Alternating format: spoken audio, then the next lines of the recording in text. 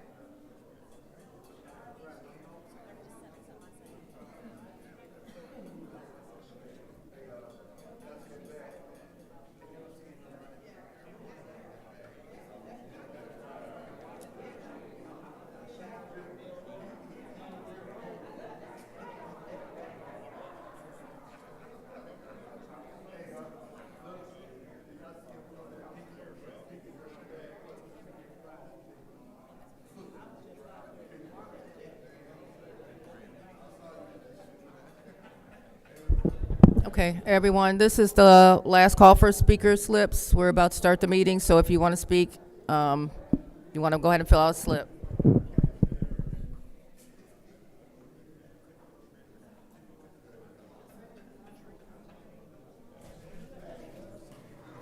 Sir, we're getting ready. The time is 5:20, and I hereby call this Finance Committee meeting of the Flint City Council to order. Roll call, please.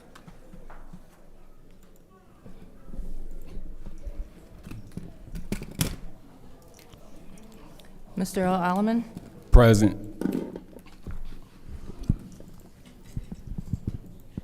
Ms. Lewis, Present. Mr. Murphy, Present. Ms. Priestley, Present. Ms. Winfrey Carter, Present. Ms. Burns, Present. Ms. Mashat. Present. Mr. Pfeiffer is not in. Ms. Worthing is not in. You have 7 members present. There are 7 members present. Is there any agenda changes or additions?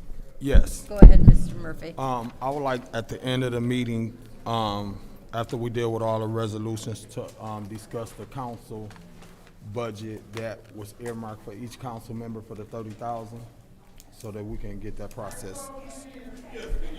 So we can get that process started. So after all the resolutions, Yes. we'll be adding a discussion of ward priority ARPA money. Yes.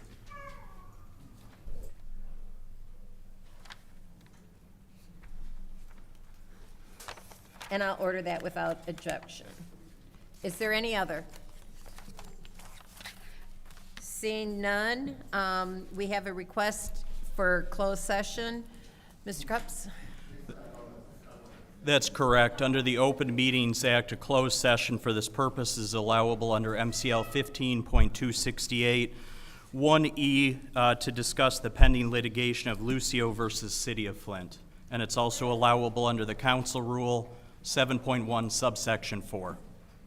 Okay, I'll take a motion to go into closed session. I move that we go into closed session. Is there support? I support. It's been moved and properly seconded to go into closed session. Is there any discussion? Any discussion? Seeing none, all in favor, say aye. Aye. Madam Chair, can we get a roll call vote, please? Absolutely. Roll call, please. Mr. L. Alleman, Yes. Ms. Lewis, Yes. Mr. Murphy, Yes. Ms. Priestley, Yes. Ms. Winfrey Carter, Yes. Ms. Burns, Yes. Ms. Mashat. Yes. Mr. Pfeiffer is not in. Ms. Worthing's not in. You have, vote is 7 yes, 0 no. The vote is 7 yes, 0 no. We are not going into closed session.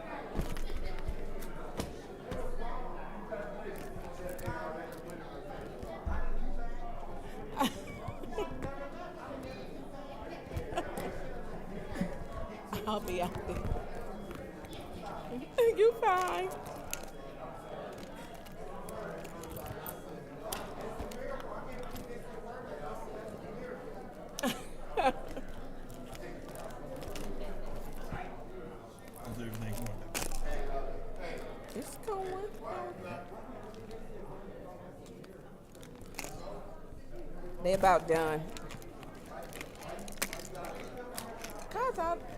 Cause I want to be. I've heard what I needed to hear.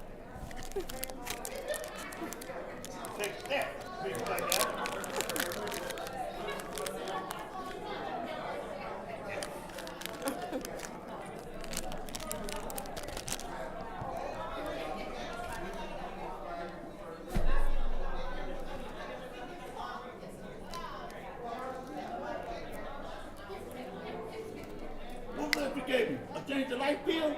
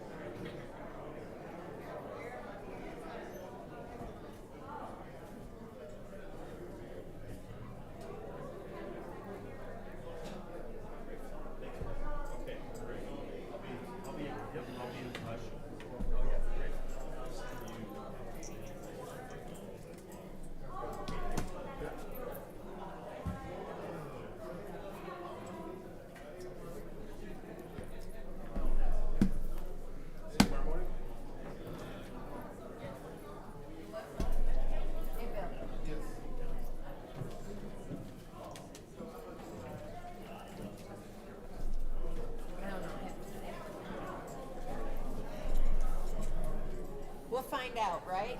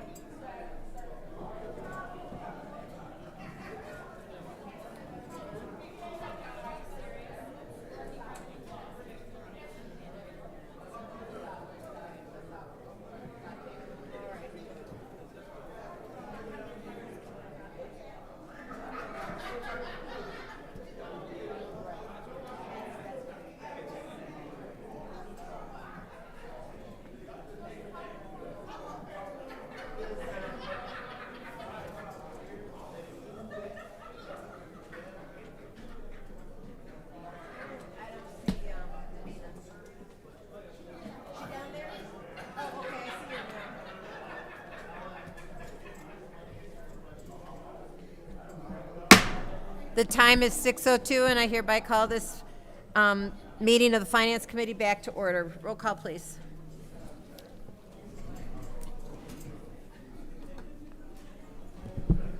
Mr. L. Alleman, Present.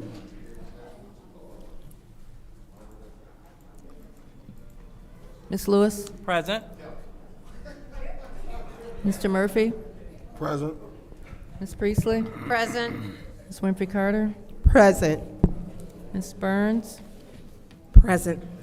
Ms. Mashat, Present. Mr. Pfeiffer's not in, Ms. Worthing's not in. You have 7 members present. There are 7 members present. It's now time for public speaking. All members who wish to address council should have filled out a speaking slip prior to the beginning of the meeting. Members of the public shall have no more than 3 minutes to speak. The time will be on the monitors, and you will be cut off at 3 minutes. Thank you. Go ahead, Madam Clerk.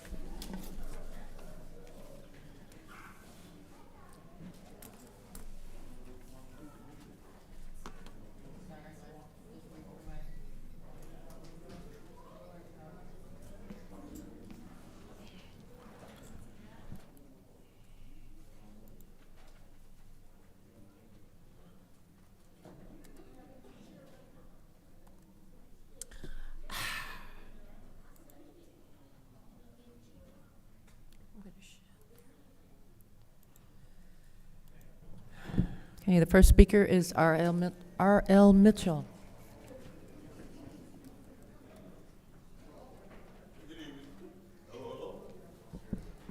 On. Yes. Okay, my name is Ari L. Mitchell.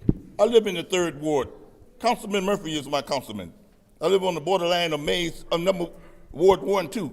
I can go either way on either side, yeah, America, hello again. Are you seeing focus through Vehicle City? Because this what it looked like when we finna get our city back. Thanks to Mr. Murphy. Madam Chair, to you, to Mr. Murphy. But Murphy, I like what you did to get the ombudsman office back in business, but to quit time she got into business, what's up with that? But that's all right, because they done caught the dude that popped Tupac. And but he went in the jailhouse, but he got stabbed. Just pray that he don't die. He didn't die though. And that city gonna show us how the ombudsman supposed to be run, because they must have think he gonna squill on the rest of the junkin' cutthroat drive-bys, all them, whatever you call them, get all that junk. And you think Flint gonna be running like that? People scared to take the ombudsman job, talking about they don't get enough pay. But that ain't you better, but Mr. Murphy, see, America, keep watching Flint, because we got all this money here and they don't want to give we the people talk. It's supposed to be an open house. They go back in the back room. Whatever in the dark gonna come in the light. That's why the Tupac sniper got caught, and as an act of God. But people's hoping to do that, hoping he die before he give out the information who else with the drunken stuff. But they don't. That's why I don't want to take the ombudsman in Flint. People got popped and they know who the killers is in the who's with the killers and don't want to say that the shady bunch. Look at them up there. And look, Shaq, look on 7th Ward. Yeah, Hollywood. Get them films straight, making them movies about Tupac. Yeah, put that in the record and give him up. Yeah, making all that money off Flintstone and Vehicle City. Get the movies right and all that junk. And Shaq, put your shades back on, because you on camera. Hollywood. Warner Brothers. Look up, Shaq. I'm gonna see your eyes. What's up?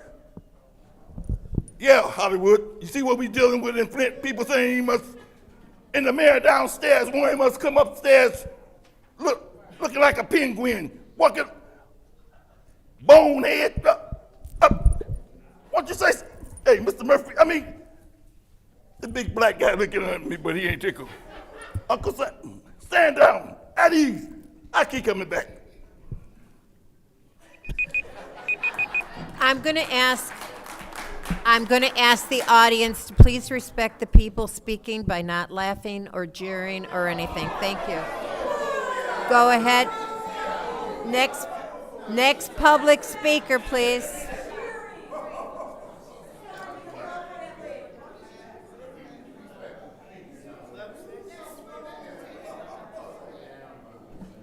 The next speaker is Arthur Woodson.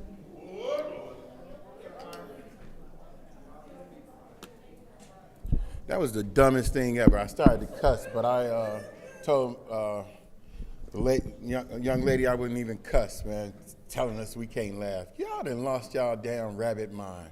For real, man. But let's talk about that ACO. Talk about all that. You know what I'm saying? Y'all want to talk about stupid stuff.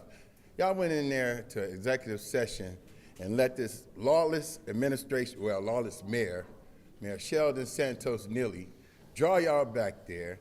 We had the people had to argue to force them to release the ACO. Now, here's the problem. It's gonna cost a lot of money. Y'all gonna just vote on it and pass it without them telling you all how they plan on paying for it? They done put out 8,000 liens. Your constituents are mad. 10,000, 9,000.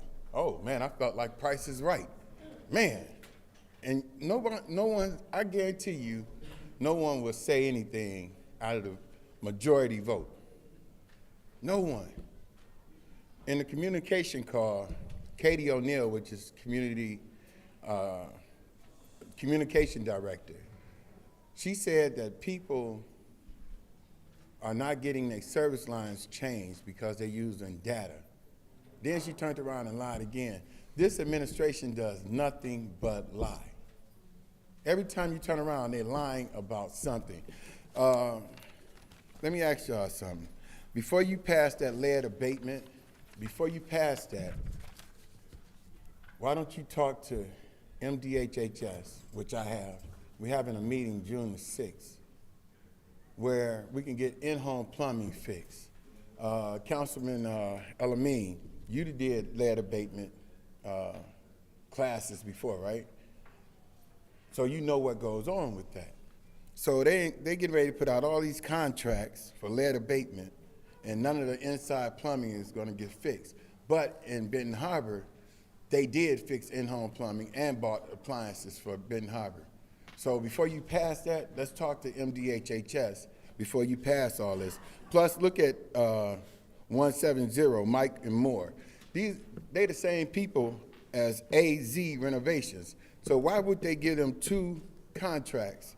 And then garbage, those recyclable containers. Why are we getting ready to give them some money? Why are we getting ready to give them ARPA money for uncollected trash fees when they said they had a plan? Y'all don't vote for just to vote.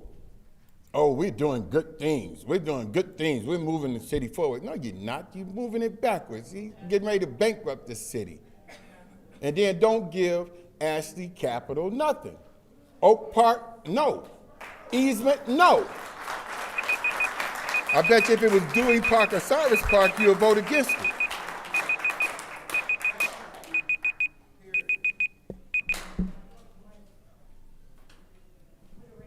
The next speaker is Sherry Smith.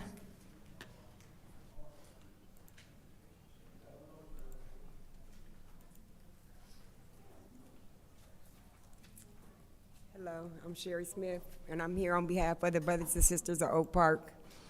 And we are here to let everyone know that we are having a rally, the 11th and the 18th. This is the very first park of Flint, and they want to tear it down and make a parking lot. And I feel that this is a big problem. And I hope that y'all find it in your hearts to think about this is the very first park of Flint. Not the second, not the third, not the fourth, the first. And where y'all don't see nothing there, we see something there every day, because we down there keeping it clean every day. And so I hope and pray that all y'all think about what I'm saying, because Oak Park means something to a lot of us. It might not mean nothing to you or you or you or you, but it means something to us, and we're going to show you, because that's why we having a rally. And just to let you know, that's our main focus is to let y'all know that we here, and we ain't going nowhere. And our park ain't going nowhere if we have it our way. There would be no parking lot, there would be no building. It's gonna be a green space or another park, and you can bet your butt on that.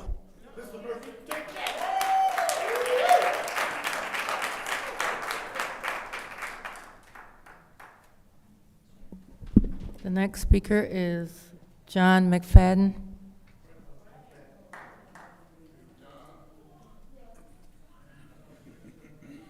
Good evening, Council. I'm sorry. I don't want to break it. Don't act like you want to move. You might have to Can lean you hear me down. now? Yes. I'm here on behalf of Oak Park as well. Oak Park is one of the historic parks here in Flint, one of the first ones. And I hope you guys use your knowledge and look into the history about that park. It was a tent city. The migrants that came here when they was building this city had to stay there in that park. That was one of the first neighborhoods. So think very carefully when you're talking about what you're doing. That park meets every criteria to being a historical site. And we don't have many sites like that in Flint. And then when you say, what can you do with that site right there? You can turn that site into the jewel of the city. You can have it where it can have splash pads where the kids in our society here won't have to crack open our fire hydrants. They can't get out there to Bluebell Beach. We can have the latest pickleball courts there. That'll draw people in from all over everywhere. Be a good place to go. We can have memory trails down there to tell the history about the park. All that right there. It'll blend in good with the new designs what they got in that area right there. So think about it real hard. Thank you.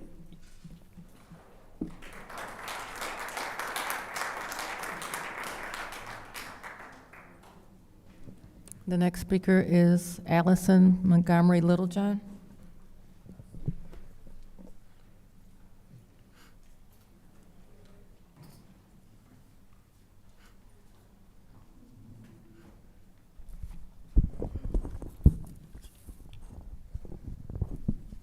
Good evening. My name is Allison Montgomery Littlejohn, and I am a social worker in the city of Flint. I am here to advocate for my clients regarding the official notice that the City of Flint administration received from the State of Michigan Department of Environment, Great Lakes, and Energy, listing the multiple deficiencies in the city's water system, which include the treatment of the water, the storage of the water, and the malfunctions of the water pumps. The City of Flint was notified of these deficiencies back in December 2023. So why are we just now finding out about this? With all of these deficiencies, how can the city justify the continued high rate of water bills and the continued shutoffs of residents' water service? In addition to this, the city is now issuing water liens to homeowners who are behind on their water bill. Right now, I have a client who has received a notice of water lien, and he was given 1 month to pay the balance before it's added to his property taxes. How is this justifiable in a city where the average household income in Flint is $47,221 with a poverty rate of 33%? I have numerous clients that need assistance with their household bills, including water, but when I refer them to different community agencies, no one has funding, or if they have funding, they do not answer their phone. And these agencies were granted ARPA money. This hardship and oppression with inferior water has been going on for 10 years. When will ease come for Flint residents? When will Flint residents receive their lawsuit money? And what is the city council doing to alleviate this hardship for the people that voted you in? Thank you.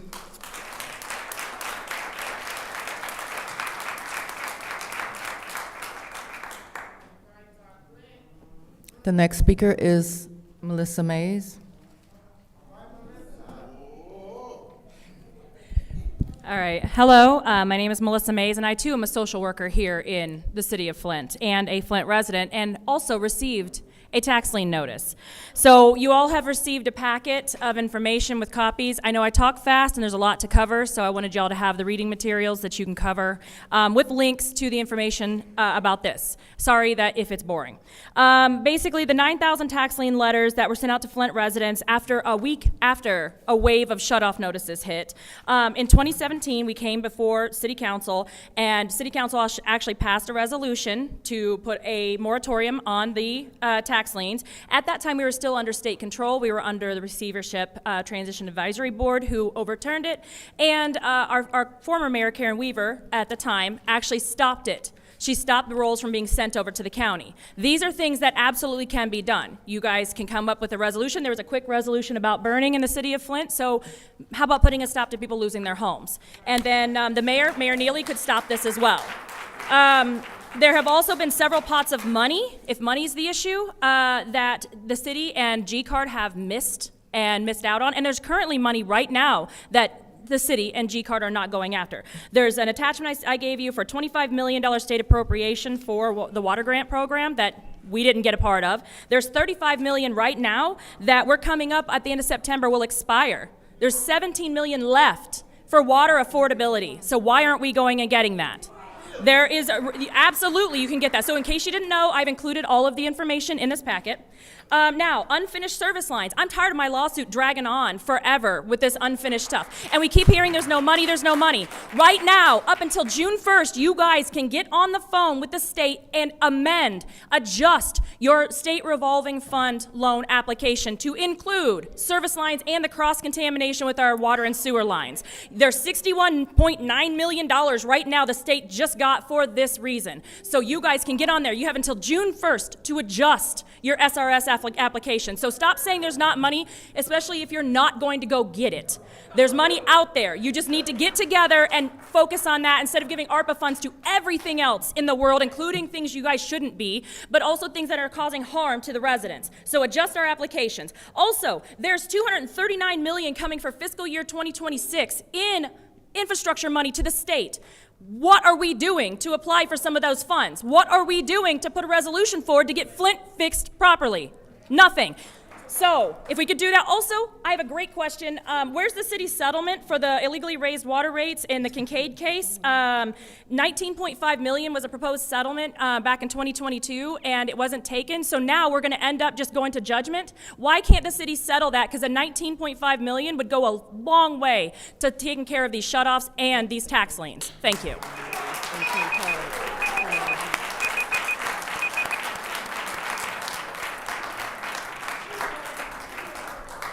Next speaker is James Moore.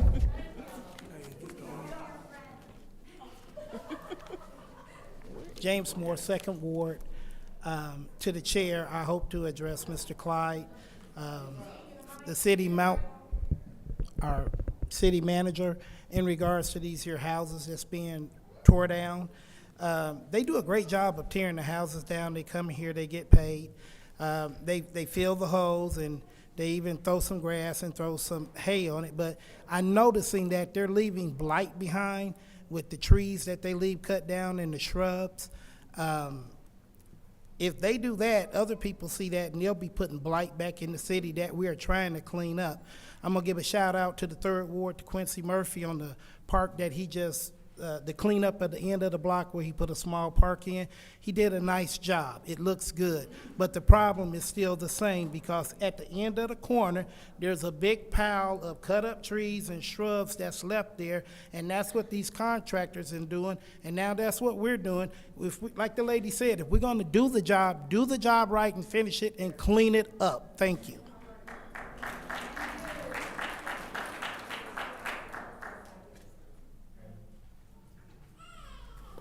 The next speaker is Josie Miller.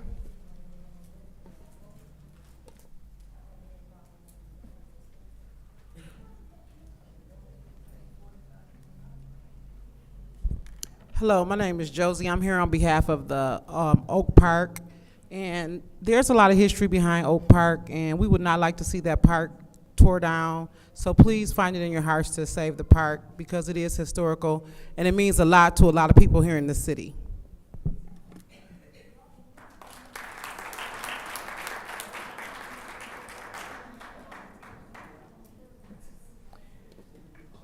The next speaker is Baby Doll.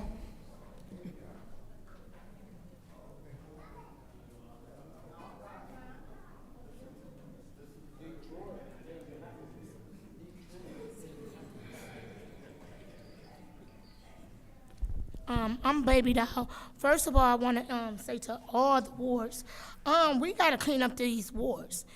I rode around all last week, this week. Y'all got a lot of abandoned houses, people dumping stuff. Y'all say y'all cleaning up y'all area. I had to call first ward guy to let him know about this house that got manholes that's coming to another property, which is my daughter's property. She has 6 kids. Judy, I hope you're looking while you're turning your face. I don't care. But at the end of the day, like I said, that manhole, and my kids get hurt because it's coming on her landlord property and nobody's not answering. So I had to go through him for him to help me out also to make things happen for the first ward. And at the end of the day, I want to talk about these garbage cans and recycle cans that y'all supposed to got last year from this company that y'all gave 72, whatever money y'all gave them. Why the people ain't rusted ain't got their new cans and recycle cans yet? Have y'all asked any of those people why they not doing it? And then when they come to these certain meetings, y'all been asking a lot of these people from the administration for certain stuff that come to y'all. Ever since last year and this year, every time they come, they never have the paperwork that y'all need to see what's going on. They always say, we'll get it to you this week, the next meeting. And then when the next meeting comes, they don't have it. And at the end of the day, as far as with the resident, y'all need to help them. These people crying out for help out here.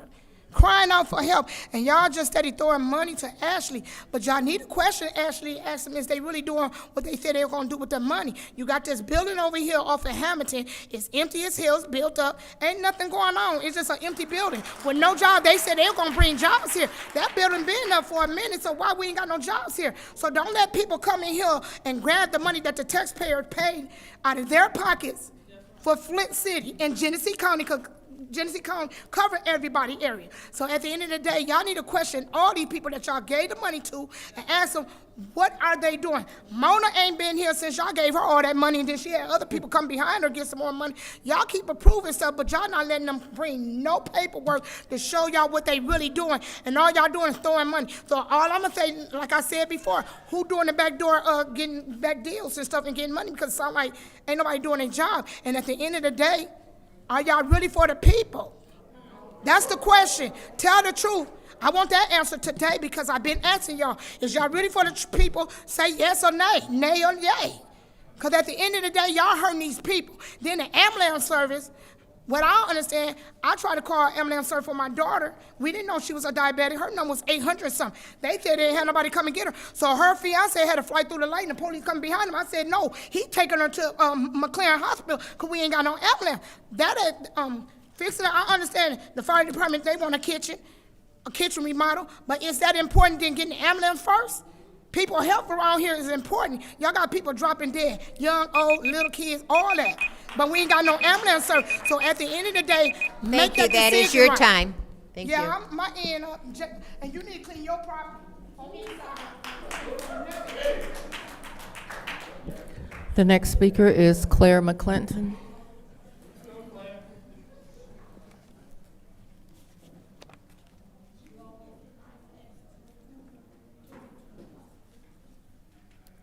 Claire McClinton. Before I get into the issues, you all need to take a deep breath and step back and relax. Relax. No signs, no clapping, no laughing, no speaking, no. Can we breathe? Can we breathe up in here? I want to touch back about the issues. The speakers tonight have said it all. Oak Park, fix that. Do not sell it. I think we had a very loud message sent yesterday in the 9th Ward, and those messages can be passed around. That message can be passed on. Do not sell Oak Park. Look into the revenue sharing. Look into the loans, revolving loans. Is Flint on the list, or do you know? I dare any of y'all to tell me that you know that Flint is on those lists. Revolving funds. Infrastructure, the Biden infrastructure. Is Flint on the list? We heard Genesee County's on the list, but Flint is not on the list. Do you know, and why don't you know? Why aren't you fighting for us? So we got a message loud and clear in the 9th Ward, and we can move on right along from one ward to the next. Thank you. And don't forget the $16 million additional dollars for home rehab and rehabilitation. Take 5 out of rehab, 5 out of blight, and 5 out of economic development, because when people walk away from their homes and lose their homes, is that not blight? Is that not impacting economic development? Let's have a little vision around here. Thank you.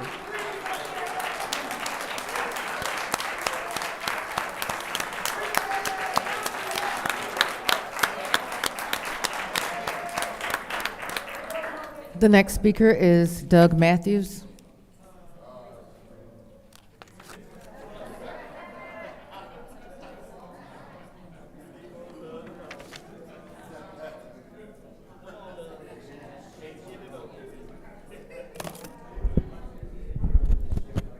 Good evening, everyone. My name is Doug Matthews, and I'm a good government advocate from the 7th Ward.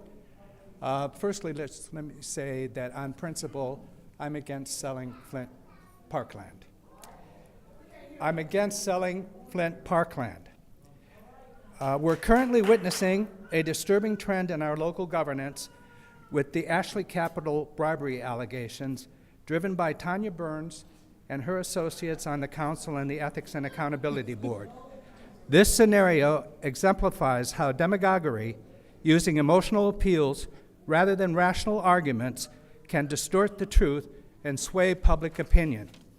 For several months now, Burns and her followers, many of whom are not from our community, have used baseless threats of imprisonment and scandal against Councilperson Quincy Murphy and Council President Liddell Lewis. Propelled by her podcast, Burns' tactics aim to amplify her following and to boost clicks, subscriptions, and contributions. Despite her dramatic assertions of orange jumpsuits and impending legal doom, we see a stark absence of substantiated evidence, formal charges, or investigative results. It appears that Ms. Burns may have transformed the EAB from a body meant to uphold ethical standards into a tool for her political ambitions. Have they buried their investigation to help Burns? This misuse of power is precisely what good governance stands against. We are here to foster transparency and fairness, not to monetize exploitation, fear, and manipulation. I call on the EAB to respond with urgency and transparency, releasing their investigative findings as our city charter clearly requires. We need to confront these manipulations with undeniable facts. Our focus on governance should be on justice and transparency, steering clear of the murky waters of political theater. It's time to halt the political gamesmanship and secretive behavior. If there were any substantiated evidence against Ashley Capital and the council members I mentioned, one suspects it would be public knowledge by now. The EAB's persistence and unreasonable silence suggests that some within the EAB might be colluding with Burns, allowing her to continue her unfounded attacks against her political opponents. Thank you for your attention. As we stand on the threshold of our futures, let us commit to a governance rooted in integrity and truth. Together we can shape a community that values justice over smear and sensationalism. Thank you. Who was that who screamed?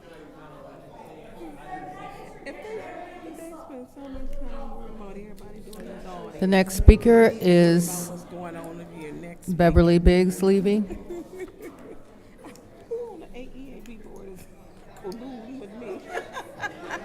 Delusional.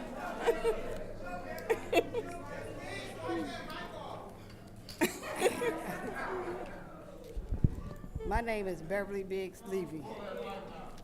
My name is Beverly Biggs Levy. Yeah, spray that, yeah. Yeah. I'm here.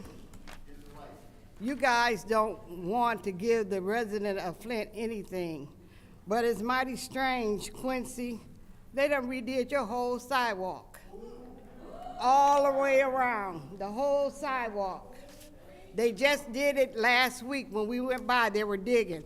The city of Flint was digging, but you don't want to give the cities, the residents, anything to help them out, but you got your sidewalk done. You really need windows though. You need a windows more than sidewalk. I'm gonna just be honest and tell you the truth. I got my little bag. Judy Priestley. You know, it's tired. Everybody's tired of seeing your titties hanging to the floor. I have you something. And I have the receipt to go buy some. If it ain't big enough, you can go to little more than a handful. Call them, they will open the doors and fit you for what you need. You guys are a joke. A pure joke. When Eric was in that seat, Eric would have never missed a budget meeting, not at one. The Ninth Ward has changed. Eva is no longer, y'all can take Eva down, she was gone on the 20th. Jonathan Jarrett is in that seat. And I know y'all sick. Liddell was over to the school early trying to get, what's his name? Page? It was a joke. Y'all didn't tell him where to go, to Jonathan where to go, and there was only 17 people that went over there and gave Page some leverage. That's sad. But we're working on it. Quincy, I'm not far from you. Mashak, you history. It's sad to say you are history. But we're gonna change these seats. We are gonna change these seats. We're gonna make you guys wake up and you're gonna do right by the people, or you are not gonna be in them seats. You can't change them. We will change them. I'm gonna sit this in the window for you, Judy. If you don't want it, we'll give it to AT and she'll talk about it in the morning.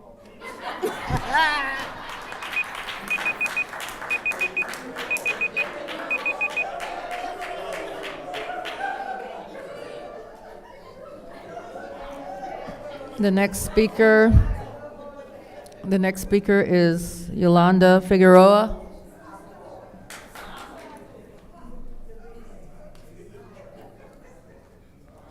Can I ask, can Dr. have my place, I'm number 14, can he be a speaker? Is it possible, because he came all the way from California, so I'm going to give him my spot. The slips are numbered. It's all right? No, they're not? Okay, they're not. Okay, go ahead. Oh, they are? So, yeah, you have to wait until your turn. What? Can you hear me? You can't. I'm sorry. What was that? This is where the rules don't make. Pause the time. Pause the Can you time, hear me? please. Yeah. I'm fully aware of that. Madam, Point of order. what's your point? Someone was yelling out, Yeah, and please we don't have to be yell brought out. to order. Madam Clerk, What was that you were trying to say? These new rules, you can't do it.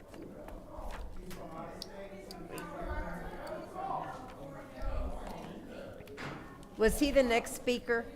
No, she was trying to give him her time. And she can't do that.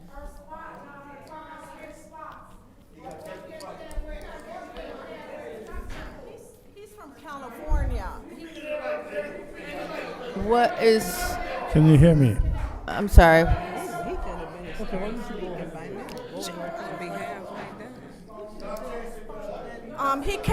He came all the way from California, and I wanted to give him my spot. But is that possible? That's he- what I'm trying to figure out. Did he fill out a slip? Okay, thank you. They said. Okay. All right. Thank you. No, I mean. Can I have 3 minutes? I'm gonna allow it this one time, but but I want to. But our slips are numbered and they are done in order of filling them out. But go ahead. I appreciate your power. Thank you so much. Ladies and gentlemen, I have an accent, and please bear with me, okay? I'm coming all the way from California a second Yeah. time. We're having trouble hearing you. Can you hear me? Can That's you hear me better. now? That's Okay. better. I came here 8 years ago and spoke to council at that time. At that time, you can find it on Google right here. Just Google life expectancy in the city of Flint. You will know that 2016, the life expectancy was 2 years less than national average. Now it's even less. And big role is playing by water. Water is poison. We have products developed which removes all the toxic heavy metals, lead included. What it is to take the product, and what I'm offering is, I don't want to go into technical stuff, but here's what I'm offering in front of everybody here. I will test on your given people by you before they take the product. It will be on us, all the tests. Then we give product that also on us, and also we retake the test after they take the product also on us with one thing in exchange. Just certify the results. It will be your people, your addresses. I don't want to know them. I will send it to them, and we will take tests. We will remove each and every one of them, all the toxic heavy metals, all of them, including lead. That's my offer. Now, you have all of you my business cards I submitted before I came here, right? Before you started. Call me, I'm here. Tomorrow I can have all the meetings with each and every one of you. All it takes like 5 or 10 minutes. I will show you all the evidence, what we have. And by the way, we are twice award winners. Once for the Company of the Year, the other one for the invention of the products. And now we are nominated for Lasker Award. You can Google it, Lasker. This is American version of Nobel Prize in Medicine. They don't come from nowhere. For that reason, I'm just asking you, please consider. I'm here, and let's get together tomorrow. I will take care of the test, I will take care of the products, I will take care of the retest. And then what you see, just certify, just acknowledge what you saw. Thank you.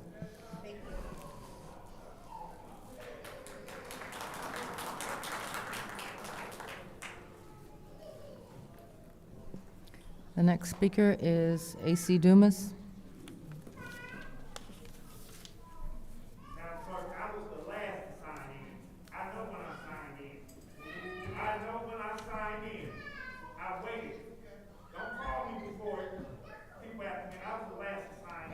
I have you as number 15, and then I have a 16, 18, 19, and 20. Okay. Next speaker is Wilbur Jarrett. I'll call you last. Pardon me? I can call your name last. I'm here. What did you say? I can't hear you. Oh, go ahead. Go ahead. We're trying to hear. You're talking over. Please control yourself. Thank you. My name is Wilbert Papa Jarrett, Effie's baby boy, and the great uncle of Jonathan Jarrett, who just won the 9th Ward yesterday.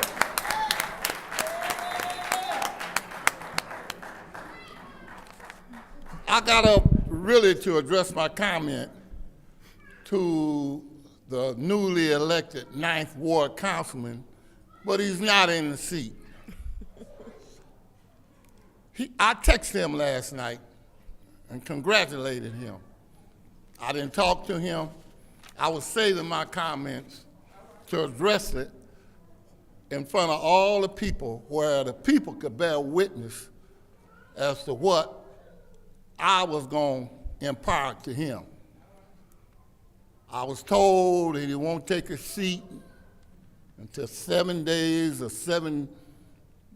the next council meeting or whenever, so I'll save my comments to him when he get in that seat. As a Jarrett, as a proud member of his family, and as him being the lineage from not only the Jarrett family of the mass migration in 1920 to Flint, but also the Massey family. They must be recognized also. But it's a shame to me that in the 9th Ward is 6,682 registered voters. 6,682 registered voters. The leadership that they had in that 9th Ward was so abysmal, that means bad, terrible, all the bad adjectives. Only 481 people voted. 6,200, and my math is all wrong, and I'm a number man too, but the ass is all wrong. Stayed at home. They stayed at home, or they didn't feel inclined to show up to even take part in the electoral process. And this year, the Democrat Party is in trouble because of voter apathy. Thank you.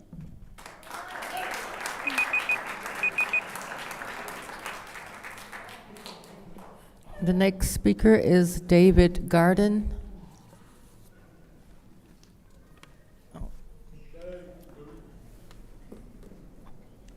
Good evening, Council.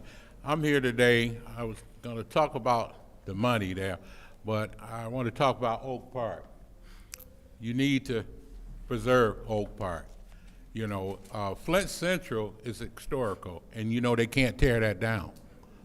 So Oak Park is under the same thing, I believe. So you need to check it out and see if it is historical, then that means you should be able to get money for that, to build that up and make it a nice park, a water park, something, so all the kids can come and play. You know, so if you would, put your mind on that and see what you get out of it, okay? Now, the arbor money. I don't know what y'all doing now about this arbor money. You know, y'all getting ready to lose some folks there, so now we're gonna get some stability here. That y'all gonna give that money to the people where it should go to. It shouldn't go to the mayor's office. You shouldn't shift it over there. Because once you shift it over there, guess what? They can do whatever they want to do with that money. So leave it where it's supposed to be, do what you're supposed to do with it, and give the people what they need. Like you said, Quincy, he got a new sidewalk. How he get the sidewalk and the people can't get the windows? You know, Saginaw is doing, y'all look at Saginaw. They doing good things with that money. People getting windows, they getting their furnace put in. They getting roofs done. Get together and let that money go to these people. You got 700 people who came and signed up for that when Mays had it running. And what you do, you send the people down to the dome and give them a phone number. Shame on y'all. Shame on y'all.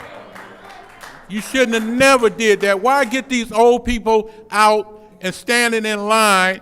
Mays had to get one of the ladies a chair. Come on, people. The mayor know better than that. And then you giving the money to all these organizations for what? And that's not what the money was for. It was for to give the people what they need to do. So when we get this rest of this new generation in here, get this old generation out, Mr. Quincy, you're gonna be going too, so don't worry about it. So we gonna get some, like I say, we'll get some stability around here and get things going right. Thank you.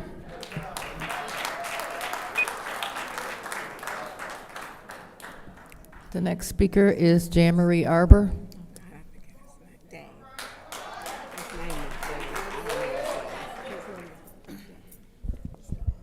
Jan Marie Arbor, 7th Ward candidate. First of all, so happy to see the 6th Ward's duly elected councilwoman back in her seat.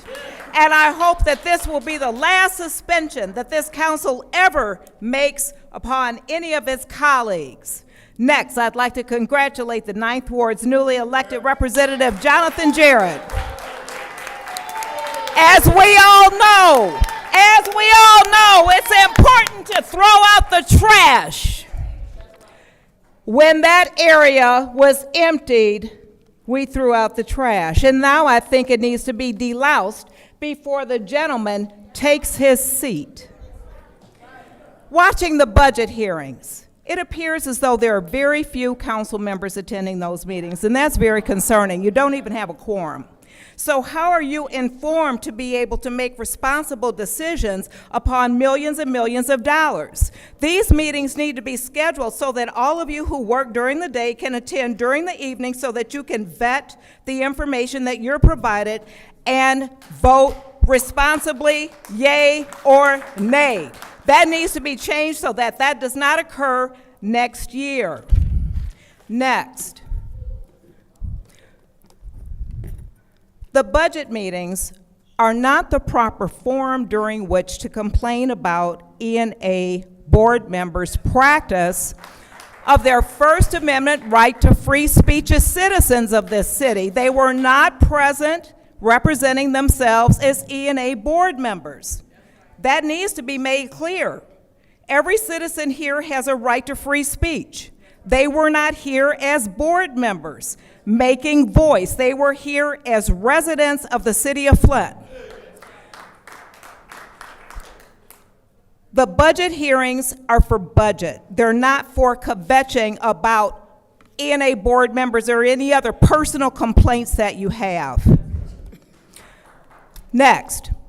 As far as the Oak Park sale, forget about it. It's Flint's oldest and first park, and that should be honored. It should not be desecrated by pouring concrete or asphalt and parking automobiles on top of it. Some of you are old enough to remember Joni Mitchell's classic song, Big Yellow Taxi, where she says they paved paradise and put up a parking lot. It's still going on 55 years later, right here in Flint, Michigan, and it needs to stop. Have them build up instead of building out. Save the park, Quincy, don't sell out. Lastly, if there's an ordinance in place that lawn clippings should be collected and not blown out into the street by these lawn companies, please try to enforce it. Those clippings fill up our water sewers. Thank you. Thank you, everybody.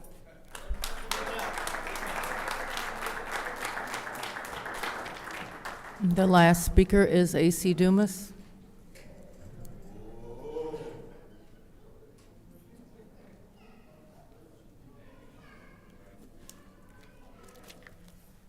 My name is A.C. Dumas, and I want to say, as everyone in here, just about everyone in here, because some people are not happy that Mr. Jared was elected.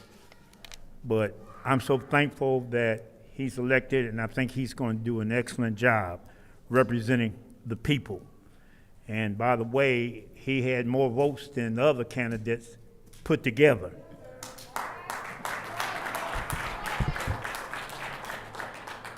And I can see a sweep. I see a move. The people are a shift. The people are speaking.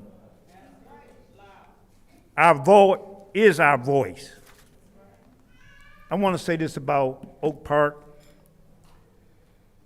I moved over where I live now, going on about 40 years ago. It was a beautiful, thriving neighborhood. I still stay there. And I walk from my home through Oak Park to go to the Buick, as they said, where I work and work and work, walk through Factory 12. And I drove by there the other day, and it's still a beautiful park.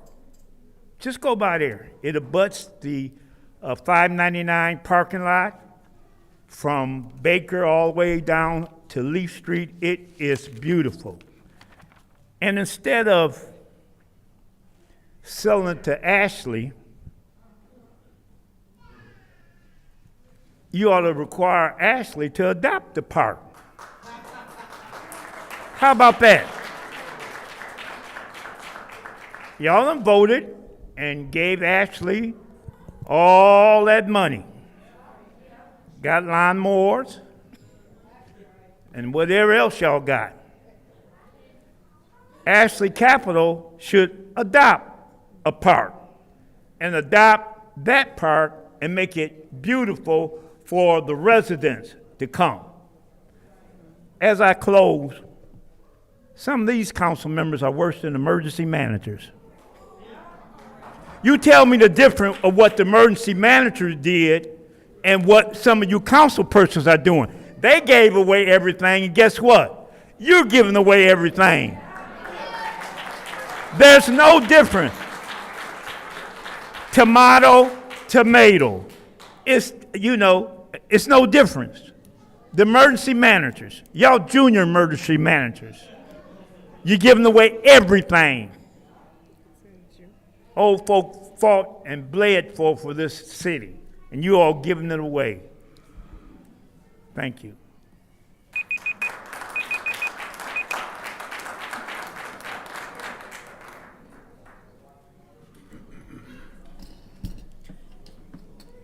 That was the last one, right? Okay, so it's now time for council response. Council members shall have no more than 2 minutes to respond to public comments. Would anyone like to respond to the public? Go ahead, Ms. Winfrey Carter. Thank you, Madam Chair. First, I would like to thank all of the residents for being here in your council chambers. I would like to thank all of the public speakers. Thank you for bringing your insight, your opinions, your concerns, your issues.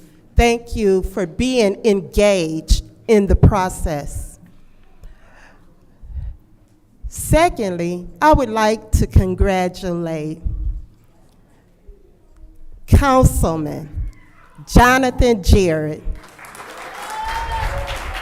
My congratulations to you, Councilman Jarrett. I look forward to working with you as we work together to move the city of Flint forward. Second, and then I want to point out the Oak Park members, that's here, thank you for coming forth and bringing your issues and concerns about the park. Look, that's a historic park. And as far as I'm concerned, in my opinion, we should not even be looking at getting rid of that historic park. So I stand with you guys, and I will be attending your rally. Thank you. Would anyone else like to address the public? Anyone Chair. else? Go ahead, Ms. Burns. Yes, I want to thank everyone. We only get 2 minutes, so it's going to go really quick. Mr. Jonathan Jared and his beautiful wife, sir, you ran a respectable race, and thank you for that.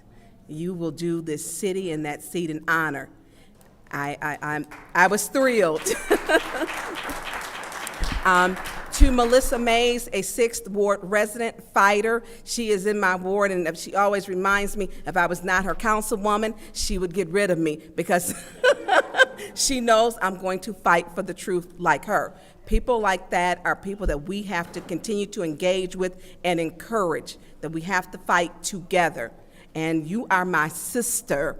You are my sister, period. To the Oak Park, let's say the historical Oak Park. You have been coming here 5-6 months, Mr. McFadden, Big John and Sherry and the people who have come. I told you I grew up, I played in Oak Park. We lived at 757 East Baker. We lived there until it was torn down, my dad did. So it does have sentimental value. To start looking into it, it is Flint's first park, 1909. It was tent city for 10 years.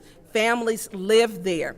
They didn't have any place because there was a housing shortage, but jobs were plentiful. I did call the Historical Society in DC and then Michigan. I started that process. The only way to stop this park from being sold is to stop the 5 council members, because it takes 5 votes. Y'all went to a meeting with Ashley Capital and 2 other council members that told you they had their 5 votes, Sherry and John.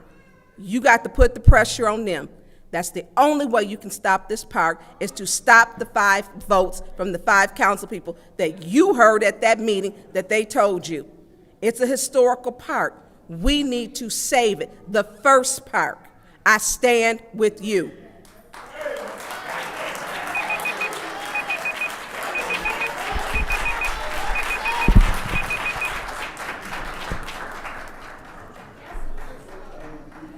Anyone else? Yes. Go ahead, Mr. Murphy. Thank you so much. So I was the one who originally reached out to the Oak Park neighborhood when I heard about the sale, the possible sale of Oak Park. So what I did was attempted to have a meeting. We had 2 meetings. The first meeting I brought the Genesee County Conservation District because they dealt with the trees. I brought Keep Genesee County Beautiful in because you guys adopted Oak Park from Keep Genesee County Beautiful. I brought in an outside lawyer, Mona Eunice. I brought in a whole bunch of people that didn't necessarily agree to deal with the Oak Park. We had 2 meetings. In the last meeting that we had, you guys said that y'all was gonna have a meeting and come together. Y'all didn't want me there. I told y'all I was gonna look in the window, and y'all said nope, nope, nope. I said okay. Y'all said y'all was gonna have a meeting and come up with what y'all wanted to do with Oak Park, and then y'all was gonna come back. That was the last time we met. So you guys were supposed to meet together, because we're not just against you guys.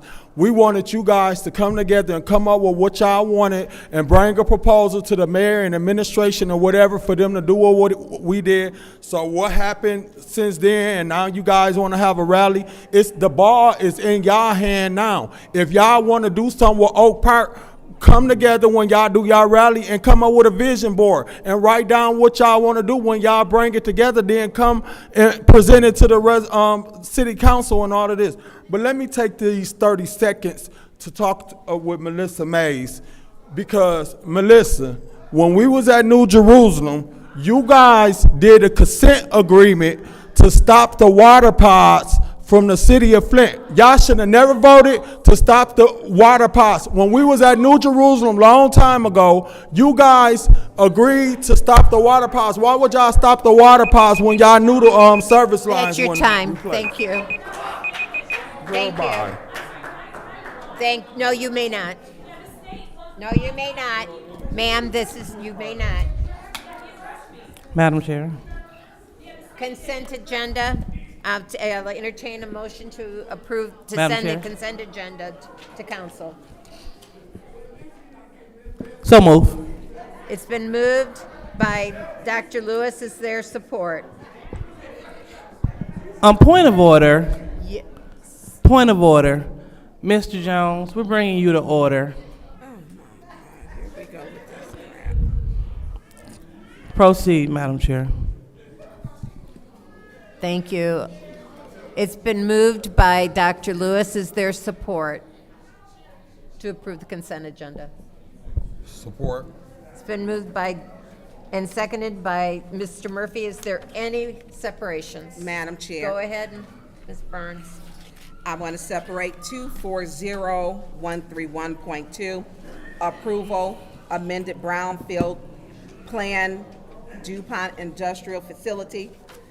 I want to separate 240140, ARPA contingency funds and earned interest, Flint DDA, revenue replacement, parking revenue lost during COVID-19 pandemic.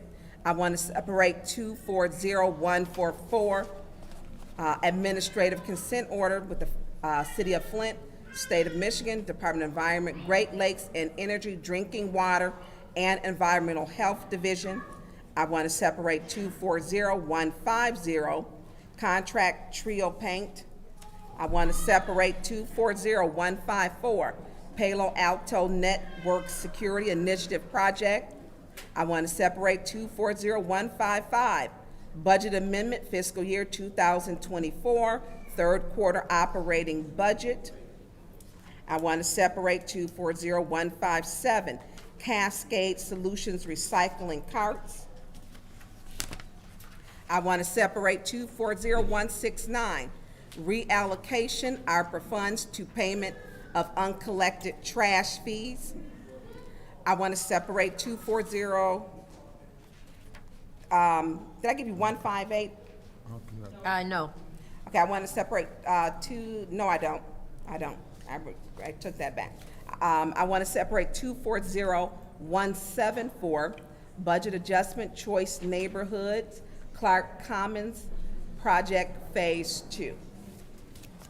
Are there any other separations? Yes, Madam Chair. Go ahead. I want to separate 240158, reallocation of opera funds, reroute Pontiac, alternate use for vacant lots. And then I want to separate 240161, the reallocation of opera funds, stimulation, Flint Innovative Solutions. And I believe that's it. I think everything else that I wanted separated is already called for. Is there Okay, any that's other? it. Yes. Madam Chair. Yes.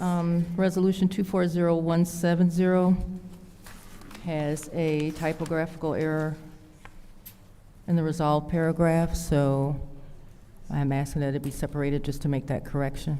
Okay. 170? Yes. Thank you. I'll separate that. Thank you. Okay, any others? Hearing none.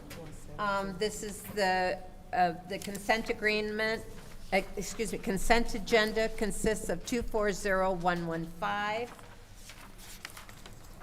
240149, 240151. Excuse me, Madam Chair. Yes. Separate, I thought 240115 was separated. Now, that one's supposed to be, I don't have it I think marked. that one's supposed to go back, Judy, to committee. Then you need to separate it. Yeah, no, Yeah. I'm saying for the, that's what the city attorney had stated. Yeah, I want to separate We'll that. separate it. Yeah, that has And you to be separate that one. Okay. All right. He's quiet over there. Okay. These are the consent agenda items. The consent is 240149, 240151, 240152, 240153, 240156, 240171, 240172, and 240173.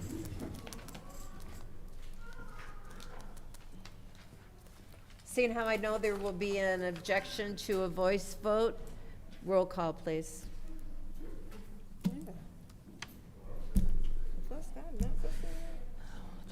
Ms. Lewis. Yes.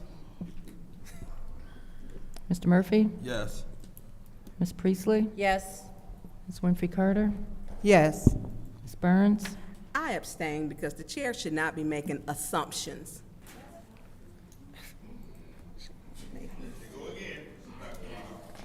Ms. Mashat? I don't know. I ain't paying no. Mr. Pfeiffer is absent. Ms. Worthing is absent. Mr. Earl Alaman? Yes. The vote is 6 yes, 0 no, 1 abstention. The vote is 6 yes, 0 no, 1 abstention, excuse me. So that, those resolutions will be sent to council. Our first separation is 240115. I'll entertain a motion. Madam Chair. Go ahead. I make a motion to send 240115, consent to entry of stipulation and notice concern pastors for social action to council. There's a motion on the floor to send 240115 Well, he to got to say council. something he Is don't there do. support? I'll support it. Okay, it's to- been moved and properly seconded Put it to on the send floor for resolution to council. Is there any discussion? Madam Chair, Yes. Attorney Cups, I You- believe this is the one. That's correct, Councilwoman. It would be the Law Department's request that the council would keep this in finance and it be reconsidered at the next Finance Committee. There's still a lot of moving pieces with this litigation and with this particular item, so that would be our request. Okay, we need to have a amended motion. Madam Chair, Go ahead. I would like to make an amended motion that we keep 240115 in Finance Committee, to the next Finance Committee. Is there a second? I second it. I'm going to go ahead and do Ms. Burns. Committee, okay.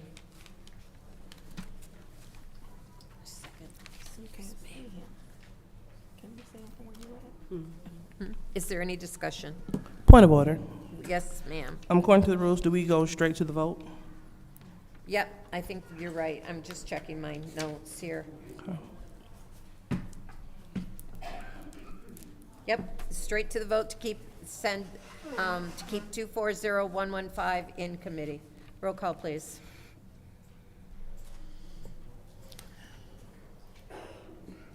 Mr. Murphy? Yes. Ms. Priestley? Yes. Ms. Winfrey Carter? Yes. Ms. Burns? Yes. Ms. Mashat? Yes. Mr. Earl Alaman? Yes. Ms. Lewis? Yes. The vote is 7 yes, 0 no. Vote is 7 yes, 0 no. That would remain in committee. Our next resolution is 240131.2. I'll entertain a motion.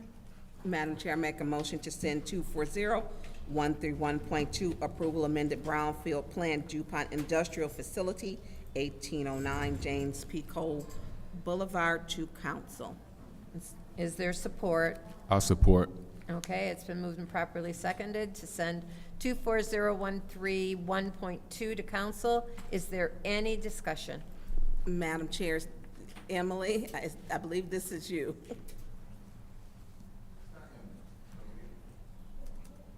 Who?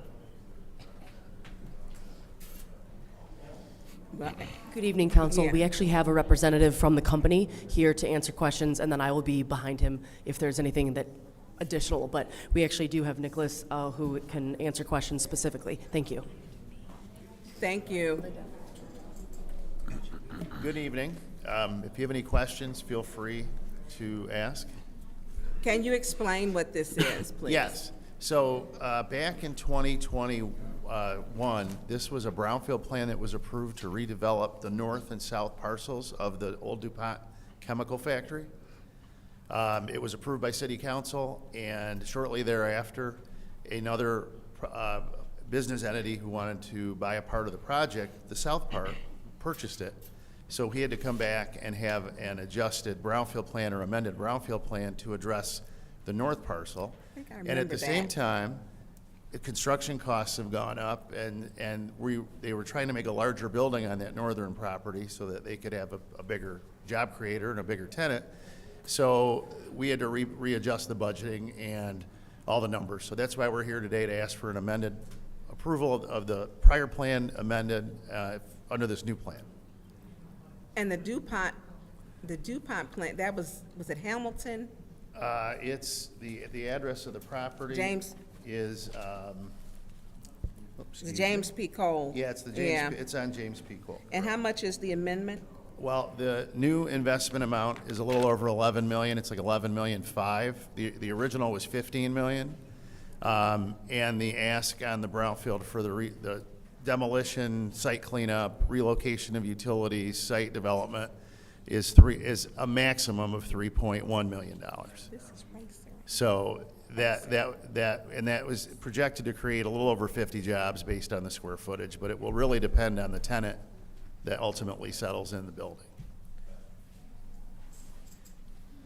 So is this the remediation that's done with Racer Trust? No, this has nothing to do with Racer Trust. This is a standalone property that was contaminated by originally the Flint Varnish and Paint Factory. Yeah, Flint Varnish and Paint Flint back Varnish in and Paint. 1901 they were started. And then DuPont Chemical bought them and ran it for many decades. They made paint for the automotive industry.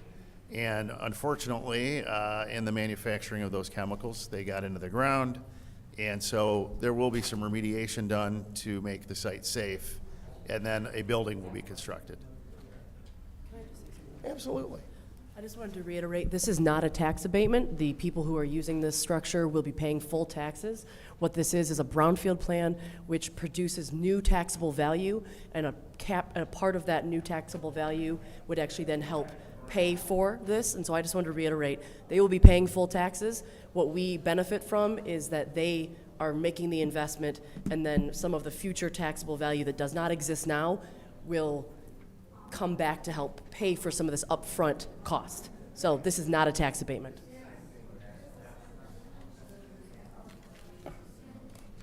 Okay. That's all I have for now. Okay. I need to read that. Any other discussion in the first round? Any other So, discussion? Madam Chair. Go ahead, Ms. Winfrey Carter. Through you, Madam Chair, to the gentleman, or maybe to Ms. Dewar, Emily.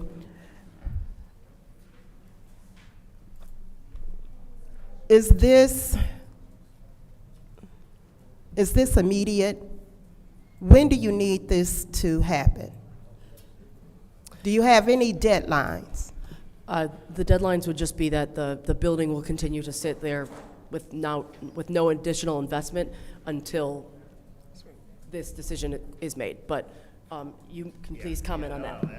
Exactly. So the original plan was approved, and because the conditions have changed and the project changed, in order to stay compliant with the state law, we have to have this amendment approved, by which the BRA, the Brownfield Redevelopment Authority, approved it unanimously at one of their meetings. But now we have to have City Council approve it, because you are the ultimate arbiter or just decider here of whether this goes forward or not. Okay. So we need your approval in order to start making the investment in the property. Okay, okay. And that's all I wanted to know. Any other discussion? Any other discussion? Anything in the second round? Any in the second? Seeing none, this is the vote to send 240131.2 to council. Roll call. Ms. Priestley? Yes. Ms. Winfrey Carter? Yes. Ms. Burns? Yes. Ms. Mashat? Yes. Mr. Earl Alleman? Yes. Ms. Lewis? Yes. Mr. Murphy? Yes. The vote is 7 yes, 0 no. The vote is 7 yes, 0 no. That will be sent to council. The Thank you next very is- much. Yep. The next separation is 240140. I'll entertain a motion. Madam Chair, Go ahead. I make a motion to send 240140 to council, ARPA contingency funds and earn interest, Flint Downtown Development Authority revenue replacement funds, parking revenue lost during COVID-19 pandemic to council. Is there support? Is there support? Support. Thank you. There is a motion on the, it's been properly moved and seconded to send 240140 to council. Is there any discussion? Madam Go Chair. ahead. Is this you, Mr. Moore? So as you're walking, so is this where we have to, for them to balance? We're doing budgets. They are a part of our budget. According to 2011, their bylaws, we're responsible. So they need this money for operating costs. Is that correct? That's correct. Okay.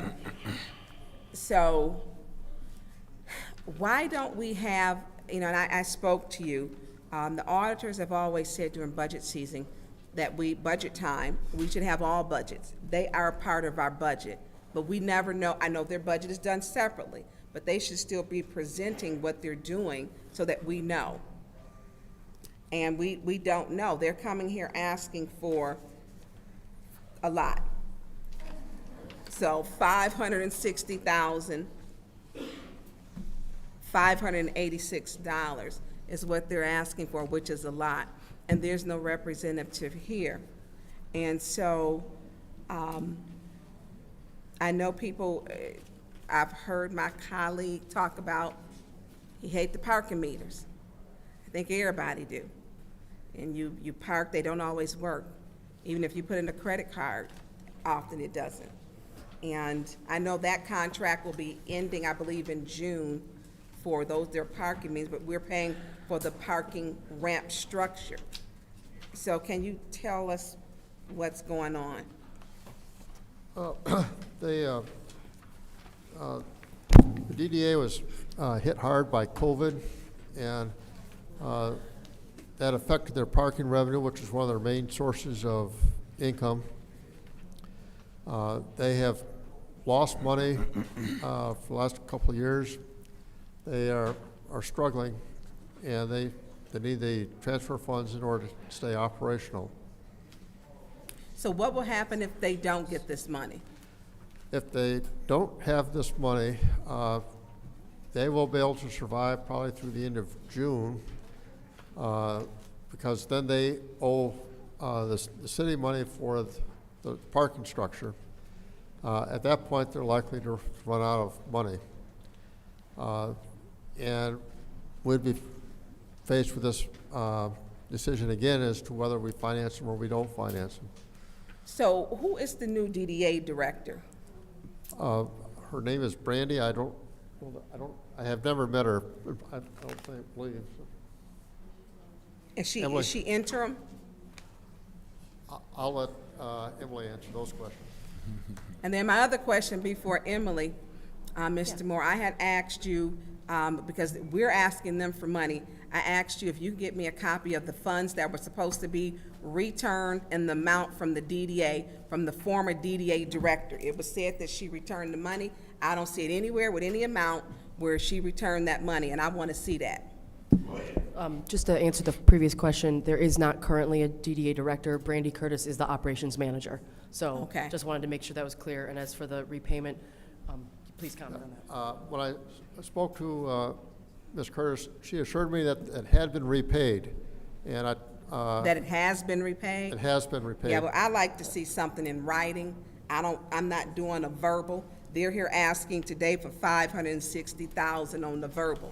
I'd like to see something written because that board has showed that they were not using their funds correctly.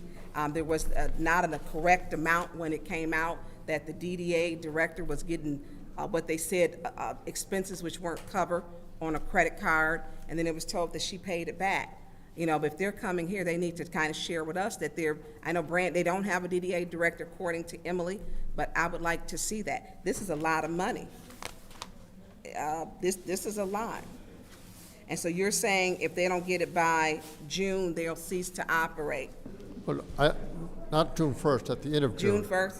At the end of June is when they need to repay us for the parking debt. Okay. I'm gonna, if you could get that amount to me that was returned in writing, I do not want a verbal that doesn't, you know, Okay. wing it with me. I think we, as government, we should have everything in writing.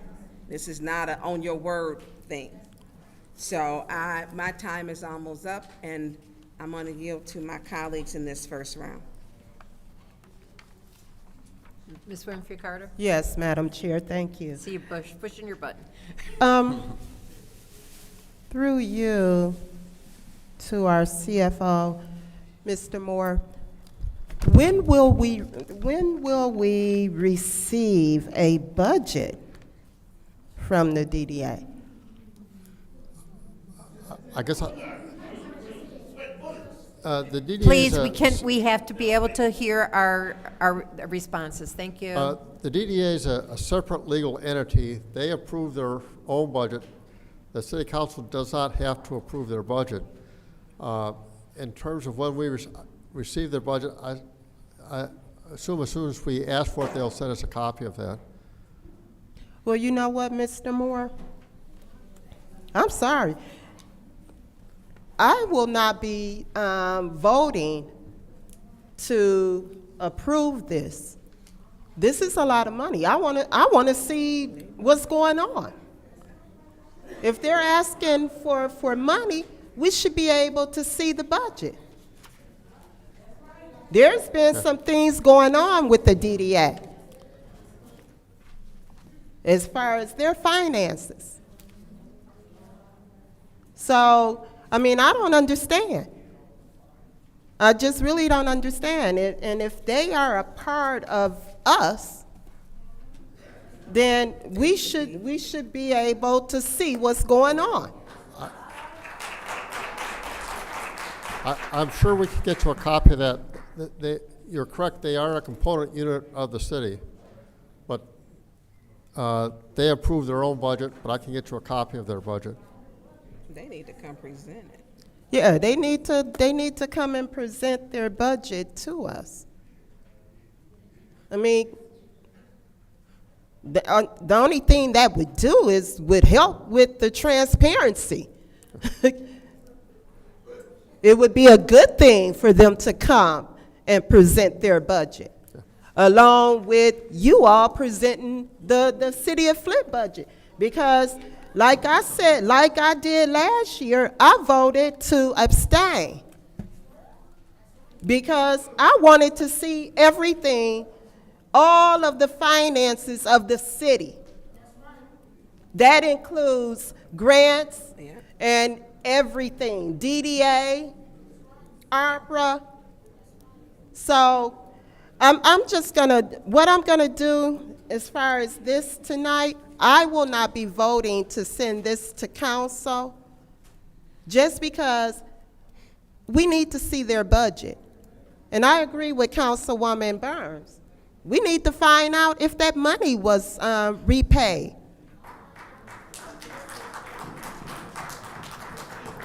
And the only way to see that, in my opinion, is to see it on the budget. We need to see. So, that's it, Madam Chair. I'm done. Thank you. Any other discussion? Yes. Go ahead, Mr. Murphy. Thank you. Do you know how much is owed left on the parking ramp?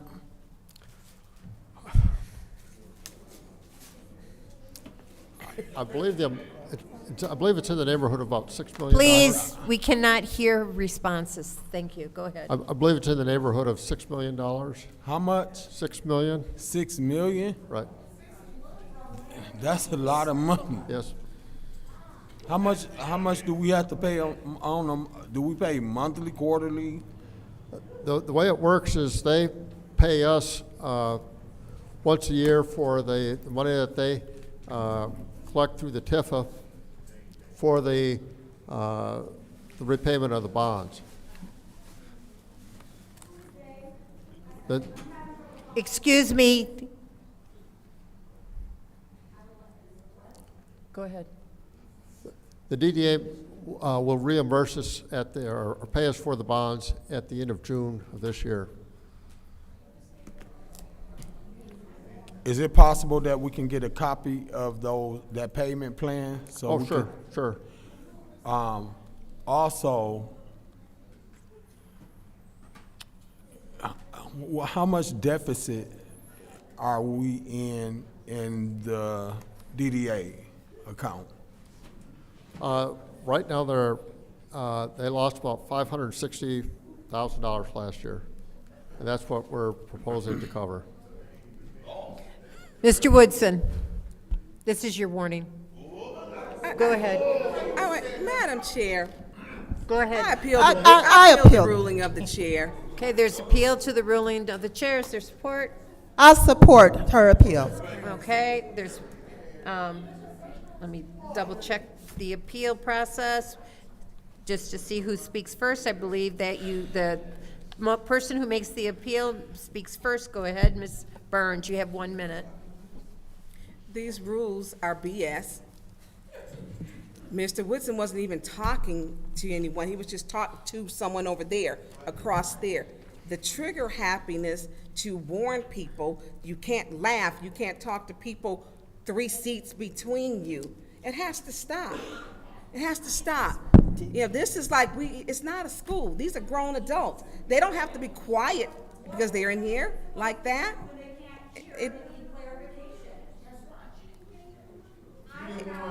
I'm sorry, who is the?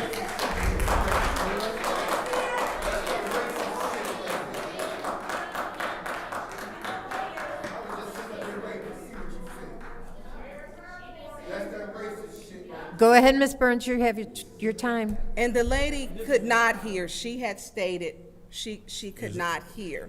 And there's really no way to state it. And in all fairness, it is difficult to understand Mr. Moore. His voice is difficult. I have a difficult time, Mr. Moore, even during the budget, where I told you, could you please repeat it? Your voice is just softer. It's just softer. So I feel, let the people sit here. He was talking to 3 seats away. Thank you, that is your time. Now it's my time to respond. I gave Mr. Woodson a warning because I could hear him after repeatedly asking people to be quiet so that we could hear. I could hear his voice. He was talking. He was loud. That's why I ruled. This is the vote. A yes overturns Request the for chair. information. Yes, what is your request?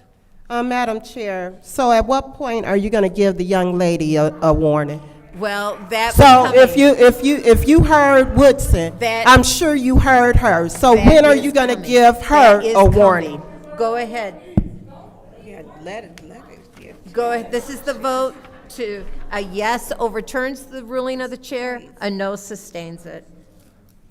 Ms. Winfrey Carter. Yes. Ms. Burns. Yes. Ms. Mashat. No. Mr. Alleman. Yes. Ms. Lewis. No. Mr. Murphy. Yes. Ms. Priestley. No. The vote is 4 yes, 3 no. The vote is 4 yes, 3 no. That ruling stands. And the woman who was speaking out, the only reason why I had not given her a warning is because I could not tell who did. So that person is getting the warning. So going on.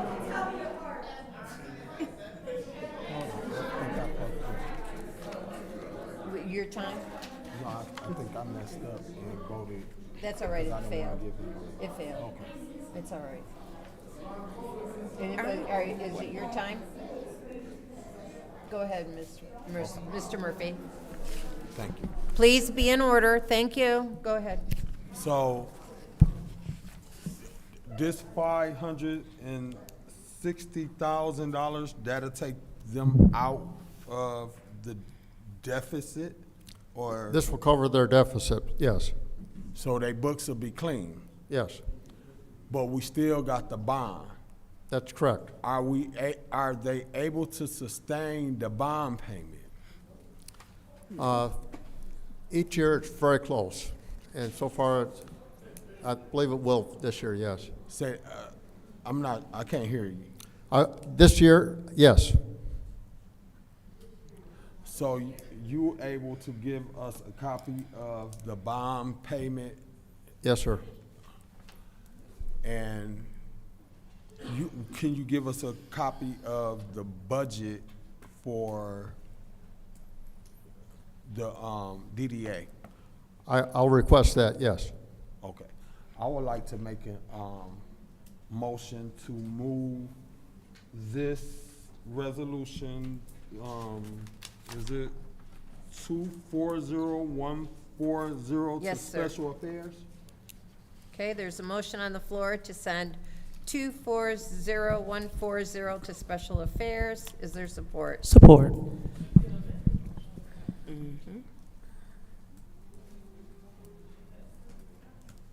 Okay, this is the vote to send 240140 to Special Affairs. No discussion. Madam Chair. Yes. Shouldn't that be amended motion? Yes, The it is motion an was to send amended, it to sorry. council. This is the motion, this is an amended motion. Go ahead, this is the amended motion to send 240140 to Special Affairs. Ms. Burns? No. Ms. Mashat? No. Mr. Earl Alaman? No. Ms. Lewis? Yes. Mr. Murphy? Yes. Ms. Priestley? No. Ms. Winfrey Carter? Yes. Vote is 3 yes, 4 no. The vote is 3 yes, 4 no, that motion failed. We're back to first round, and is there any other discussion? Any other discussion in the first round?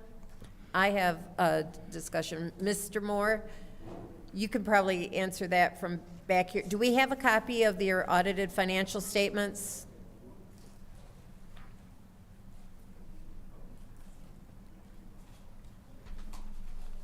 Do we have copies of the DDA's financial statements? Yes, we do. Okay, so that, do we have enough to provide to the council, or can we make copies to provide that to council? Absolutely. I think that will answer Yes. all of the questions, Yes. because it has all the, I think it has the bond payments in it as It well does. in the financial statements. Yeah. So rather than answering those questions, go ahead and, and they do want the budget, so, but please provide that to us. Okay. Thank you. All right.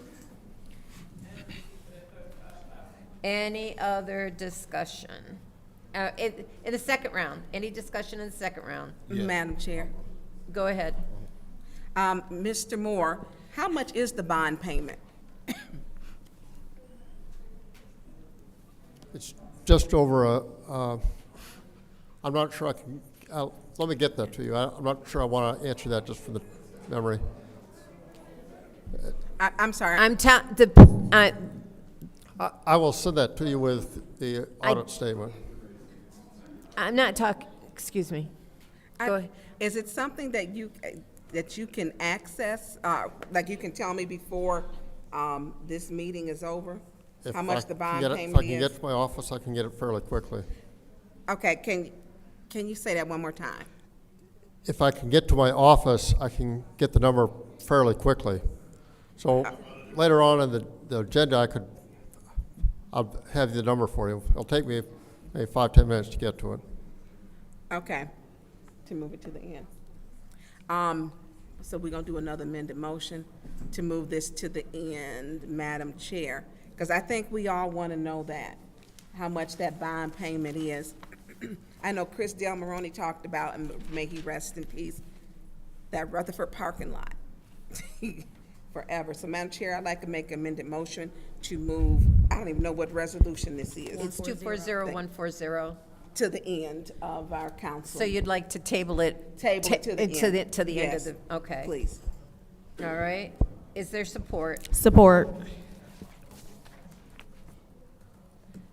This is the vote to table Resolution 240140 to the end of the agenda. End of resolutions, ma'am? Yeah. Okay. Yeah. Ms. Mashat? Yes. Mr. Earl Elman? Yes. Ms. Lewis? Yes. Mr. Murphy? Yes. Ms. Priestley? Yes. Ms. Winfrey Carter? Yes. Ms. Burns? Yes.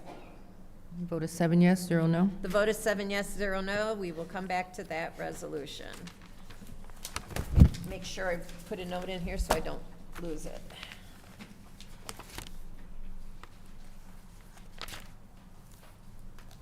Okay. Okay, our next separation is 240144.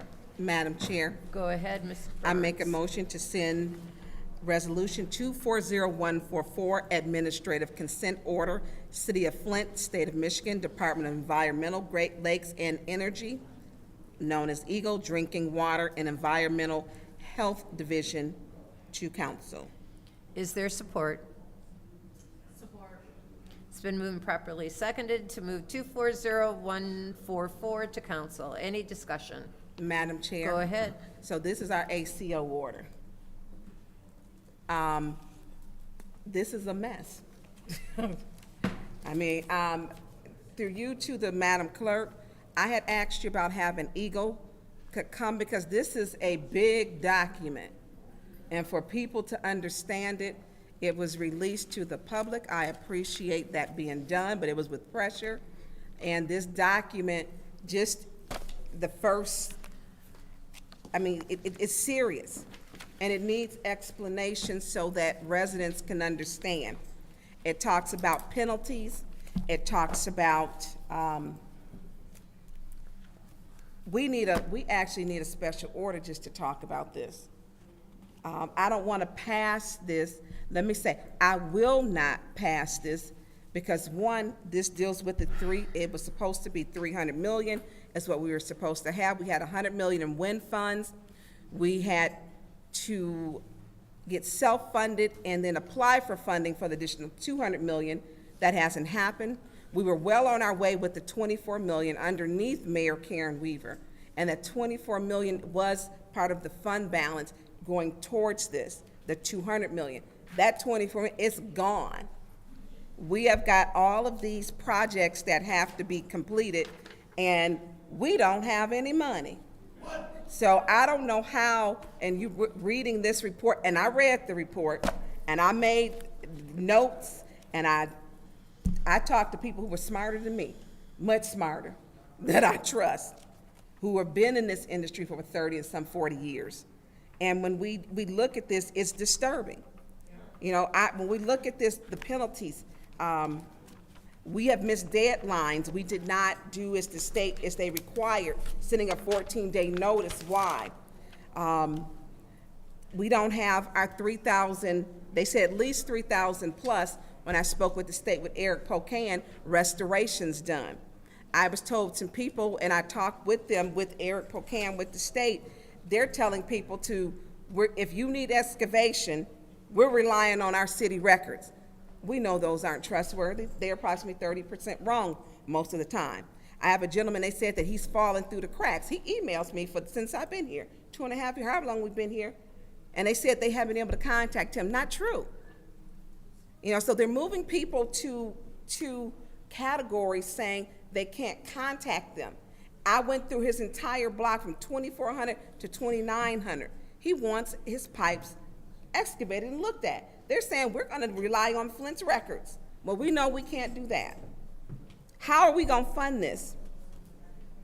As Melissa May said, why aren't we going after other money? Who's advocating for Flint? The state is wondering who's advocating for Flint too. They want to know. So we're facing a penalty of $5,000 per day with $200 fine for the first 5 days, and I think it's $300 until we fix it. We don't have the money to fix this project. Furthermore, we have got, we don't have enough time, we have got items which are not complete. And it goes into significant findings, and I'm gonna do the penalties. 9.1 says, for each failure to comply with the provision contained in section 3 of this consent order, the city shall pay a stipulated $5,000. If after 30 days from the original deadline, the city has not fully corrected the violation, the city shall pay stipulated penalties of $200 per violation. Per day, 1 to 7 days violations, $300 per day from 8 to 14 violation, and $500 each day of violation thereafter. Payments shall be made in accordance with paragraph 9.5. We don't have the money. We're gonna be in violation every single day. This is crazy. Why have we not been doing what they told us to do? We don't have the Dort station done. We don't have the Cedar station done. We don't have the cross connections done. We don't have, it's so many little addendums. We got missing records. Why does records come to Flint and become missing? I don't understand this. The bulk chemical storage is issues, the Northwest transmission line. We have missed deadlines. We got another deadline coming up. We're gonna miss that too. This is ridiculous. We missed a deadline on March 31st. They don't have the 14-day letter for that. That's a violation. I'll wait for my second round. Anyone else? Yeah, Madam Chair. Go ahead. So, because we missed that deadline on March 31st, 2024, then we're not gonna meet the deadline for June 30th. Because in order to make the deadline for June 30th, you gotta have the March 31st done, whatever they require for that. You know what? And I agree with Councilwoman Burns. We need to have a special order. We need Eagle here.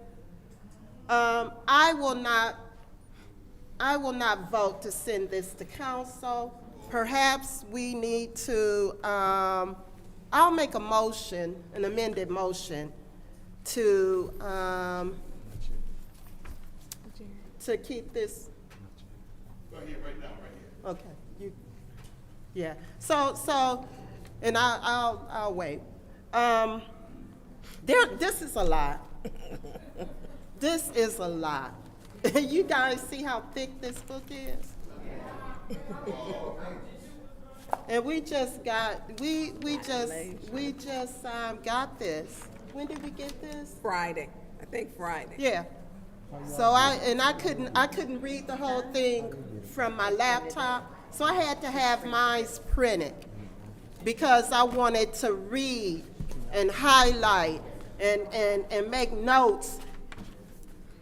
This is a lot, and I'm not gonna vote to approve this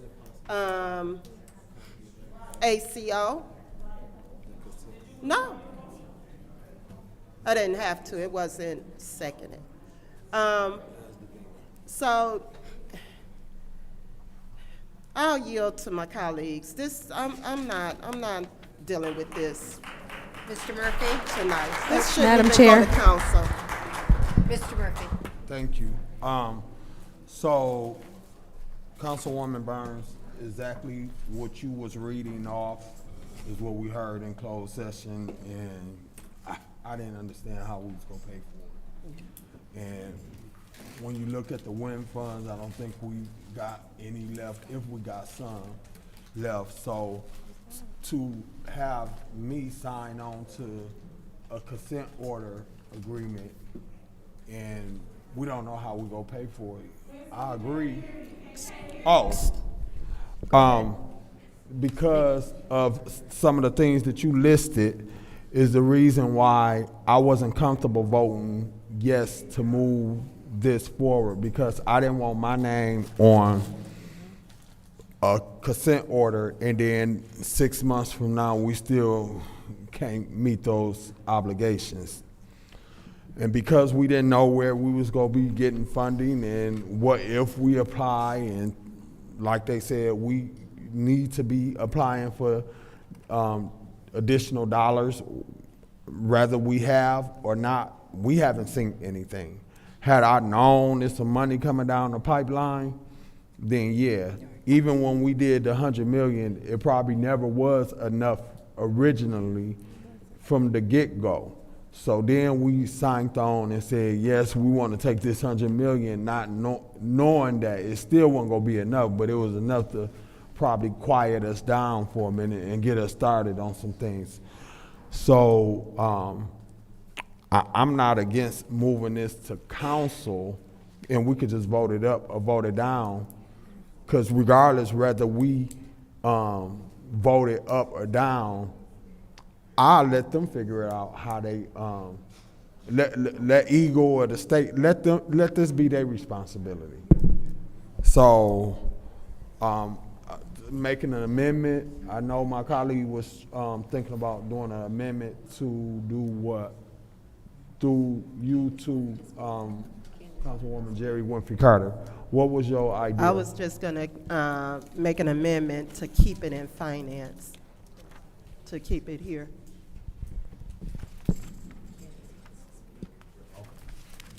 All right, so before we do that, I'm gonna allow my colleague to speak, and then we can go from there. But I just don't feel comfortable with this because I'm not sure where we're gonna get the funding from, and I'm not comfortable saying, yes, we go vote on something, and then we get some more violations, because we have been getting violations after violations after violations. So even if we vote yes, we still will be getting some more violations, because we saying yes on something we don't know how we gonna pay for it, and I just don't feel comfortable with it. Oh, I'm done. Yes, Madam Chair, through you to, I believe Clyde Edwards, the City Administrator, Mr. Edwards. He bringing everybody. That's not.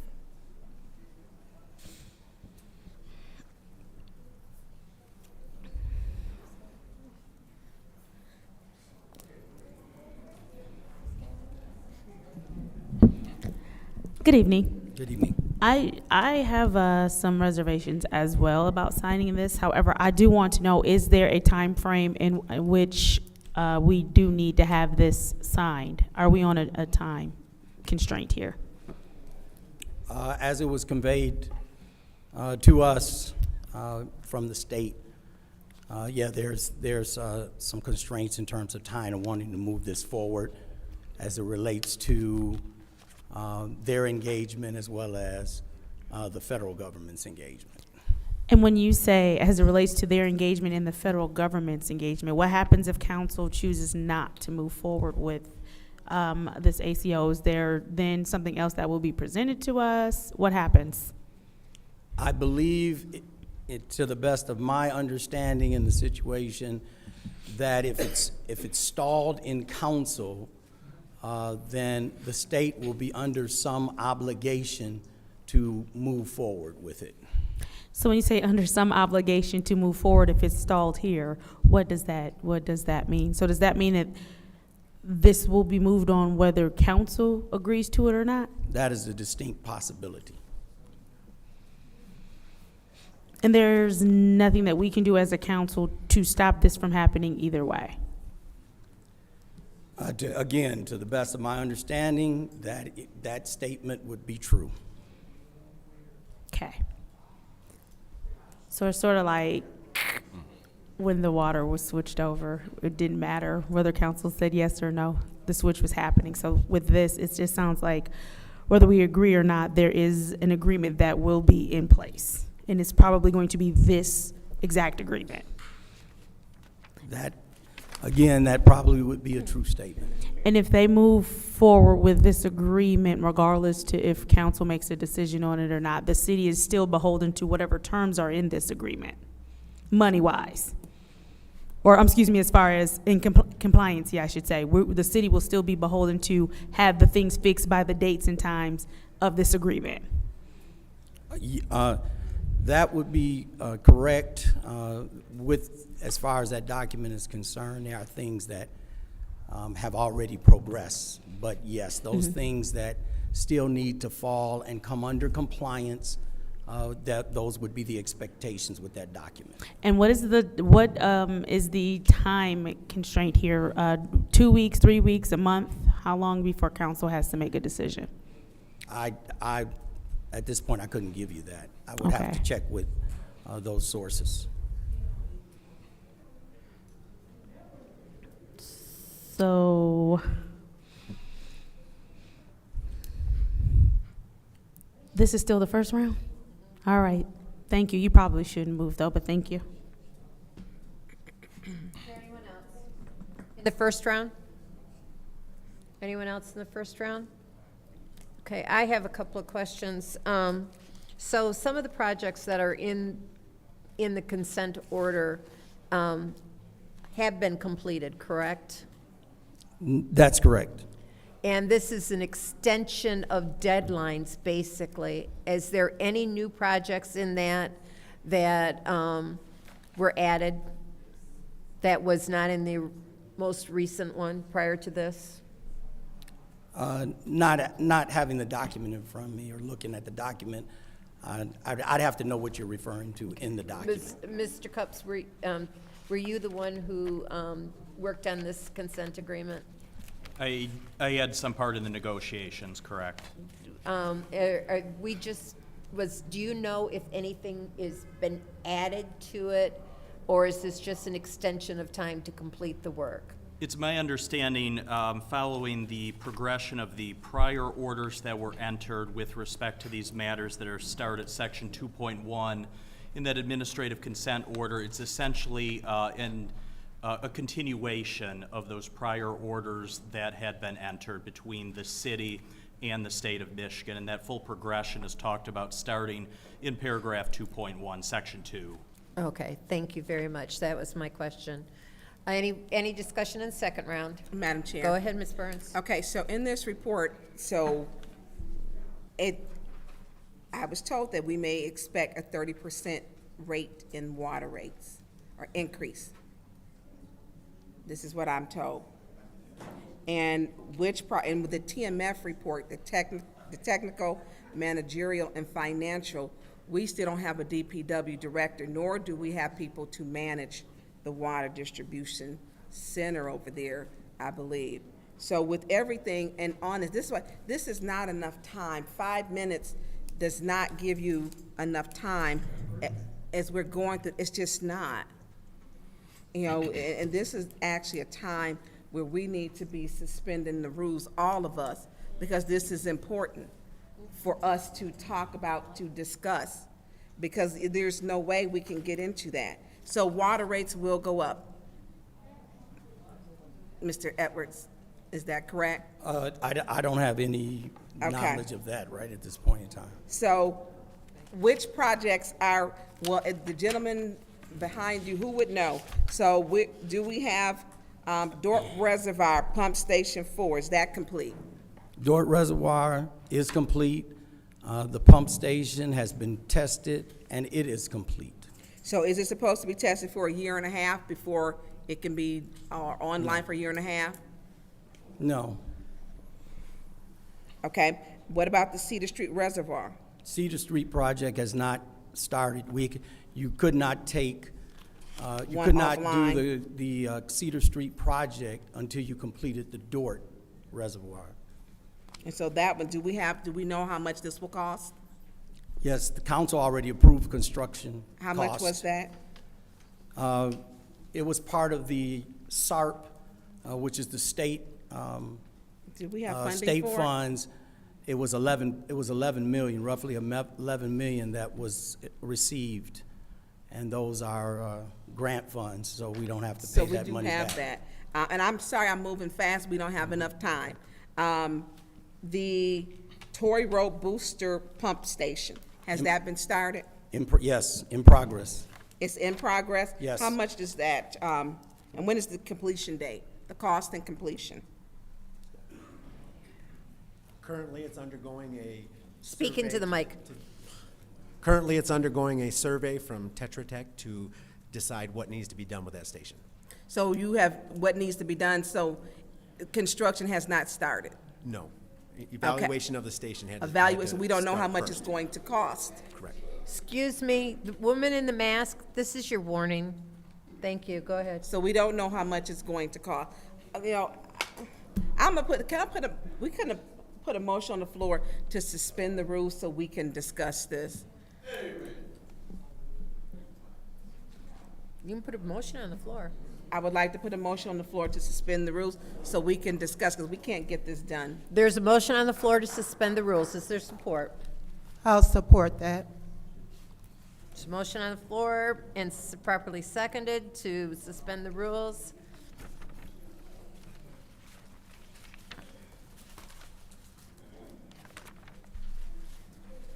This is the vote to suspend the rules.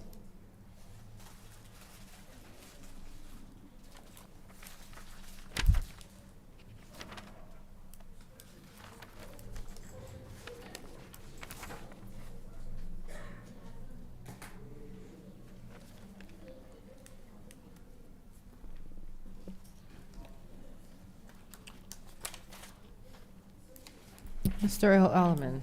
No. Ms. Lewis? No. Mr. Murphy? No. Ms. Priestley? Nope. Ms. Winfrey Carter?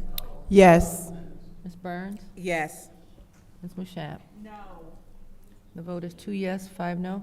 The vote is 2 yes, 5 no. That motion fails. You have 6 seconds, Ms. Burns.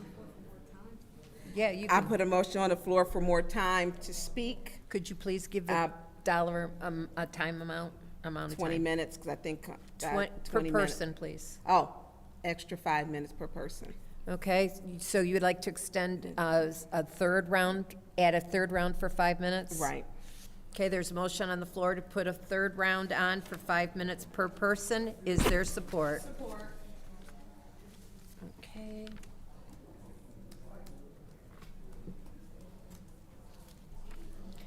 This is the vote to add an additional round of 5 minutes to each council person. Ms. Lewis? Yes. Mr. Murphy? Yes. Ms. Priestley? Yes. Ms. Winfrey Carter? Yes. Ms. Burns? Yes. Ms. Mushat? Yes. Mr. Earl Alderman? Yes. The vote is 7 yes, 0 no. The vote is 7 yes, 0 no. Go ahead. We're now on the second round. Still 3 minutes. Anyone else that'd like to discuss in the second round? Anyone else for the second round? Go ahead, Ms. Yes. Winfrey Carter. Yeah,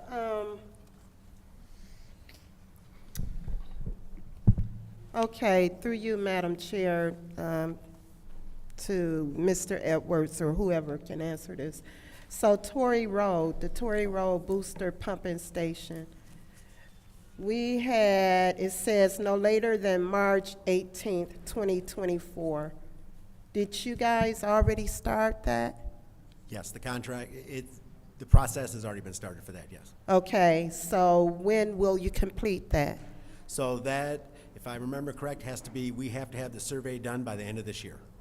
Yeah, by December 31st. the of 31st. 2024. You have to have a complete an evaluation of upgrades. Okay, Correct. so that's ongoing. Okay, what about the distribution system valves? That's no later than December. You'd have to enlighten me on that one. I'm not sure what that one was. Could you? Well, you gotta submit a valve report to Eagle, but I'm not sure. I'm sure some things must be done before that happens. So I can't quite speak for that. That's from the Water Service Center. That's out in the Okay. distribution field. And Eagle would like to know, they'd like to have a current list of all critical valves, the condition, and all of Okay. that. Okay. And then we go on to record keeping. That has to be in by no later than June 30th. Provide documentation to Eagle. How is that going? In writing. Could you tell me which record aspect of that is that you're talking about? Well, Because there are several, so I want to make Well, sure. I think what it is it's under 3.6, and it's you have to provide documentation to Eagle in writing that the city has obtained the original or copies of missing records identified in Eagle's December 13th, 2023 sanitary survey letter. And Councilwoman and Chair, I could speak to that requirement actually, Okay. if I might. Yes. Certain records as part of the Flint water crisis were actually seized from the city of Flint, from the water treatment plant by the state of Michigan. When the state of Michigan came to perform this survey, those records were not in possession of the city of Flint because they had in fact been previously seized by the state of Michigan. So we are actually, I am actually in the process of requesting those records from the state of Michigan through the Freedom of Information Act so they could be back in the physical possession of the city of Flint, and that's well underway. Okay. All right. Thank you. I allowed that answer to continue since it was so important. Okay. Any other discussion in the second round? Go ahead, Mr. Murphy. Yes. Is there possible that we can get a breakdown of the project? So, for instance, the restoration of people's yards and sidewalks and curves that's been. Can we get a list of how many that is not finished? Is it funded? The other one is the service line replacements. And then even with the consent order that you guys want us to sign, is there possible that some of the projects that you guys are doing, can y'all get a breakdown of what's funded, what's not funded, and then we can kind of look at it and see about going after and looking for additional funds. And maybe the council need to put together a collective letter of support to work with the administration to send to Washington, D.C. or the state to let them know, hey, we got these projects and we underfunded and we got this consent order agreement that you guys want us to do, but we don't have the funding. So if we looked at the breakdown, because you guys are talking about doing projects, but how we gonna complete them if we don't have the funding? And so is there possible that we can get a breakdown of what's funded and what's not funded? Yes, Councilman, we can get you that information. Okay, that'd be helpful for me, because I want to work with you guys with this, but I do not want to sign on to no consent order, and I know we ain't got no money to pay for it. I'm done. Thank you. Any other discussion in the second round? Any other discussion in the second round? Madam Chair. Go ahead, Ms. Muscat. And Mr. Edwards, I think you kind of already answered this. I think you might have said you're not sure, you don't know anything about that. But when we're looking at all of this, is any of this in any way tied or connected to a possibility of rates being raised? I don't have any information right now to suggest that that's going to occur. Okay.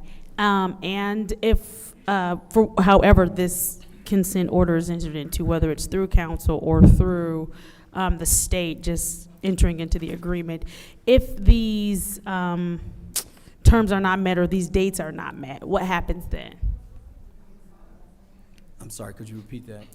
The agreement, if the agreement goes into place for whatever the reason, whether it's by means of the council or whether it is by means of the state just enacting the agreement. If the dates are not met, then what happens? The state has been working with us. I mean, let's be clear about that. The state has been working with us consistently over this period since we've been dealing with the previous ACOs and we've been dealing with the EPA. And so they recognize that there's sometimes capacity issues, there's sometimes other things that create barriers. They've given us latitude. Often, they've moved the date so that we could be in compliance. And is there anything in here that says that they could possibly help if there is a capacity issue? They've tried to work with us, I'll just say that. We brought to their attention on many occasions where our deficits lie, personnel or otherwise, and asked for their assistance. So we've been collaboratively trying to work through those difficulties. All right, thank you. Thank you. Any other discussion in the second round? Seeing none, third round? Madam Chair. Go ahead. 5 So- minutes. Thank you. So we were supposed to, the city was supposed to get, are we supposed to do $6 million per year in capital improvements? Is that correct? That sounds about right. Okay, and this is where we really need, I don't know if a special meeting to have everyone here. This is really important. This is very important. This is really important to have everybody here with the answers.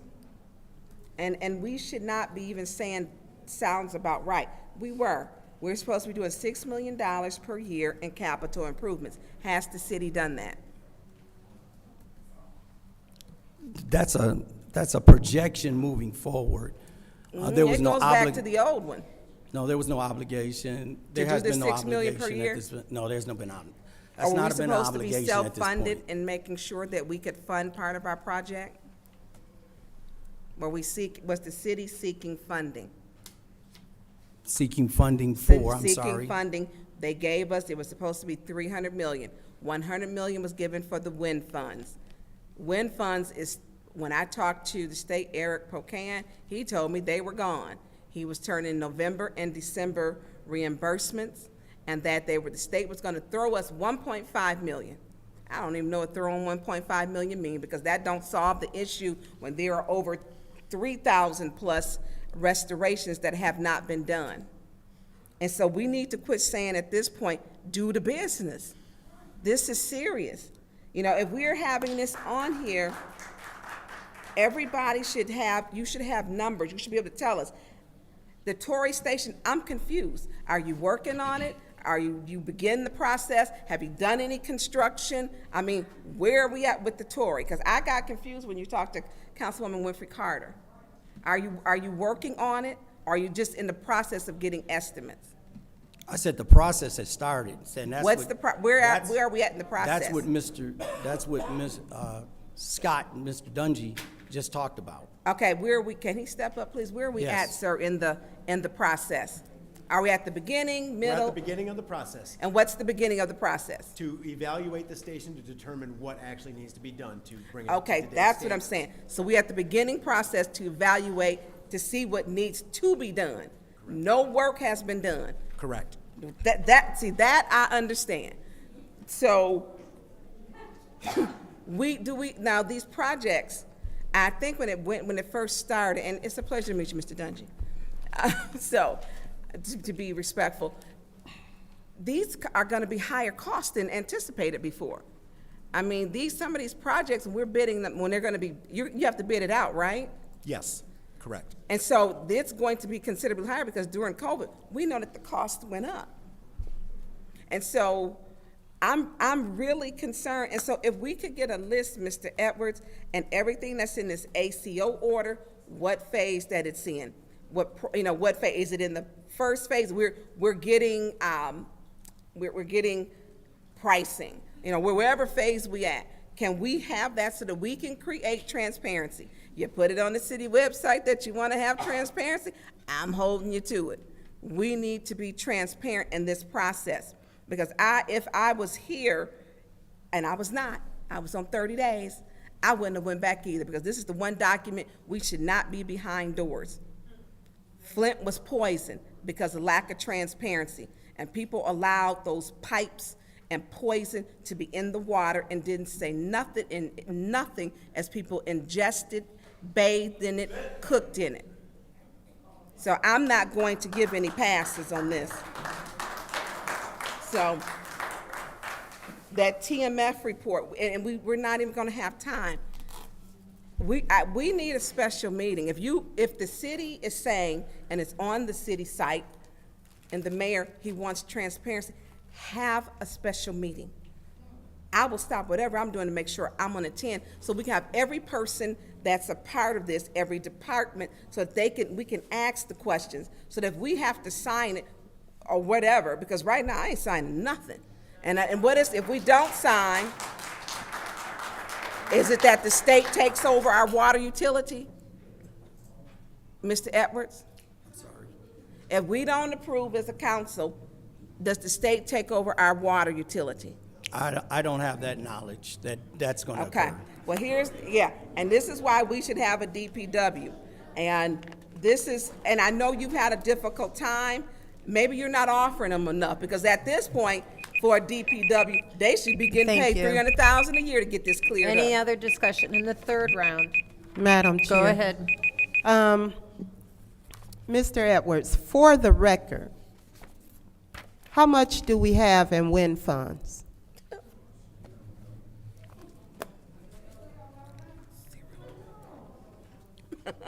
Zero, according to state. Do you know how much we have in wind funds? Pardon me? I said that I forwarded the document to the council, and from that I told you that there were reconciliation of invoices. So the wind funds have been seriously depleted. The number is still being determined, the exact number, if anything. Point of order. I can't hear him. Could you speak up, Mr. Edwards? Could you have him speak up? Speak in your mic. I'm not going to try to talk over everybody else. I'm going to ask the audience to please be quiet, because he doesn't speak loud, and it's difficult for us to hear. I'm not going to speak over everybody else. Yeah, I said that we still need to get a final number for you. If it's going to be made, it's going to be a public number. We need to get the final number for you. Okay, Yes. because we still have contractors and everything that need to be paid. Correct. So, okay. I can't remember what was on that sheet. 6.2 million. Okay, yeah. And the rest is So- in November and December. So, you got other things coming in, Yes. and then you'll be able to give us a definite amount of what we have. That is correct. Okay. All right, thank you. I just wanted to know, and on the record, there's been questions. And yeah, what about Roe? Do you owe Roe any money? 1.6 million. We owe them money, right? They have not billed us anything at this point. So what are they waiting on? That would be a question for Roe. So let me ask you this, isn't there a deadline in which they need to send in their reimbursements to the city so that you guys can send the reimbursements to the state? That's probably their contract has been fully expended. The contract they have right now has been fully expended. Okay. Yes. So, all right, so, but isn't there, don't we owe them like 1.5, 1.6? No. No? Did we pay that? No. That's already paid? We already paid that? Yeah, I think you're confusing Roe with LGC the contractor for the line replacement. That were dollars, those were the dollars that we talked about, are the invoices from December that were due to LGC. Okay, but did we pay Roe? When did we pay Roe? We finished paying them through their contract. Their contract, we fully expended their contract. Okay. I'll have to go back and look at some records. All right. So none of that money is owed to Roe. None of that is owed to Roe. Row is.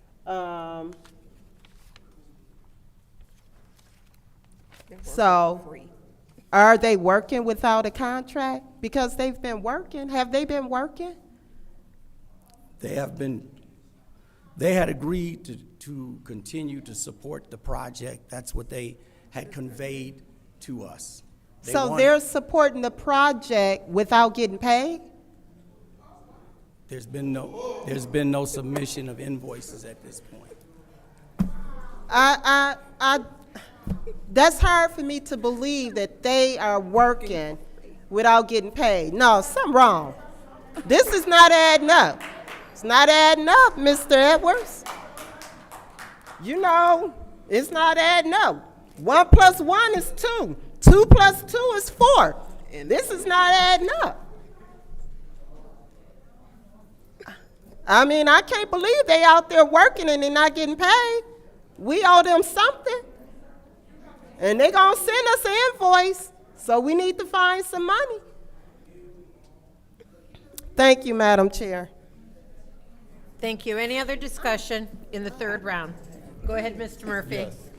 So, because of all the different questions from my colleagues, and I know you guys worked hard with what y'all doing to try to move these projects forward.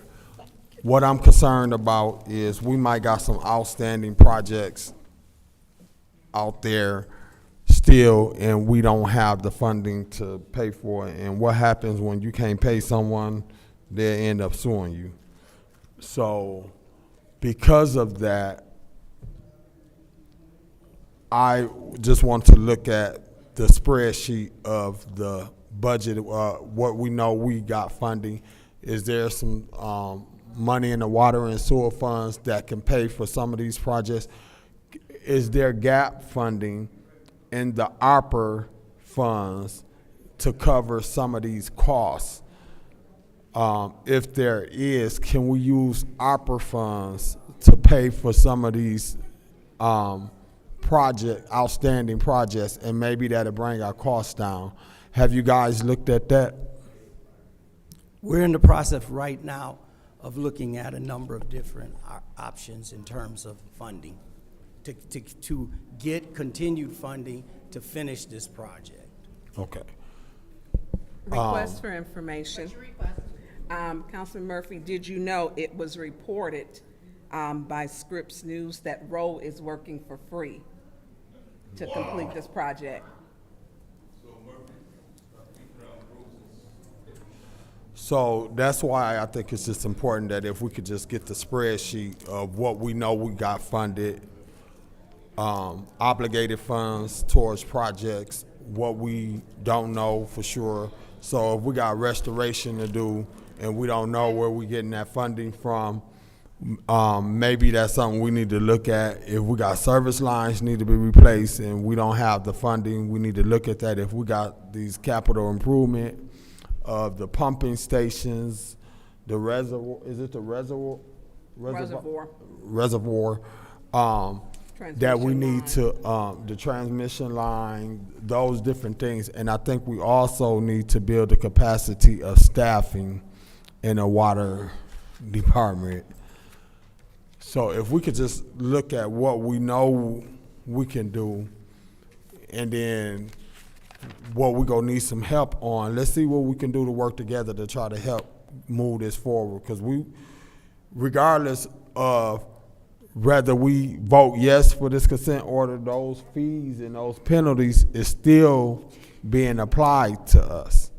So even if we say yes, we're gonna agree to this consent order, I believe that we are still gonna be penalized by, is that true? The penalties are there because they're required to put them there. As I said before, they're working with us to help us be in compliance. So they have not been applying penalties or otherwise. They're working to help us stay in compliance. And they have worked with us, assuring that as long as we're willing to work with them to get through those difficult processes, they have been committed to do the same. This is just a very difficult situation that the city of Flint is in, thanks to Public Act 436. But if y'all can work on getting those numbers, that's going to help me moving forward. But I just don't want to vote for a consent order and not knowing what we have. And based on what I'm hearing, we don't have no more wind funds. So that's concerns me. Thank you. Madam Chair. Go ahead. So I believe we are in a unique situation here, right, that the Flint City Council found itself in 10 years ago, over 10 years ago at this point, of we can either move forward and have our names attached to this, and whatever happens with this is on us because we voted for it, right? Or we can not do anything and it's still going to be moved on. I do hear you when you say the state is trying to work with us, right? That they're trying to avoid giving any kind of penalties, any kind of fees. I'm also heard you when you said that, you're not sure of the time constraint on this. Mr. Edwards, I need you to be real clear with me right now, right? Can you give me even a clue of how much time we have to decide on this? This process, the best way to tell you is this process has been going on quite some time. The feds started the process with the ACO. The state had the ACO for probably close to 9 months. And then it was passed down to us to review and make some decisions. I don't remember the exact month that we received it. But we've been having our discussions internally. Then we had to turn it back over to the state once we looked at it so that they could do a final perusal, and then that's when it was brought to City Council. The feds, or the federal government, really wanted this issue to move forward. So it is their contention that things need to be more progressive, and they're dealing with the state to want to move this a bit faster. Absolutely, and I get it, because I understand what happened the last time. It was decided that we lack political will to run our city. So I understand that the decision is made. It's just whether or not we will put our names on the decision at this point. Thank you, Mr. Edwards. Any other discussion in the last round? Any other discussion? Hearing none. Go back up to it. Sorry, I'm just looking to find the right item. Okay, this is the vote to send 240144 to council.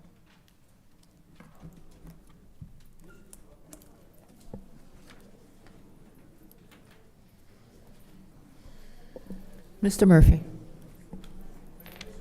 No. Ms. Priestley? Yes. Ms. Winfrey Carter? No. Ms. Burns? I abstain because they should have had the appropriate individuals here to tell us, council, what this document is and what deadlines need to be met. Ms. Mashat?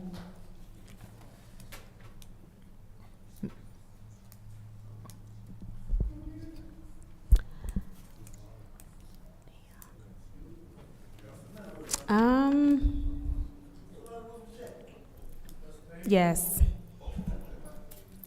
Mr. Alleman? I'll be abstaining for lack of information.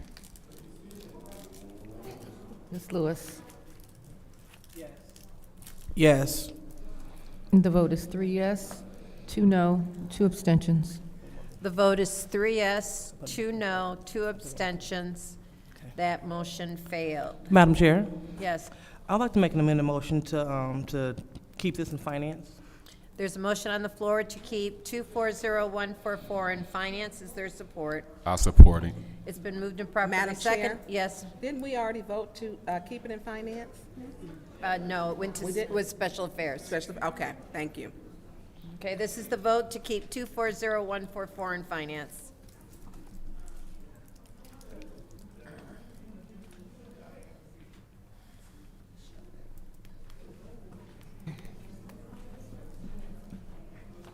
Ms. Priestley? Yes.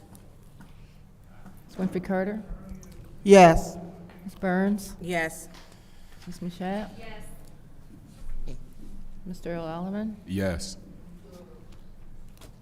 Ms. Lewis? Yes. Mr. Murphy? Yes. Vote is 7 yes, 0 no. The vote is 7 yes, 0 no. That will stay in finance. The next separation is 240150. I'll entertain a motion. Madam Chair. Go ahead, Ms. Burns. Make a motion to send 240150, contract trio paint general contractor services to council. Is there support? Support. It's been moved and properly seconded to send 240150 to council. Madam Chair, who would be over this? Would this be maintenance? Because I want to discuss the change orders. It's Lee. Lee is not here. So I would, Mr. Edwards, RL, please.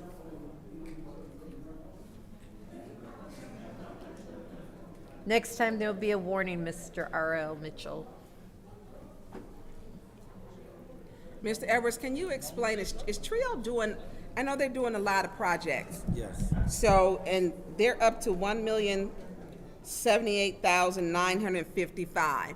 That's a whole lot of painting. Is it painting and construction? Can you tell me about this one?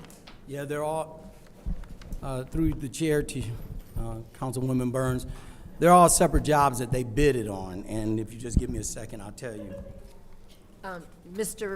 I know that this is for the Station 5 in the 4th Ward. Yeah, For their kitchen. There were two, they bidded on 2 fire station upgrades, city council chambers, remodeling of Hasselbrink and Brennan, and 2 fire training room upgrades. So in that price, all of those things were different separate bids that they won and subsequently. Oh, it did was the put work. out to bid. I'm sorry? It was put out to bid. Yes, all Okay. of those jobs were put out for Okay, bid. because it keeps coming up with Trio, and Trio's doing a little bit of everything, all over. I believe Trio did downstairs, where they took the snack center. Yes. They took that down Yes. too. Okay, that was it. Thank you, Mr. Edwards. Cool. Okay, any other discussion?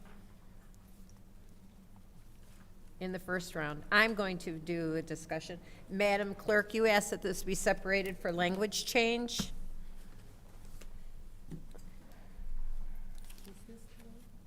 Yes.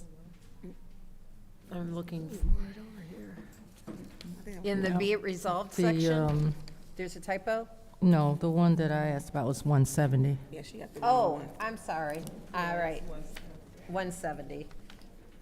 I thought it was this one. I'm making note that that was the one that you separated or wanted. All right. All right. Any other discussion in the first round? Any discussion in second? Okay, this is the vote to send 240150 to council. Ms. Winfrey Carter? Yes. Ms. Burns? Yes. Ms. Mashat? Yes. Mr. Earl Alaman? Yes. Ms. Lewis? Yes. Mr. Murphy? Yes. Ms. Priestley? Yes. Vote is 7 yes, 0 no. The vote is 7 yes, 0 no. That will be sent to council. Okay, page 4, page 5, okay. The next separation is 240154. I'll entertain a motion. Motion to send 240154, Palo Alto Network Security Initiative. And I'm gonna Zoom, is that why IT is back there? Point of order. Which one you What's your doing? point? Oh, to send to council. Yeah. Thank you. I'm sitting there, I I'm kept looking waiting back for here. you to finish. 240154. Oh. Is there support? Support. It's been moved and properly seconded to send 240154 to council. Is there any discussion? Madam Chair. Go ahead. Who do we have here for that? Okay, so as you're walking up, please state your name, what you do, and what is this, do you need the resolution to look at it? Or you need me to read it out to you? Sure. Zach Smith, Network Administrator. You might want to make sure to speak in the mic. Zach Smith, Network Administrator. That's the Palo Alto. So, Zach, can we read it to you? Sure. Okay, so it is the 154, it is a budget, Palo Alto Security Initiative. Resolution resolving that the appropriate city officials are authorized to do all things necessary to authorize the purchase of Palo Alto Network for the Security Initiative for the amount of $284,402.89, pending budget amendment approval. Yes. What does this do? Because my laptop, y'all, I spend so much time down there, it'll never work. Well, you could definitely meet with me to get that taken a look at, but It's working today. Okay, good. Yeah, essentially, this is just part of the never-ending quest to stay ahead of threats to our networking from hackers and other ne'er-do-wells to keep all of our data secure. The last update to this infrastructure was 2018, and we're going to go ahead and get up to date with state-of-the-art hardware to move forward with a zero trust initiative, which is basically making sure that we're not in the newspaper. That's the way we look at it. Genesee County was hacked a few years ago. They sure were. So we don't want to be in that section of the paper. So this is creating a firewall that's not penetrable by outside sources to where they hold the city of Flint hostage. Yes. For fees, which is, it's happening a lot. And so, so this will include our entire network throughout the city, our records, anything that's digital. Is that correct? Yes, we already have a firewall in place. This is just upgrading from a very old system. Yes. And how often do you recommend this to be done? Usually every 5 to 7 years. And we're Every about 5 to 7 years. Now, technology changes so quick, so quick. So you're saying every 5 to 7 years it would need to be done? Yeah. Okay. That answers my question. Thank you, Zach. All right. Any other discussion of the first round? Any other discussion of the first round? Hearing none, that, you were done, no second round, Ms. Burns? No. Okay. This is the vote to send 240154 to council. Ms. Burns? Yes. Ms. Mashat? Yes. Mr. Elleman? Yes. Ms. Lewis? Yes. Mr. Murphy? Yes. Ms. Priestley? Yes. Ms. Winfrey Carter? Yes. Vote is 7 yes, 0 no. 7 yes, 0 no. That will be sent to council. The next separation is the budget amended previously discussed. 240155. Make a motion to send 240155, budget amendment fiscal year 2024, third quarter operating budget to council. Is there support? I support. It's been moved and properly seconded to send 240155 to council. Any discussion? I mean, this is the same thing, so this is connected then. Correct. Why is law in this? I think it's just 25,000. Okay. Okay. I see that the amounts match. I'm good. Okay. I'm done. Yeah. Yeah. Yeah. Any discussion? Any discussion? Hearing none. This is the vote to send 240155 to council.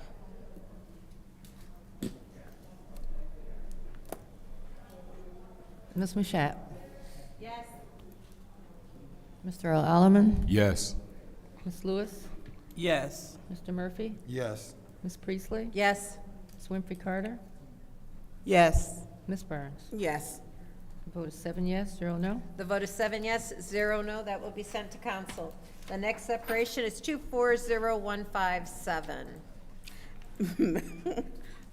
Madam Chair? Go ahead. You're the I'd one like to making see all it. the motions tonight. I know, I've been separating everything because I want to know. I would like to make a motion to send 240157 Cascade Cart Solutions Recycling and Trash Carts to council. There's a motion on the floor to send 240157 to council. Is there support? Support. And multiple support. I'll go with Mr. Murphy. Go ahead, Ms. Michaud. Go ahead. You can go. Yeah. Heather. You talking on this one? You talking on this one?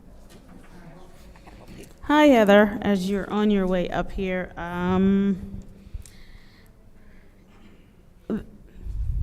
this has been a question for months, so if you could please just go ahead and run down, and wherever I have questions, I'll ask them. Sure.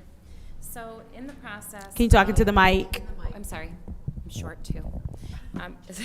In the process of getting the carts through council, and then we had to move forward with putting out an RFP.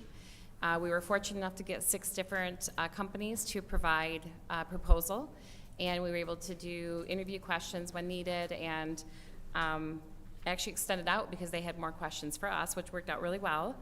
And in that decision, based on not only the scoring and the pricing, but also what it is that they could provide, it was down to basically 2 of them, and it was very difficult because all 6 had exceptional attributes and things that we could have used in some capacity, but we were also getting the resin donated. So we had to also make sure they could use it up to a certain percentage.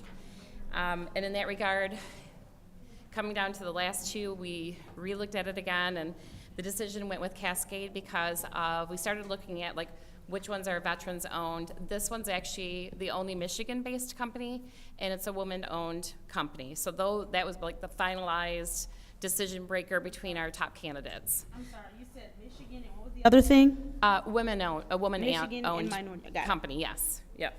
And then, trying to remember what else is on this part. So what we were asking is for the acceptance of that recommendation. We also notated on there that there are stipulations that Eagle requires. Part of that is that we have to pay the $1 million that they are giving to us in the grant, and then they reimburse us as we submit our documentations to them. There's also a 20% match. That's where that $200,000 come from.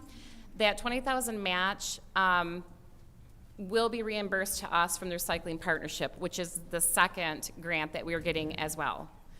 So this is the upfront cost that we will have to spend out in the anticipation of getting the,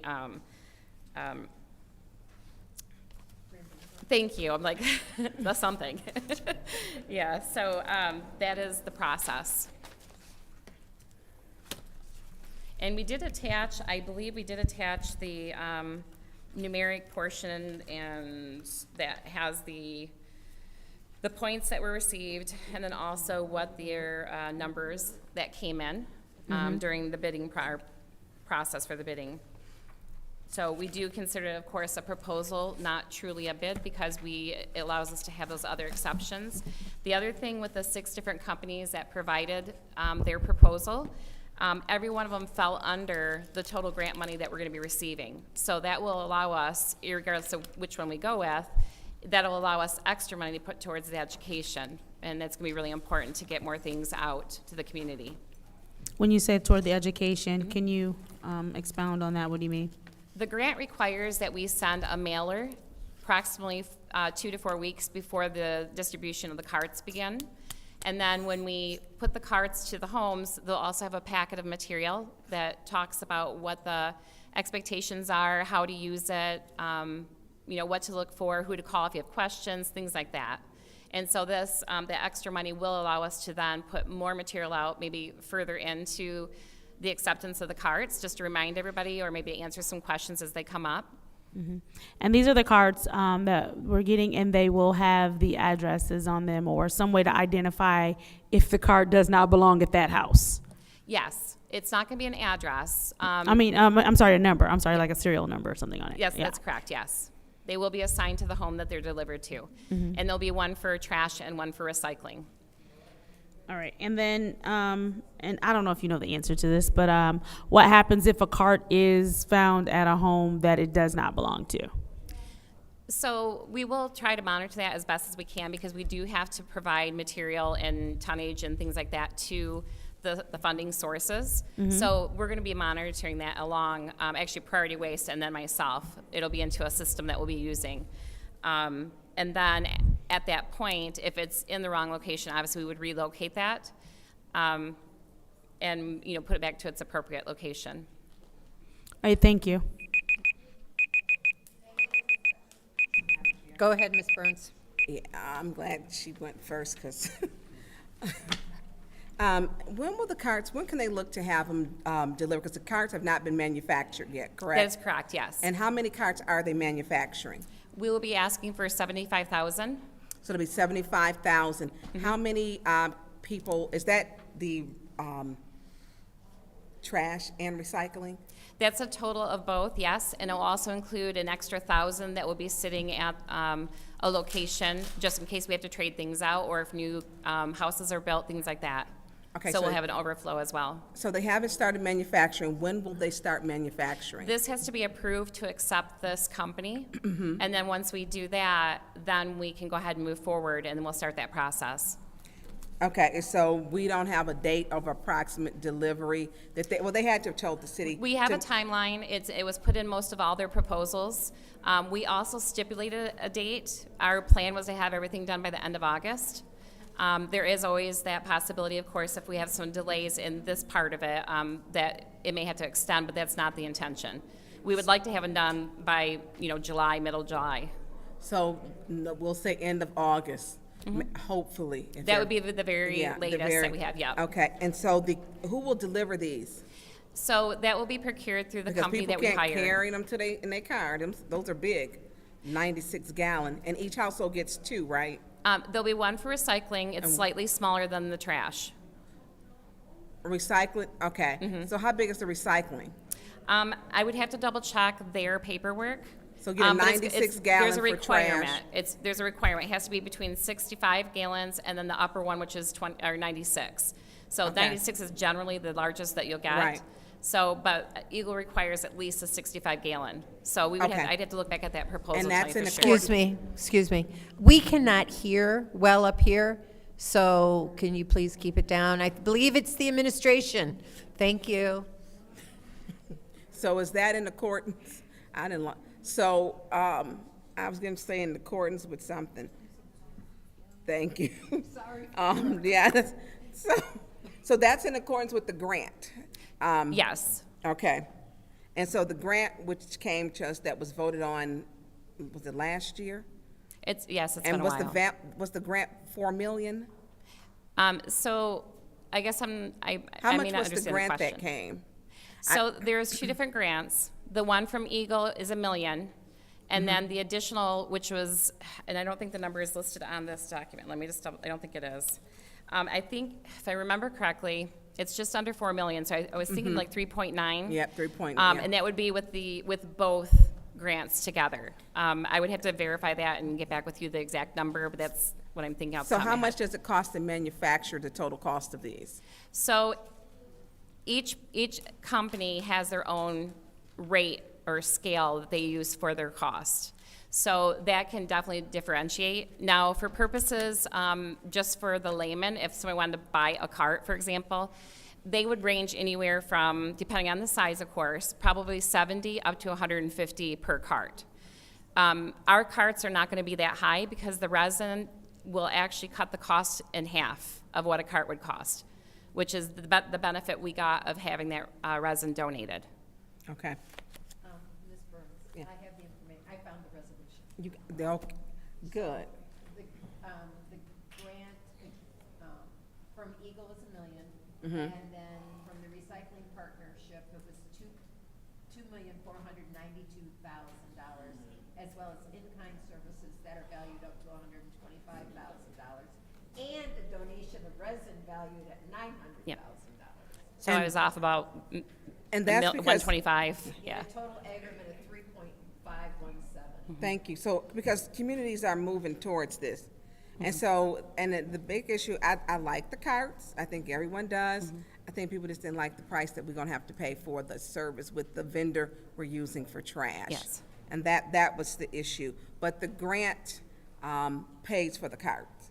That is correct. And it's not a cost that is to the residents. When we start this program, Right. when we get them all distributed, and when we have the extra flow setting up and the extra parts, 100% it'll be covered. Obviously, we have to do some upfront costs that will be Right. reimbursed, That but will be yes. reimbursed, right. Yes. I just wanted to get that part on the record so that people would understand that fully. Thank you, Heather. Yes, yes, you're welcome. Thank you. Any other discussion? Yes, Madam ahead. Chair. So Heather, when will the residents, I know that the carts have to be made and all of that. Do you have an approximate date that the residents will receive the carts, the bins? So I was sharing a little bit about the timeline. We were asking for up to August 31st to have everything completed by then. That was our goal date when we put the proposal out.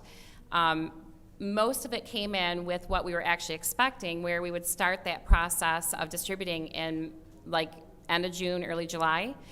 However, that process isn't something that just takes a day. It could take 8, 9, 10 weeks to get them distributed. So with that being said, we still have those dates in mind. We can give you a general date that we are planning to have that distributed, or the distribution started, and then we have that end date that we want to make sure everything is done by. So we can only estimate at this time because it really depends as we pass these different requests where we can start. So I know that the last media release that was put out, and it's on the website as well for the City of Flint, just talked about this process that we were supplying, that we were going to be bringing a recommendation to council.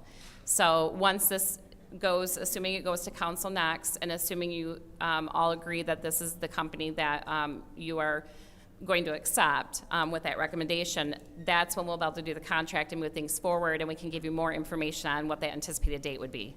Okay. Yep. All right. Now, you know, I was not for this whole trash thing. Yes. Particularly because I felt like, I just didn't like being forced into a contract.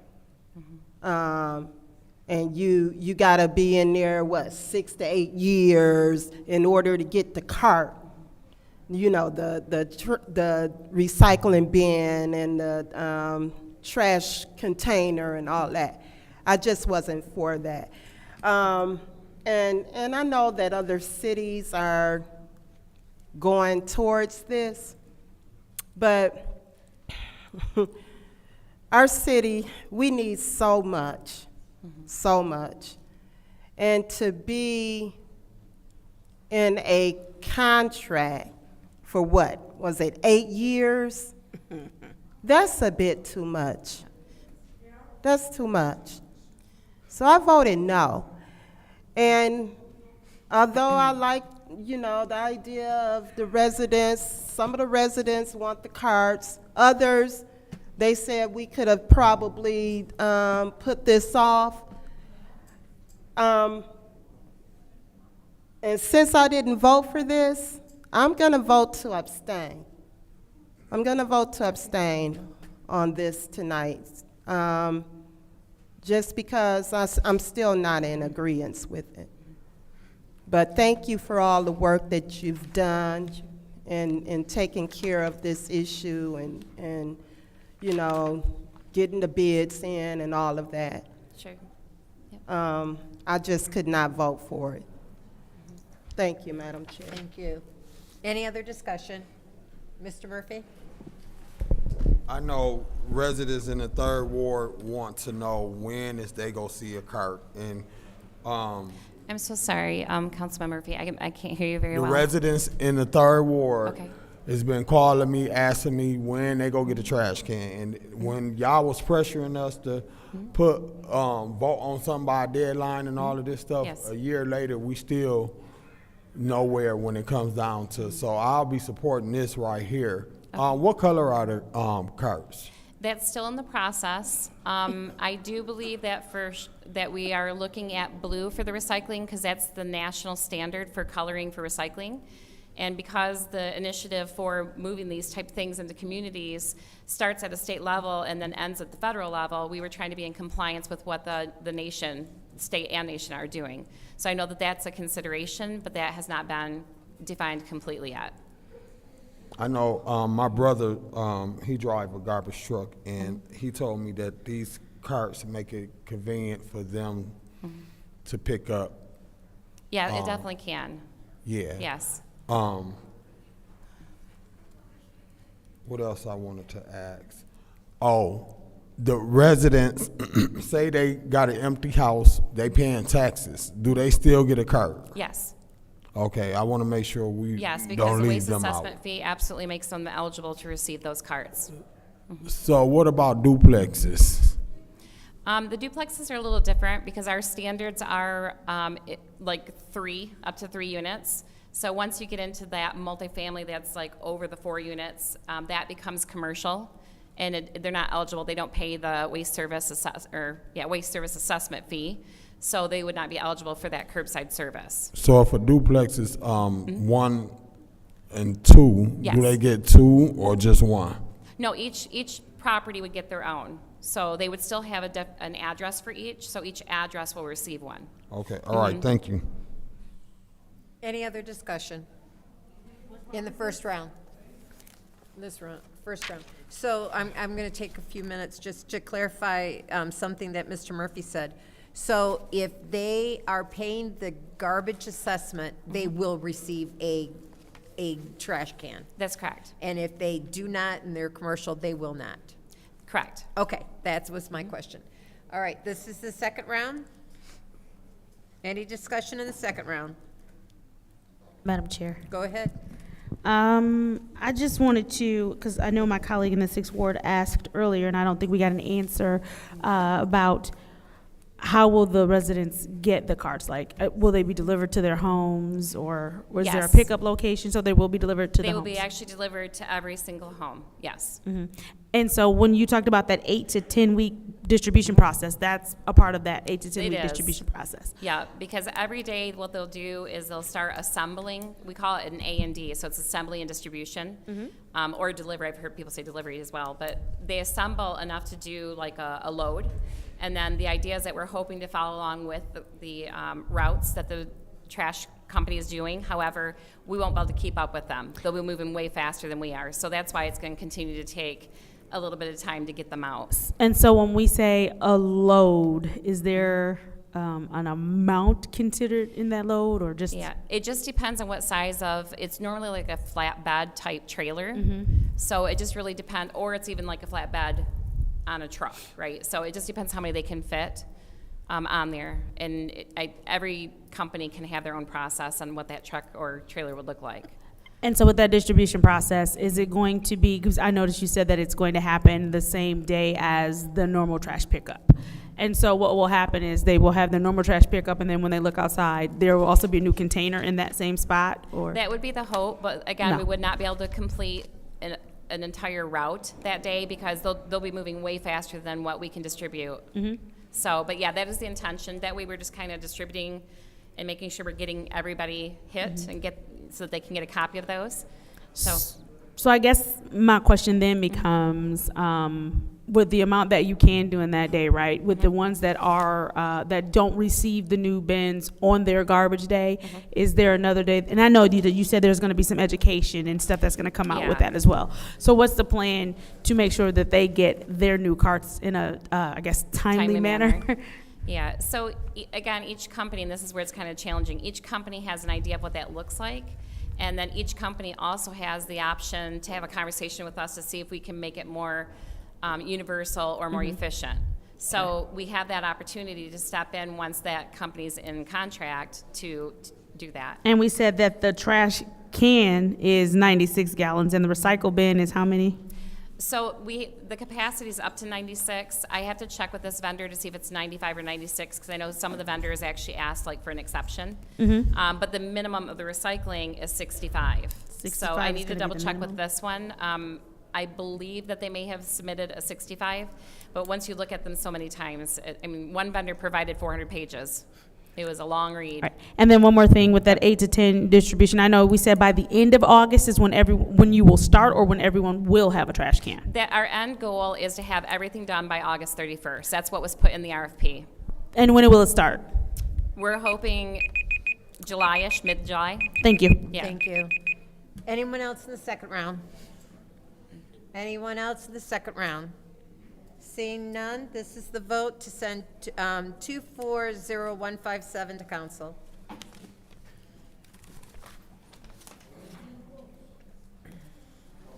Mr. Alleman? Yes. Ms. Lewis? Yes. Mr. Murphy? Yes. Ms. Priestley? Yes.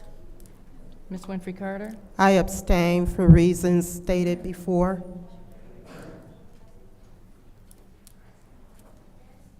Ms. Burns? Yes. Ms. Mashat? Yes. The vote is 6 yes, 0 no, 1 abstention. The vote is 6 yes, 0 no, 1 abstention. That will be sent to council. The next separation is 240158. I'll entertain a motion. That was your. You want me to do it? And it was reroute Pontiac. Oh,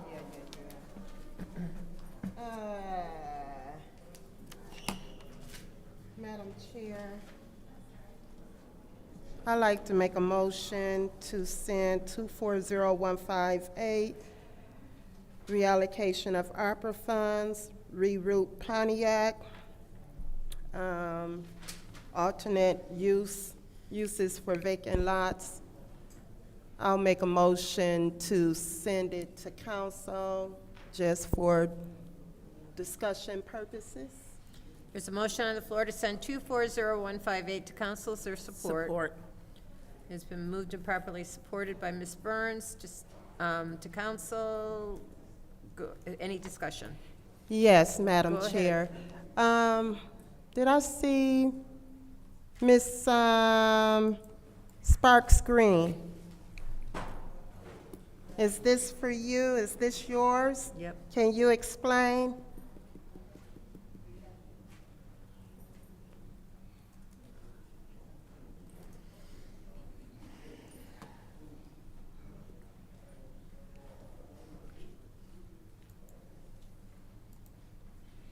What is reroute Pontiac? Well, Ms. Brown did the research on there, so she's gonna talk if you don't mind. Okay. So they're a nonprofit from the Pontiac area, and they're actually trying to create a reroute Flint. And they from Pontiac? Yes. Oh. What is it? And they want to reroute Flint? They want to create a reroute Flint, yes, which would be a project to create a sustainable community garden, aquaponics and a living structure, and a green storm water infrastructure installations. Oh, okay. That, we couldn't find any other organization to do this type of project here in our city from Flint, using our ARPA funds? Y'all, you know what? I'm done. You know this not gonna get my vote. I can't even approve this. I can't vote to send this to council. I mean, Okay, sorry. it's nice for them to want to come to Flint, but to use our money to do it, our ARPA funds? I don't know.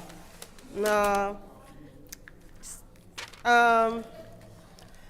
I'm done. I'm done, Madam Madam Chair. Chair. RL, I'm done. Madam Chair. go ahead, Ms. Burns. Good evening, ladies. So where is this going to be located at? So they didn't put in detail, but I can contact the program organizer and find out more details for you.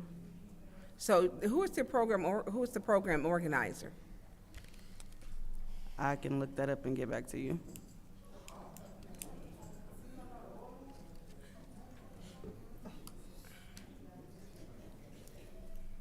So,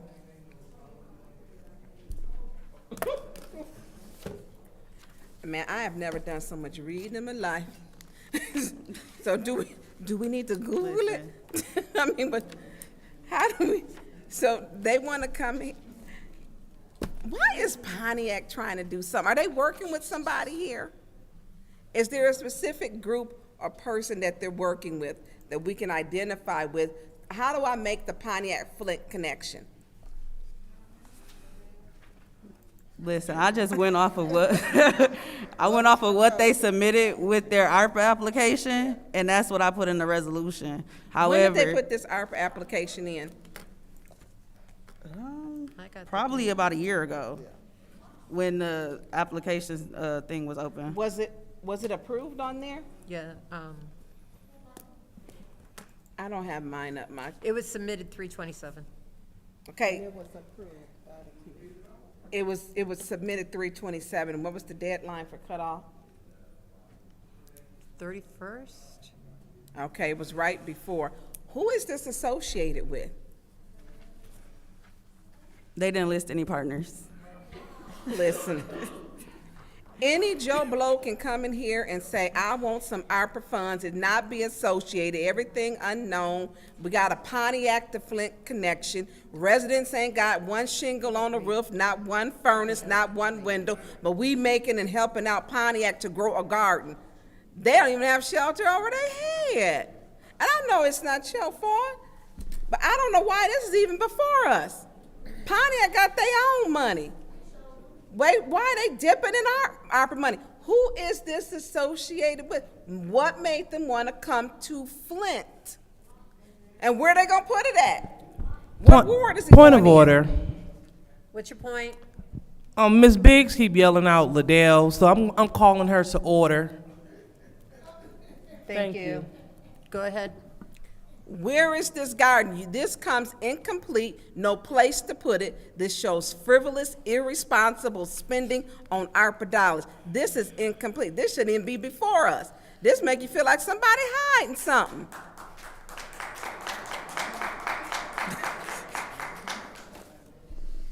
In an effort to be transparent, we need to know the Pontiac to Flint connection. And I'm gonna tell you something. I don't have my iPad with me. When I went over the document, when that money came before, Lansing got money, all Saginaw, when that money came after the water crisis, it's the same stuff happening with this ARPA money. Why is Pontiac, a separate city who actually took two of our people, very talented people, Calfani Stevens and Joanne Gurley, our chief legal, or our vice president or deputy chief legal. They've been picking off our talent that worked there.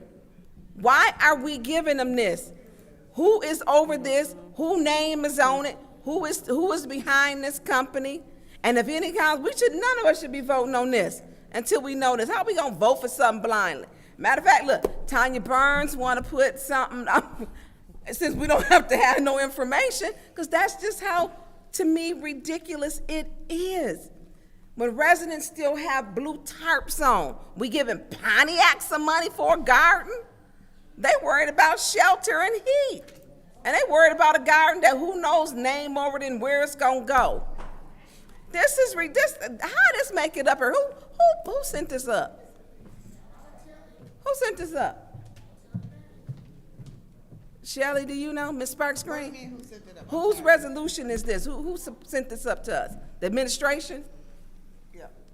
Latrice had it written up, but it was one of the programs that was on the sheet of paper that we followed to write resolutions, so yeah. Man, this is, no. This is, no. Just no. Just no, no, no. Not when residents have such a great need. We stand for a garden. From Pontiac. It's not even Flint. They take our talent with our people. Now they're taking our ARPA funds. I mean, no. And we can't even get information. Where's the garden gonna go? I'll wait till my second round because I'm ready to Google. Anyone else? Go ahead, Dr. Lewis. Thank you. So we definitely want to clear up some misinformation here. Reroute Pontiac, they established Reroute Flint, and it's a nonprofit organization right here in the city. And they have done a lot of great things. They applied through the process, and they were one of the few organizations that Excuse me, everyone. Go ahead, Dr. Lewis. Okay. And so they applied through the process, and they were approved for the maximum $25,000 grant to redo vacant lots. So one thing that they've been doing here in the city, they've been cleaning up. They've been, they're creating living willow structures. They also been draining flooded pathways. So they've been doing a lot of great things here in the city under the nonprofit which they established for their Flint branch, Reroute Flint. So I don't want to demean or diminish what they're doing. Or make fun of the organization. We are proud to have people that come to Flint, start great things, and do great things here. Request for information. What's your request? Thank you. To the speaker, Regroup Flint. Do you know the It's Reroute Flint, R-O-O-T, Reroute. Okay, well, thank you for the correction. I appreciate that. Do you know where it's going to be located? It should be in the resolution, the lot. Well, the request for information, the administration didn't know. So the misinformation would be coming from the administration who didn't know. I appreciate your clarity, but the administration didn't know when we were asking the questions. Those questions were posed. I don't know this organization, so that's why I was asking the administration, but I appreciate your input. Okay, so it is my time, correct? Correct. All righty. So, so what we can do, since my colleagues have some reservation and they would like to know a little bit more about Reroute Flint, we can reach out to them, maybe send this to Special Affairs, have them come and just give a small little blurb about what they're doing so we can continue the great work that they're doing in Flint. Okay, so thank you. And so, Madam Chair? Yes. I would like to do, pardon? Wait. Okay, I would like to wait. Thank you. Okay. Go ahead. All right, is there anyone else in the first round? Then I will take my time.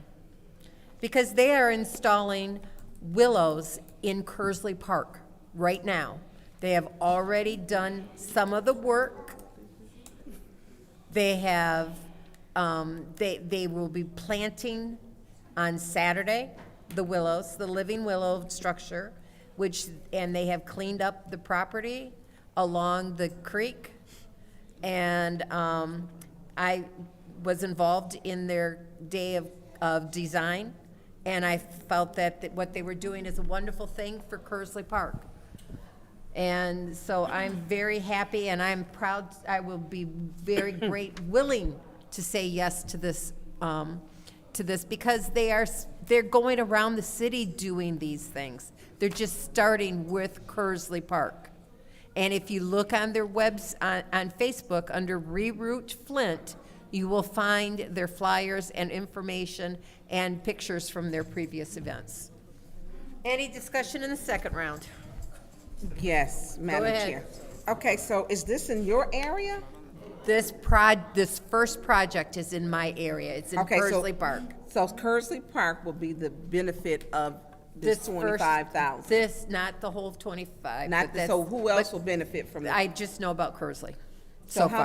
How much? Well, they haven't received any money yet. This is okay. How much will be for Kersley out of 25? I don't know because I haven't been given the budget. Okay, so we haven't been given the budget yet.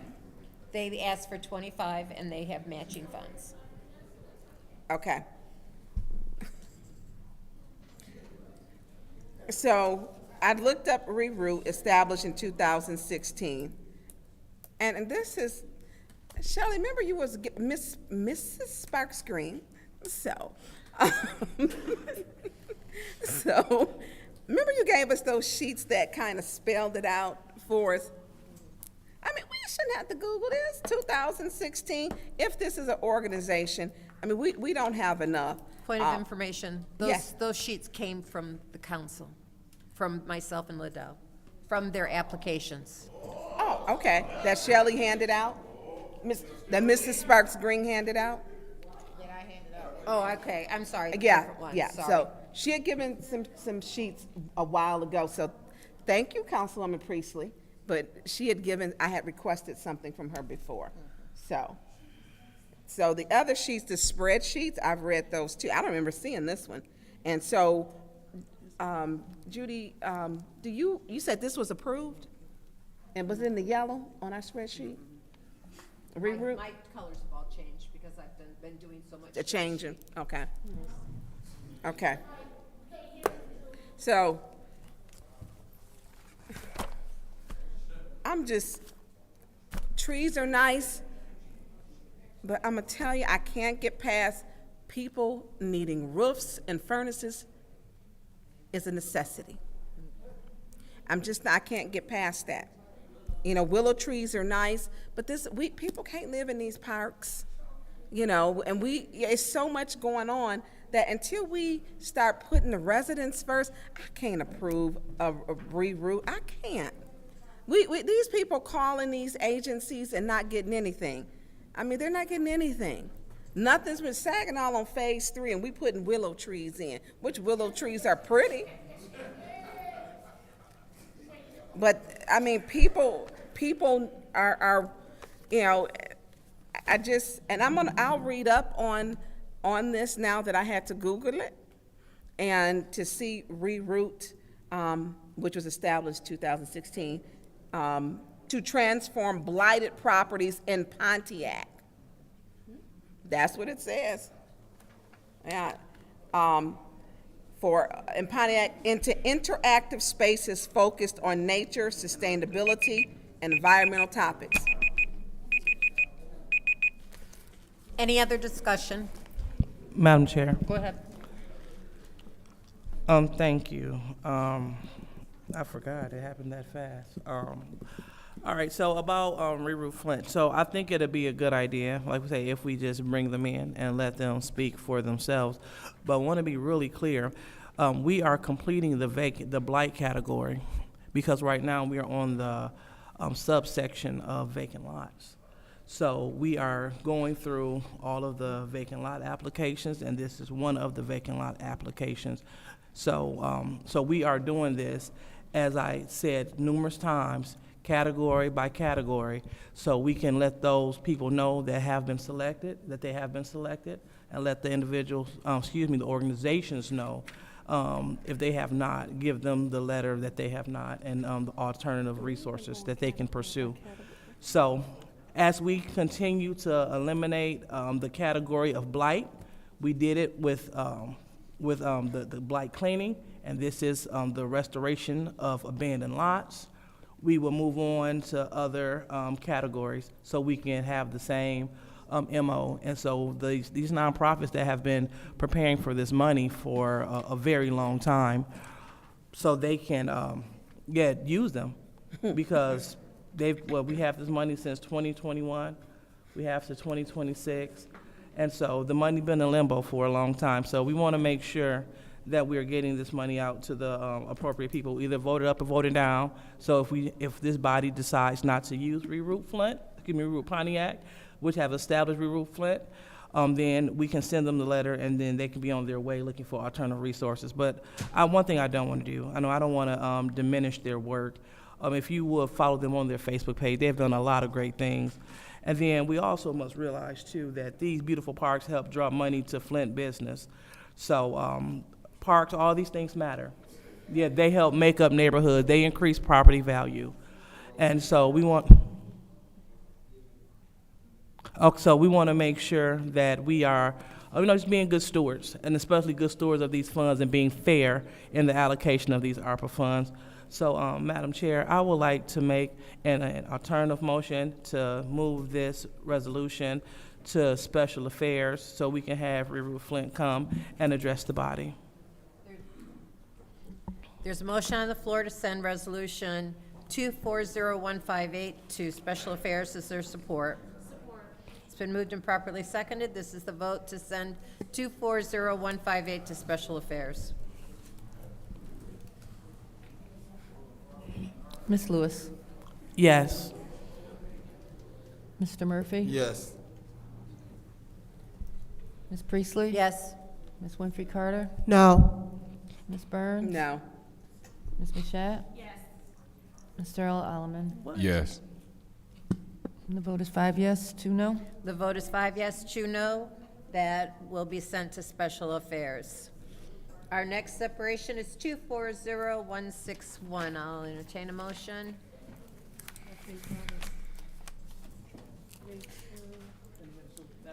Go ahead. I would like to move Resolution 240161 to council. Is there support? I support. It's been moved and properly seconded to send 240161 to council. Is there any discussion? Yes, Madam Chair. Go ahead. Ms. Green Sparks.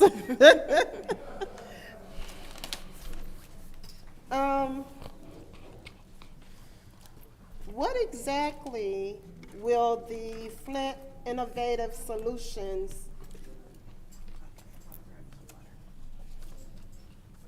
do as far as the 22,500?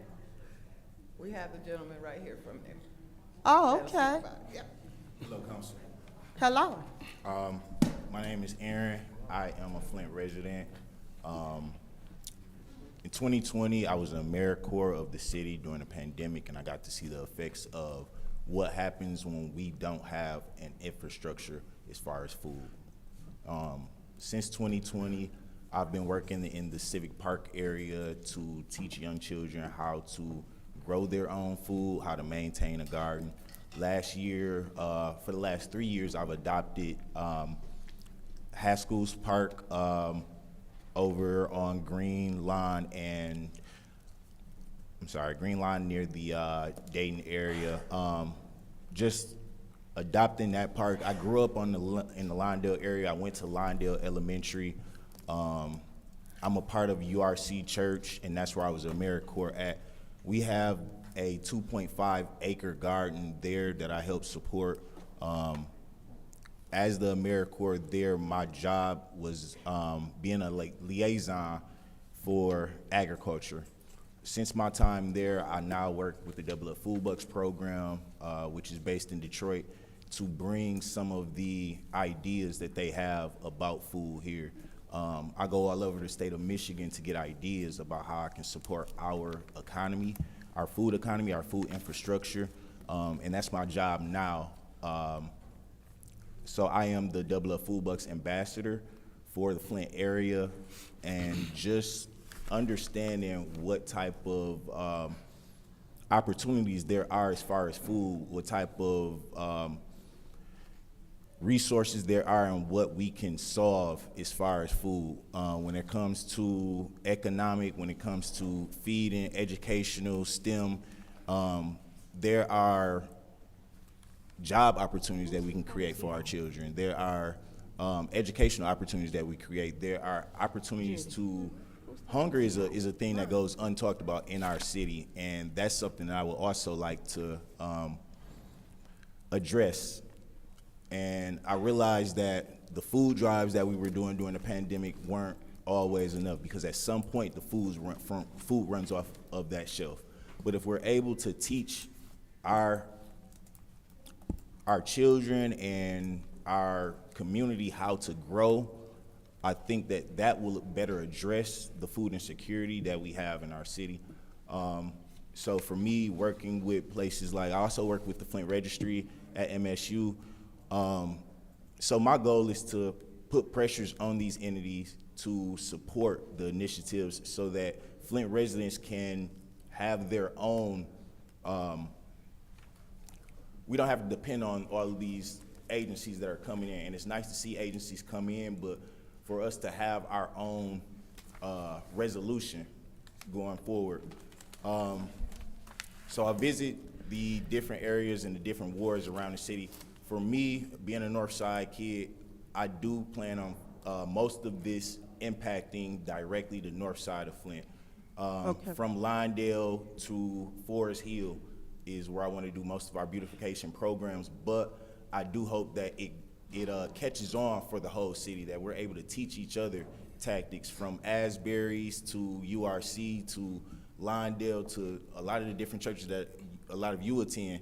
I've been there and I've been in those places, and this is something that we can benefit from as a city wide. So my main goal is to educate our youth, and in the future, hopefully it's something that is it's something that trickles down. Okay.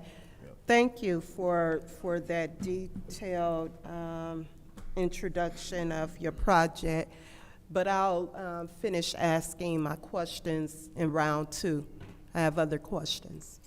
Thank you. Any other discussion? Madam Chair. Go ahead. Thank you. Thank you for stating. What was your name? Aaron Neely. And what's your last name? Neely. Are you related to Mayor Neely? I'm not. You're not? I'm not. Okay. Okay. I'm not. So I do know him.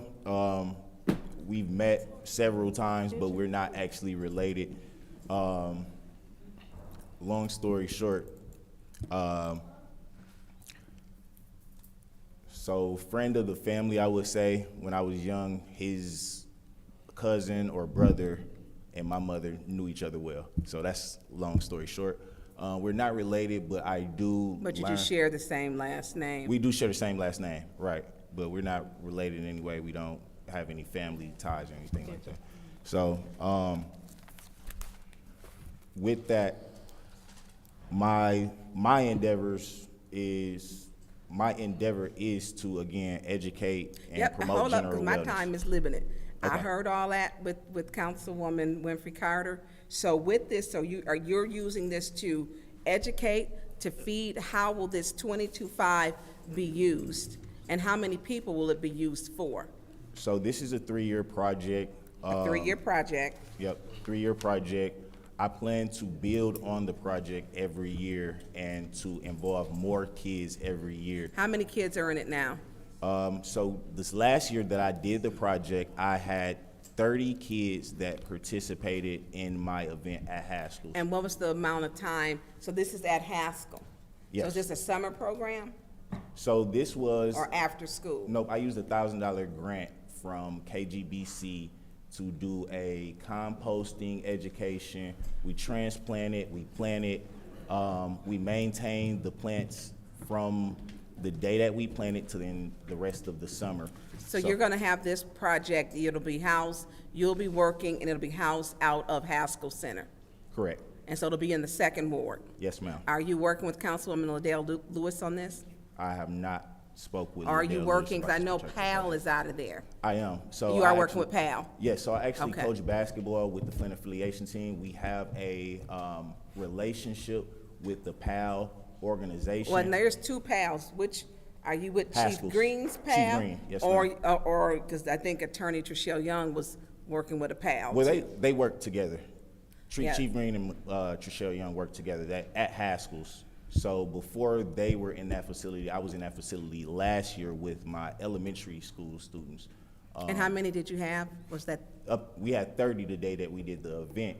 but what is your normal amount? I'm sorry? What is your normal amount of students or children that you have? So I've done most of my events from either AmeriCorps funding or KGBC funding.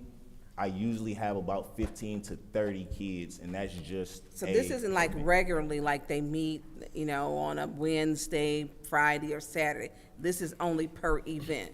So that is my hope going forward. With the lack of funding, I have not been able to do this event as a co-occurring weekly event. right? But So how what I- often does this happen? Or you're Yearly. asking for Ain't- 22.5, how frequently will this 22.5 allow you to move forward with doing events at Haskell? It'll allow me to weekly do beautification events and maintain, not What's just. a beautification event? So take a particular area and I say. got 1 minute left, Yeah, so you take a got. particular area and say, this is what we want to do. We want to put perennials, we want to put annuals, or we want to put fruits and vegetables in this area. Where do you put them at where are you putting them at? Whether it be a corner, whether it be a. In that area? Yes. So you would be between the- taking between- that and putting flowers or whatever in Haskell sits in the second ward? Yes, You would be ma'am. putting it in the second ward? Yes, ma'am. Okay. Between Forest Hill and Lawndale. And the Between Forest parameters Hill of and that would- Lawndale. Yep, going north and south, the parameters of that would be Dayton and Pasadena. Well, she ain't even voting on her own project and she leaving. Okay. Thank you, Mr. Neely. Thank you. Thank you, Council. Yeah. Any other? Go Yes. ahead. So, young man, I got some questions for you, because I was hearing you. Do you have specific vacant lots that you do on community garden or hoop house? Could you explain? So there are several vacant lots between Lawndale and Dartmouth, Dayton and Lawndale and Dartmouth. I grew up on Lawndale and Dayton. There's a vacant spot I plan to be my first spot, which is where my old house lies. What I'm trying to get, I know we got historical moments when we grew up somewhere. I'm trying to speak specifically to this grant. Lawndale is the priority spot that I'm Okay, going to do start. you have identified? Yes, sir. Lots? I have parcels. Is they in this resolution? So what I'm trying to get is, if we approve this, and great job trying to do on the work that you're doing in that area. I'm just trying to be clear that you have 3 or 4, 5, 6 vacant lots you identify, and you're going to do what with them? Beautify those lots and use those, so my first plan is to create raised garden beds in those areas. After we create those raised garden beds, we'll be donating those. So I plan to use the youth to create the raised garden beds, and we'll be donating them to seniors who will be able to. So you're actually not doing a garden, you just go build raised. Yep, so they'll. Hold on. So those. What's your point? I'm trying to hear. So those garden beds, they will. Hold go on in- for a minute, sir. I'm trying to hear him, but I hear someone in the back talking, and I can't concentrate on what he's saying because they back there talking. And I can hear them, so I want to concentrate on what he's saying. And no disrespect to whoever in the back talking, but I can hear y'all, and it's distracting me from him. Please keep the Thank you. voice, the sound So down to a minimum. you got 1, 2, 3. Are some of the vacant lots gonna be a garden, or?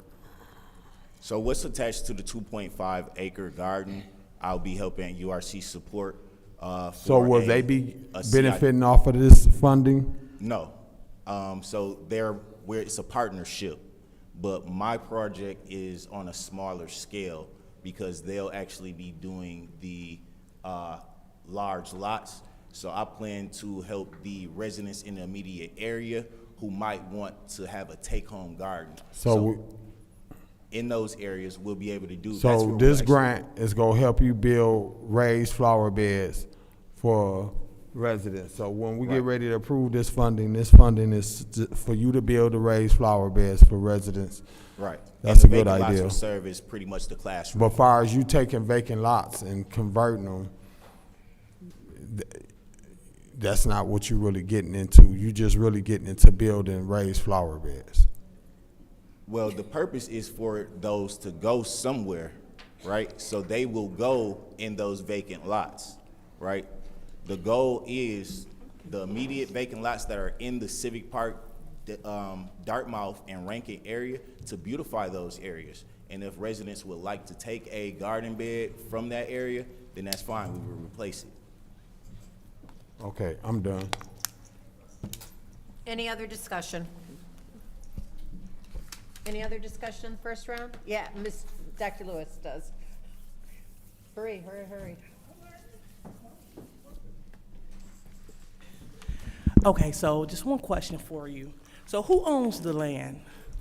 Well, actually, that land is not owned by the URC yet. Some of that land is owned by the URC. The rest of it is owned by the land bank. I have identified parcels that would be available for rent for, I believe they said for $1. Mm-hmm. So once renting the parcels for long enough, then it would be available for us to purchase it, which we've done the work in that community since I've been a part of that church in 2020. Even the areas that we don't rent, if it's in our immediate area, we take care of it because, you know what I mean, it makes no sense to take care of one side of the street and not do the other. Okay, so right now, you don't have the ownership or an agreement to lease the land as of yet? Not right now. I've identified the parcels. Mm-hmm. I don't have an agreement with the city of Flint because I just don't have the funding at the time.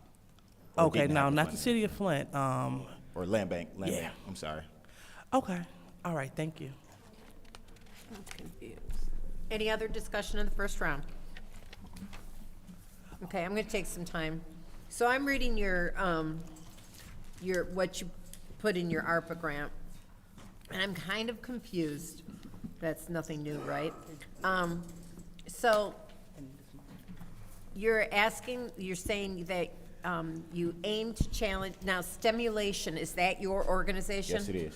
Okay, so that you challenge children to apply STEM skills to produce aquaponics, nutritional meals, garden beds, which you spoke about, walk-in greenhouse, compost, and more projects. And you talk about the garden beds and the vegetables that you can grow. Also, that you're talking about maintenance of 30 raised garden beds on an annual basis, 50 to 75 youth. And they will be constructed on vacant lots in North Flint. And you're talking about putting them on residents' property? I'm confused on that. So putting them in vacant lots, if residents in the area would like a garden bed. Like a then- community garden type thing? Correct. We would donate them one of those garden beds. That would be the goal, to donate one of those garden beds. Just to one them. for a vacant lot? How big are these garden beds gonna be? So, a lot of people who live in the Civic Park area have an adjacent vacant lot Right. next to them. Right. So one of the ideas that came up for people who and we've gauged people in that immediate area who would like, one, to learn about gardening education and to also have a garden bed. So after gauging the interest of the community, a lot of people have said, yeah, I would like to have a garden bed, but I don't want it to be too low, or I want something that is mobile, or I don't want to maintain a whole garden, but I do want a small garden. So for people who would like to do that and would like to get that knowledge of growing, and not necessarily have to do because we also have a mold problem here in Flint, a groundhog problem here in Flint, right? So Shall I tell you about my groundhogs that ate listen, my garden I got 3 enough stories times for already it, this right? year? So even for myself, trying to maintain the agriculture garden, which is in Civic Park area, it was pretty hard for me because of the low-lying ground, and just, we also have a soil issue, right, because of the lead. So this, for me, I think that it addresses a lot of different issues that we don't necessarily look at because we don't look at Flint as a agriculture city. Okay, how big are these raised gardens going to be? So I have some, Or do I you don't have have the a- diagrams with me, but I've worked with Edible Flint, and they actually have the picture diagrams. That was actually my idea before they created the diagrams in like 2021. They have diagrams. Those same garden beds, they now do garden bed education and building, and that's something that I'm working with the master gardeners to kind of bring to that area. So if people are interested. But I asked what size. I'm sorry, sidetrack. 24 by 30 inches are the smaller ones, if people would like a smaller garden house, and then I think that we said we would just like multiply the dimensions pretty much from there. Okay, because I have 4 4x4s and 1 4x8, and that, I mean, I can't can from it, but I can do everything else I need to do from it.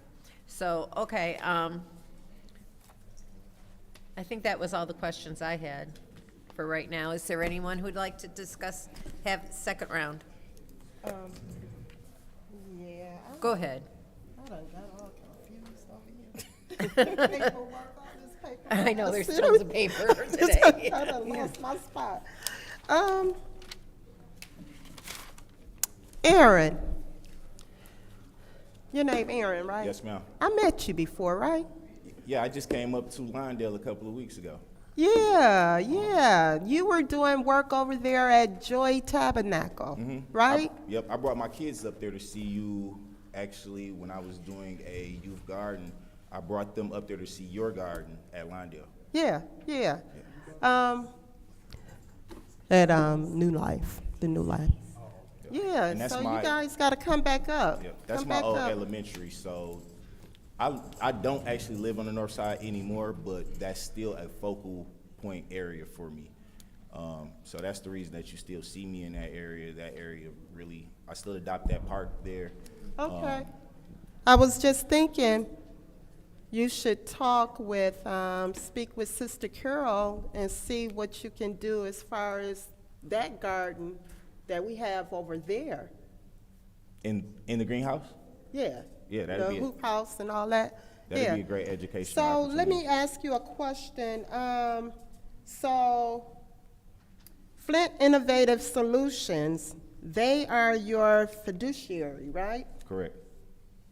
So I want to know how much of the funds go to them?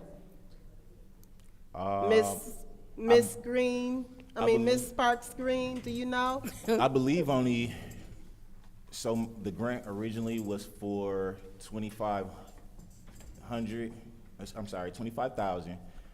I believe when they did my grant, I believe that they said that they would take 22.5, which is 10%, for facilitating the grant. Okay. So they'll take 2,500. Correct, which is why my grant is. 2,250. Yeah, 2,250. And so, well, no, this is not adding up. So now it's saying that you'll get, okay, so what was the amount? 22,500? 25,000. Okay. So So did they 10%. already take that out of the amount? I believe that that's why they're requesting for me to receive 22.5. Okay. Because that would add up. So then this is not right then. We need this to show.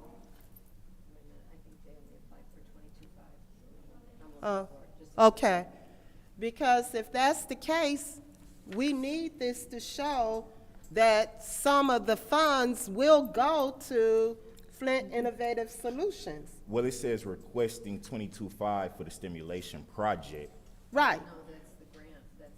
Is that the totality of the grant, or? That's what was in the grant? That was the grant. When was it Okay. applied for, Judy? Huh? When was it applied for? March 27th. Okay. So my question still stands. Is that, Madam Chair? What's your question? Go ahead. My question was. Thank you. Okay, so Fiduciary. what I'm gonna, I'm sorry, go ahead, Latrice. Excuse me. Oh, no, I was just stating that the grant application was for 22,500, not 25,000. Thank you. So that might not have been shared with me after the application was processed. I'm sorry, that might not have been shared. I don't believe that was shared with me after the application was processed. So for whatever reason, I can inquire about why that is. I don't have that information right at the time. I actually have not. I have not spoken with Innovated beyond last Friday. So. Okay, and did they work with you on this application? They did. They did, okay, all right. So, so what I'm gonna do, I'm gonna, put a motion on the floor to table this indefinitely. And that's so, you can come back, with your agreement, cause we can't work on land that we don't have any agreement on. So, whether it's purchased or whether it's leased, we wanna give you an opportunity to get that paperwork together. Okay, because again, this specific pot of money is for vacant land. And so we want to make sure that we are being covered legally, that you're being covered legally, and then, come back and represent some of this information so we can have the clarity that we need. But one thing that we can't do, we can't give you funds to do things on someone else's property. So this will give you time to go and solidify an agreement, whatever your agreement is going to be, lease or to buy. And then when you come back before the body, you can let us know in more details what you're going to do with your specific parcel. Okay? So, question. And hold on, Ms. Park Green. So, this resolution was passed through council already at one time, but the account number was wrong on there. So this is just really like a resubmittal with the right information in the account number on it, but it was already passed at one time. For Point of information. Go ahead, Davina, please start the time. I don't know, I'm gonna sit there and say, I know all the resolutions that have been passed. Shay and I have been going over them very well in detail to make sure that our numbers, the administration numbers and the council numbers match on the spreadsheet that I provide to our council members, and this has never been on it.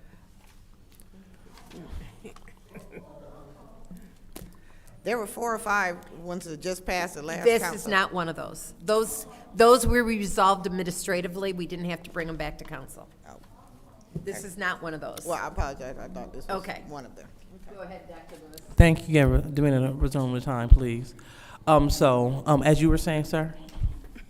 So in the event that purchasing these parcels is a part of, let's say I get to the point to where that is a barrier, the cost of purchasing the parcels, would the ARPA funds be available to help me make that purchase of the parcels? Or would I have to already have ownership of these parcels to do the vacant lots? Or is that specified anywhere? Oh, well, that's my time in the second round. I'll let, Is it okay if I take colleague. I want to speak. Now you gotta go to bathroom. I want to speak. Go ahead. Thank you. You can go ahead. So- I just wanna go. So here's what we want to see you be successful. We got a project going on now on Marengo, Baltimore, Philadelphia, Lamita area between North and it's Selby, I think. Yeah, Selby Street. No, it's industrial. Excuse me. And before the contractors could proceed or we can do anything on those properties, I think it's like 30 or 40 something vacant lots that the Genesee County Conservation District is taking on to clean up and all of that. They had to go and work with the city of Flint, and they also had to work with the Genesee County Land Bank to come up with a lease agreement for those properties, because they had to make sure that they deal with any legal issues. So you don't have to purchase these lots. Just go to the land bank and identify your properties that you're trying to do and let them know that you want to do 4 or 5 vacant lots and you want to do a project on this lot, or you want to just do 1 lot. But just do a lease agreement with the land bank so you could be protected and it just could have your grant looking better. Because I know we got stalled because stuff wasn't getting signed off with the city, and stuff wasn't getting signed off with the land bank, so they didn't want to proceed on moving forward as far as cleaning up those vacant lots until everything was signed. So what she's telling you to do is just go and try to get that done. Look at the vacant lots, whether they on Lawndale, go to the land bank and do a lease agreement. It's not hard, it's simple. Okay. And then you can do it up under your organization or innovation, whatever, however you choose to do it.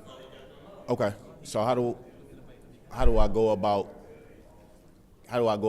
once I do recover that information to I guess have my hearing come before you guys again to discuss If you this, get a or- copy of that grant for the $22,000, submit that with your lease agreement to the land bank so that they can try to expedite signing off on, because they'll support you. Okay, once I get that information, to get back here so that I don't jump through the hoops of having to wait, because my original, when the rest of That's the, his time, that's his time. Do you want to take, you want to have him Excuse me. continue, or you want to ask your question, or whatever? I want to. Can I finish my question? Just, These are not my rules, Mr. Neely. I can take my time. That was and let him kinda finish rude, and though. I answer mean, it, Or just- you can take your time. Just a second. We're gonna, If you're gonna come back to me I will after let you come back. Yeah, okay, well, go ahead. Okay, so this is the thing. Contact the land bank, okay? Get a lease agreement on a vacant lot or vacant lots that you want to do this project on. Then contact Ms. Sparks Green and say, I've got my contract, can you bring it, can my grant come back before council? And she will bring it back to us. okay. Okay? That's the thing. All right, I'm going to go ahead and, Ms. Burns. Okay. Mr. Neely, Yes, ma'am. Miss Winfrey Carter states you're a very hard worker, and I love to see young men. You said you have a family. You said your children. How many children do you have? I got 2 beautiful girls. Okay, and so you really need some help developing what you're doing. You really need to get with Tyler Bailey also, because you're trying to do something without having a plan to help do it, and you're asking questions. I know I can't help you from up here, but I could help you down there, but you need some help to do it right. You do need to get, and I'm gonna give you his number. You need to contact also Tyler Bailey. He is with our city, You got something to write with? I'm gonna come out there. I'll put it in I'm my gonna give phone. you his number before I go, because I don't want you to struggle with your answers up there. I wanna support what you're doing, if it's in the right way, and, to get you to where you need to be. And did Mrs. Shelley Sparks Green, how did this resolution get up here? Who sent this up here? We did. The council The did. council did? Liddell and I did. Okay, because we needed to make sure that he was really more prepared. And I know they keep saying, no, we're going in order. We have not went in, we have been all over the place with giving funding and categories. We have been literally all over the map. And did you feel you were prepared for this? How much notice did you get before you knew you had to be here? I don't want to put anybody on the spot. God, well, you can tell me in the air. I mean, you might want my vote. Well, these young ladies here are all the communication that I've gotten. So I haven't Okay, gotten any I want communication you to from get the anybody. help that you know. I'm gonna give you Tyler Bailey's number. Ms. Winfrey Carter's got some other resources for you, and that's one thing that we have to do a better job, and it's in the city of Flint, is getting resources to those people who also need help. And so I'll give you his number, and then, I mean, you weren't ready. And I'm gonna tell you, I'm all sorts of And the thing confused. is, I have information, I just, knowing the day before that I'm gonna present it is a Yep. total different ball. I don't know if you own the land, and I'm supporting, I don't know if how the flower beds, and I'm confused. And it is 9:40:51, and I don't want yours to tank. I think Councilman Murphy, did someone put a motion on the floor to put Not yet. Yeah, to send it back, and you need to I'm gonna connect you with some people, okay? That I am going to do. Do you want to make the motion? Motion to, I think Table Councilwoman indefinitely. Liddell, She she put didn't it make on. the, no. So can y'all promise y'all won't be on a whole nother category when I come back? Listen, No. we ain't been on categories in order at no point, I'm gonna be honest. No, We've been all over the map. Okay, it's going to come back. I got every one of y'all contact information, so I'm gonna reach out to And I answer my phone. All right. So, So go ahead and make the motion. motion to table this indefinitely. It didn't, There's a motion on the floor to table resolution 240161 indefinitely. Is there support? I support. Okay, it's been moved and properly seconded to table this resolution indefinitely. This is the vote.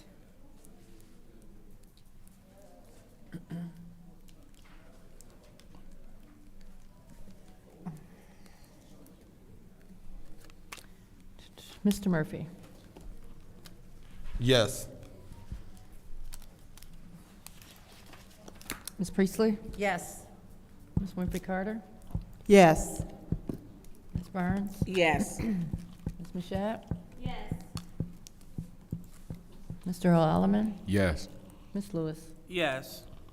Vote is 7 yes, 0 no. The vote is 7 yes, 0 no. That will be tabled indefinitely, and we're looking forward to hearing about it again when you come back with your property. I appreciate it. We will listen. Okay. The next resolution is 240169. We'll entertain a motion. 240169. Madam Chair. Go ahead, Ms. Winfrey Carter. For the purpose of getting it put on the floor for discussion, I'll make a motion to send 240189. 169. 169, I'm sorry, 169, reallocation of opera funds to payment of uncollected trash fees to council. Is there support? Support. It's been moved and properly seconded to send, to move 240169 to council. Is there any discussion? Madam Chair. Go ahead. Mr. Field. More. Okay, my brain is not keeping up tonight.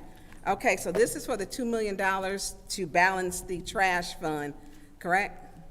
Yes, for this year and next year.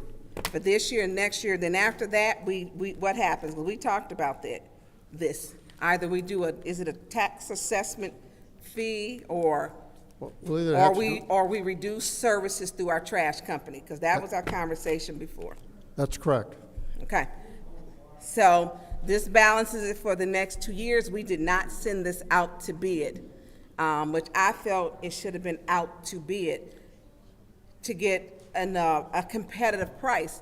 I know that Priority was really sticking to their guns because we were marrying the trash cans, recycle, to this contract. What's our contract with them? We gave them an additional 5 years? That's correct. Yes, And it was a no-bid contract. correct. Okay. I'm not supporting this. I did not support not putting it out to bid. I'm not supporting the fact that if we keep Priority, we're gonna have to we can't raise taxes any higher. We're gonna have to raise water bills, which I'm told at least 30%. We got 9,000 liens out, and then if we don't, with Priority, either we have a reduction in services because we have a premium service, or we get a tax assessment because the taxes can't be raised any higher. Is that correct? We can't raise taxes any higher. We can change the assessment. Okay, and so you can get assessed. So we're gonna have, at some point, we're gonna have to pony up for this difference. Correct. At some point.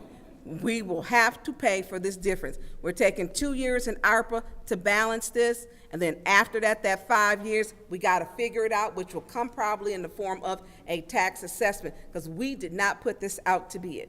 I'm not supporting this. Thank you.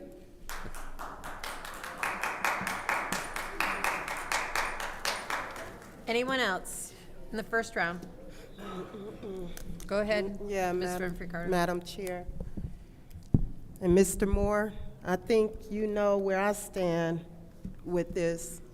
I didn't vote for any of that with priority, and I'm certainly not going to be voting to take ARPA funds to pay uncollected trash fees. I'm just not.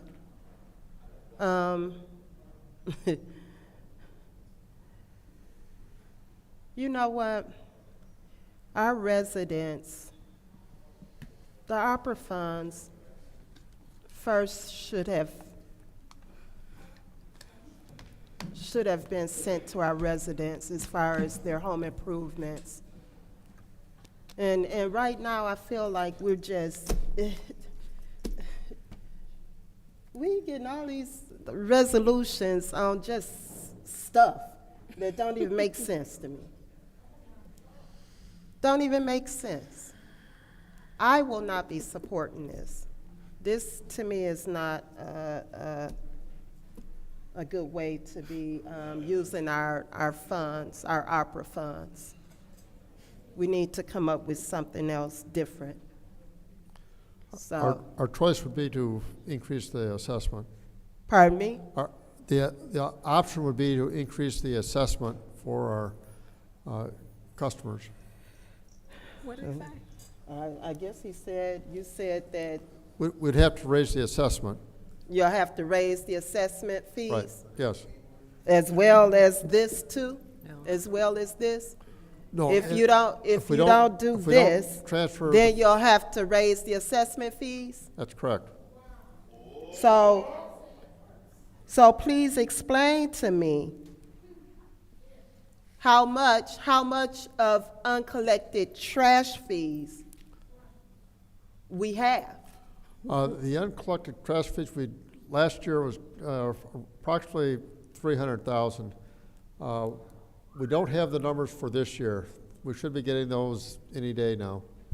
So you know what?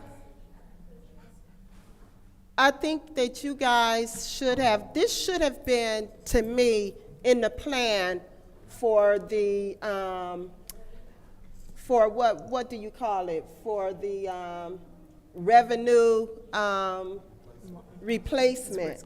We should have had, no, we should have had this already spelled out before us. You know? This is under the revenue replacement category. Okay. What is that? So why doesn't it say that?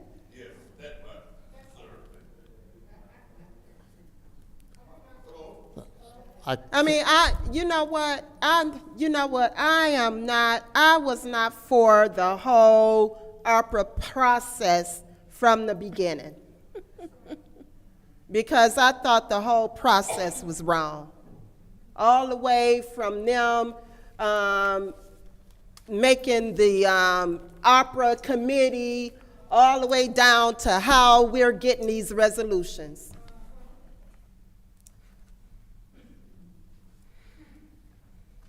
This process to me has been totally done wrong. But like I said, this should have been already presented to us under the revenue replacement funds. We should have had a whole list of things that we were going to use as far as revenue replacement. So I will not be voting for this. Thank you. Go ahead, Dr. Lewis. Thank you, Ms. Priestley. So, as we look at this resolution, we see that you are looking to take the money out of revenue replacement. And to my knowledge, that was exactly what this money was sent here for, to help replace revenue lost from COVID. That's correct. Correct, okay. And so, with these funds, that is exactly what we're doing, correct? Yes, ma'am. Okay, so just want to be clear, and I also just want to state on the record as well, I hear my colleagues state that they are unhappy with the ARPA process and the way things are happening. However, no one offered any other solutions or feedback. And so, What's your request? Did we not offer feedback? Did we not make a motion to put more money into the line item of home improvements? Go ahead, Dr. Lewis. I appreciate that. Point of information. Thank She you. needs to stop with what she's talking about.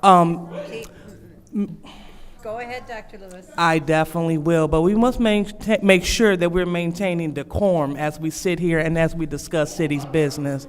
Request So- for information. What's your request? Madam Chair, she said who are the colleagues she's referring to that said that, because I did not say I didn't like the process. So are we saying, is it singular or is it plural? Go ahead, Dr. Lewis. Thank you. And so, as we enter into this season of handling the city's business, let's make sure that we are solutions-based.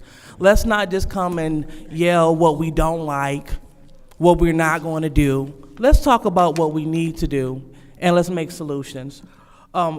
According to this resolution, this is a solution to fill this lost revenue and this gap in funding. And it also helped put us on the right track in terms of these uncollected trash fees. Unfortunately, when you don't pay your taxes, things do not get paid. I wish that we had a magical tree where we can grab money from, but when people don't pay, bills don't get paid. At the end of the day, people must get paid. And so this money is replacing revenue. So I just encourage my colleagues to let's stand down. Let's agree to work with all council members. Let's go ahead and look for solutions. And this right here is a solution to this problem that we have with the uncollected trash fees. So thank you so much, Ms. Griffin, and thank you so much.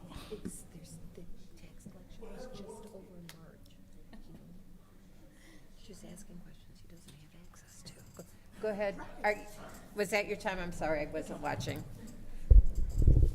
Okay, anyone else in the first round? Yes. Go ahead, Mr. So Murphy. will this 1 million cover the ending fiscal year, June 30th, that we finna close out?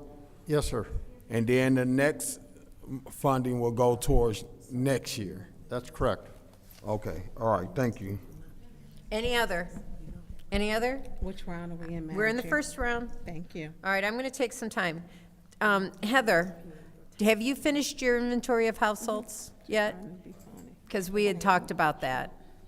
For Which for inventory? garbage collection. Like which inventory? For garbage collection, Okay. occupied homes. Yep, so the house count has not been done at this time. We're just generating the information that comes through Amanda's office. Okay, because I felt I thought that was going to be done so that we could adjust the rate. The problem is that we knew when this, I remember as a resident reading in the paper that the last year the contract was going to be large, and that was one of the controversies. We didn't raise rates. Correct. And the fact is that in the ARPA plan, I can't remember how many millions we have in there for things like this. There's like over 16 million, I think. I don't have it in front of me. That's very close. That's very close. And so that was for lost revenue that the city sustained during COVID. We have 16 million. Some of that has been spent on different projects, and some of us, Shay and I, are going to go back and forth on where it should be. But so this is an acceptable expenditure from ARPA, from money the city is going to needs for itself. We could actually have taken close to 39 million for ourselves. That's correct.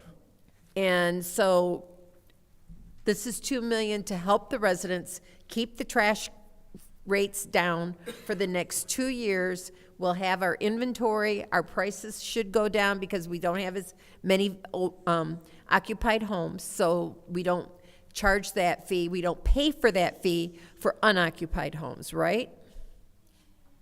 It's not necessarily based on unoccupied, because I know that was the question that was asked of me earlier. It's based on whether they're, if it's a taxable home. Oh, okay. If it's taxable, then the waste assessment fee is placed in with that tax. Okay. So it can be empty and still pay that tax. Like so yes. many of the other Yes. the houses in my ward, right? Okay, so we've lost a lot of homes. We've lost a lot of residents. I think 500, I don't know how many homes do we know? The current number that we have written down is 34,305. Okay. So with that number, that obviously adjusts. I mean, literally on a daily basis, Amanda told me that things can change. Okay. So we have a roundabout. So the house count, for purposes of us moving forward right now, would not be a benefit to us. We will need to do that going in the future. So maybe like in 6 months or so, we'll start that process. So do we know how many houses were turned over to the land bank this year, Phil? Yeah, I'm Mr. not Moore? privy to that. No? I do not know.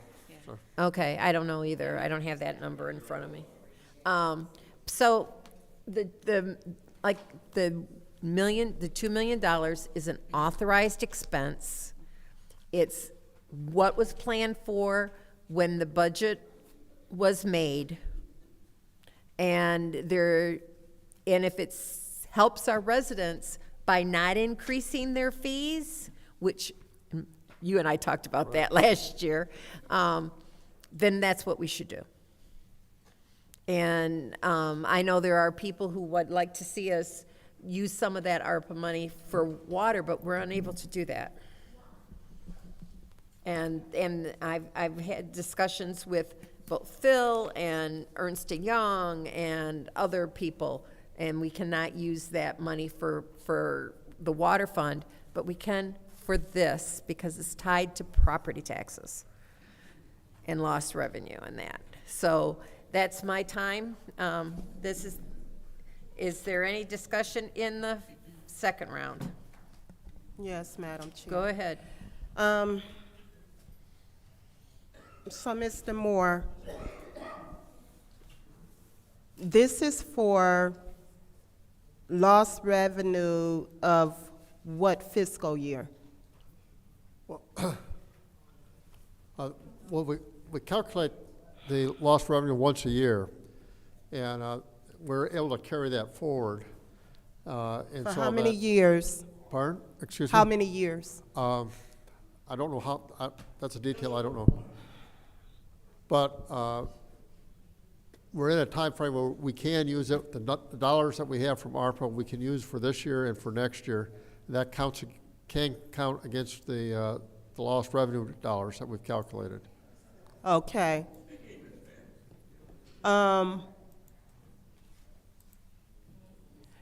So if it's for the fiscal year of 23-24, That's correct. we're gonna probably have a bigger deficit for 24-25. Now, another question. If we approve this, you guys aren't gonna come back to us next week, week after, when we approve the budget and say, we're gonna go up on the assessment fees for garbage collection, are you? I certainly hope not, no. We're planning to do that. We shouldn't. No. We shouldn't, because if that's the case, why are we doing this? No, there are no plans for that. Huh? There are no plans to raise the assessment for Because 24, this is 25. gonna take care This is of going it, to take care of it, yes, ma'am. okay? What about the light assessment fee? What are we doing for that? We're planning no change in the light assessment fee. We're straight with the light assessment fee. Yes, ma'am. But see, I didn't agree with that whole garbage contract and all that. I just didn't. I saw all of this coming. I did. This is not right. I'll just have to make my decision. Let me listen to my other colleagues. Thank you. Any other discussion in the second round? Madam Chair. Go ahead. And I'm gonna reiterate again, because it was a big issue. We were marrying those two together, and it was being presented as if we had to take priority in order to get the grant, and they have to outfit their trucks and all of this.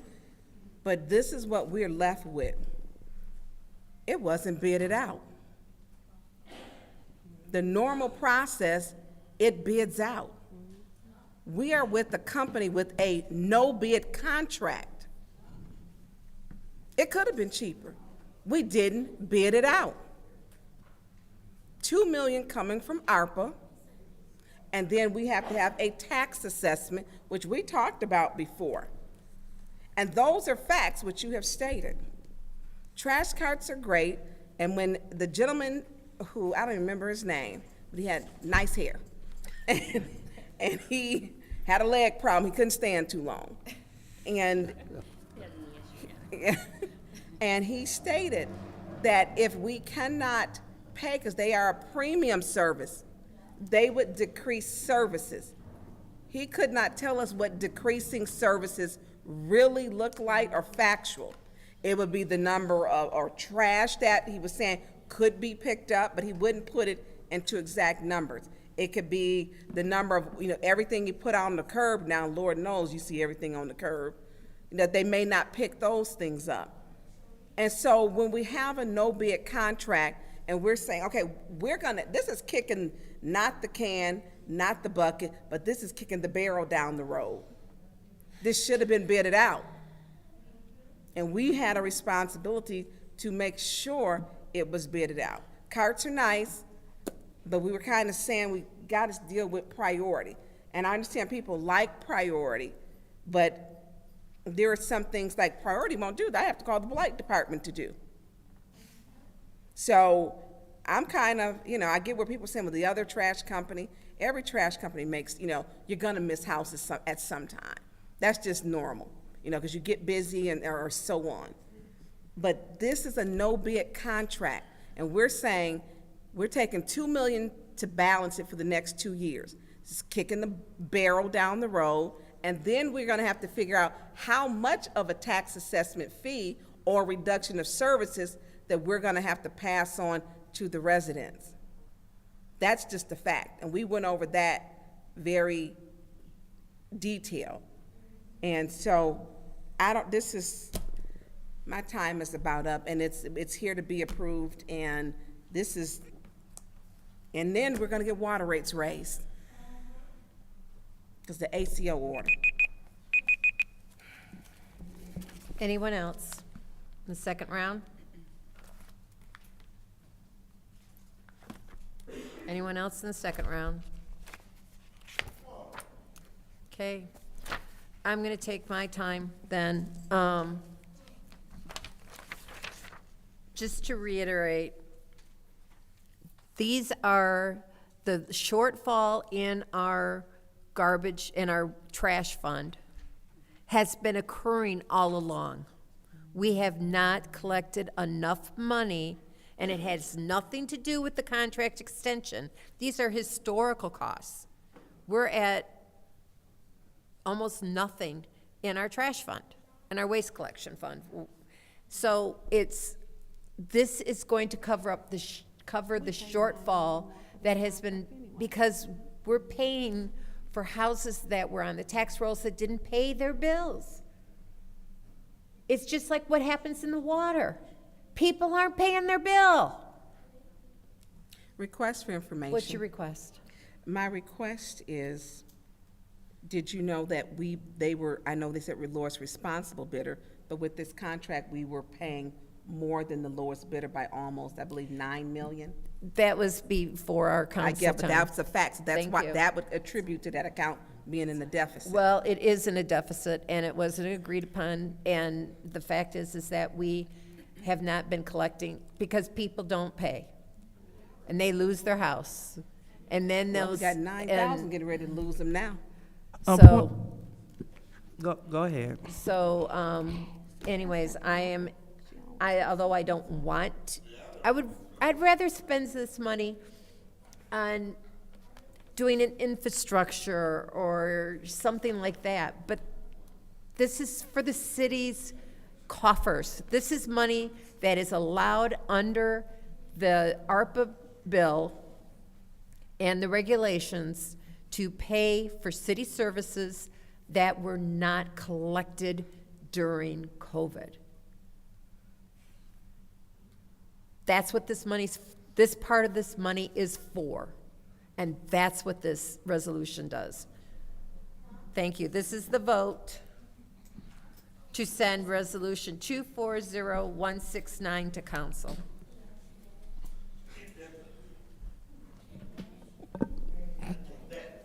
Ms. Priestley? Yes. Ms. Winfrey Carter? No. Ms. Burns? I abstain because this should have been put out to bid. We have a trash company with a 5-year no-bid contract. Ms. Mushat? Mr. Alleman? I'll be abstaining due to the lack of not being here when this was originally taking place. Ms. Lewis? Yes. Mr. Murphy? Yes. The vote is 4 yes, 1 no, 2 abstentions. The vote is 4 yes, 1 no, 2 abstentions. That motion failed. Is there, do we have a substitute motion? Will I entertain, I will entertain. Excuse me, who's chairing this meeting? That's your warning, baby doll. That's your warning. And Mr. Woodson, that's a warning and a half. Go.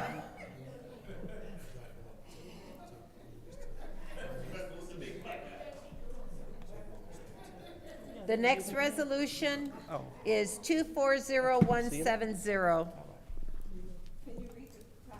It's the one with the language. We're on to that one. There's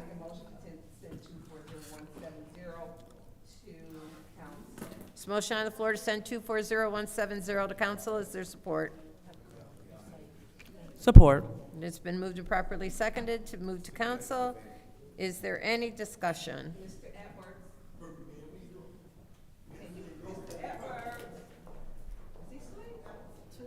Clyde? Oh. This is just the language change. And Yeah, no, I'm no, you're good fine, then. guys. You're Yeah, fine. You're fine. I'm good. You want Davina? We'll do it. Nope, I'm done. Let's just move on. Oh, I'm good. okay. That's what we got to ask, Davina. Oh. You want to take your time to ask? I'm tired. Okay. Any discussion in the first round?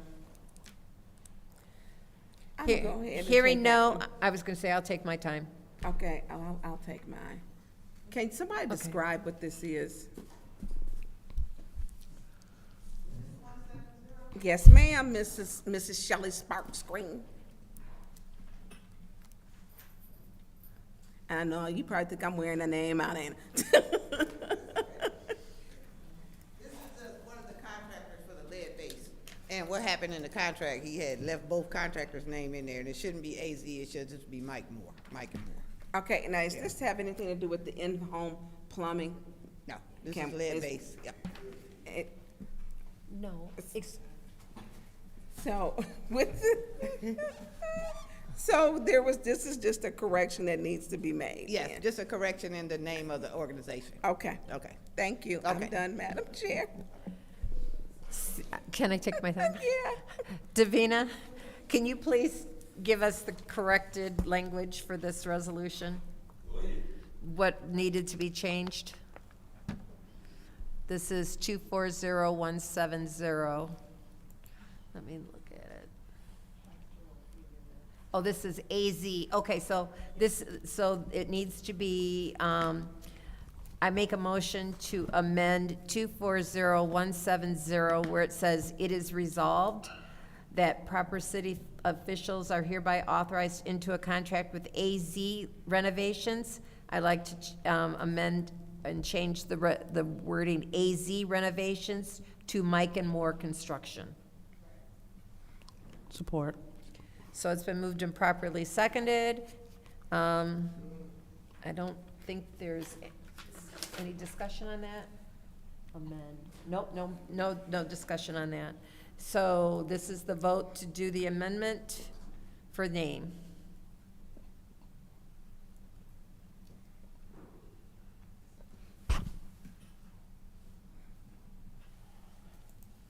Ms. Winfrey Carter. Yes.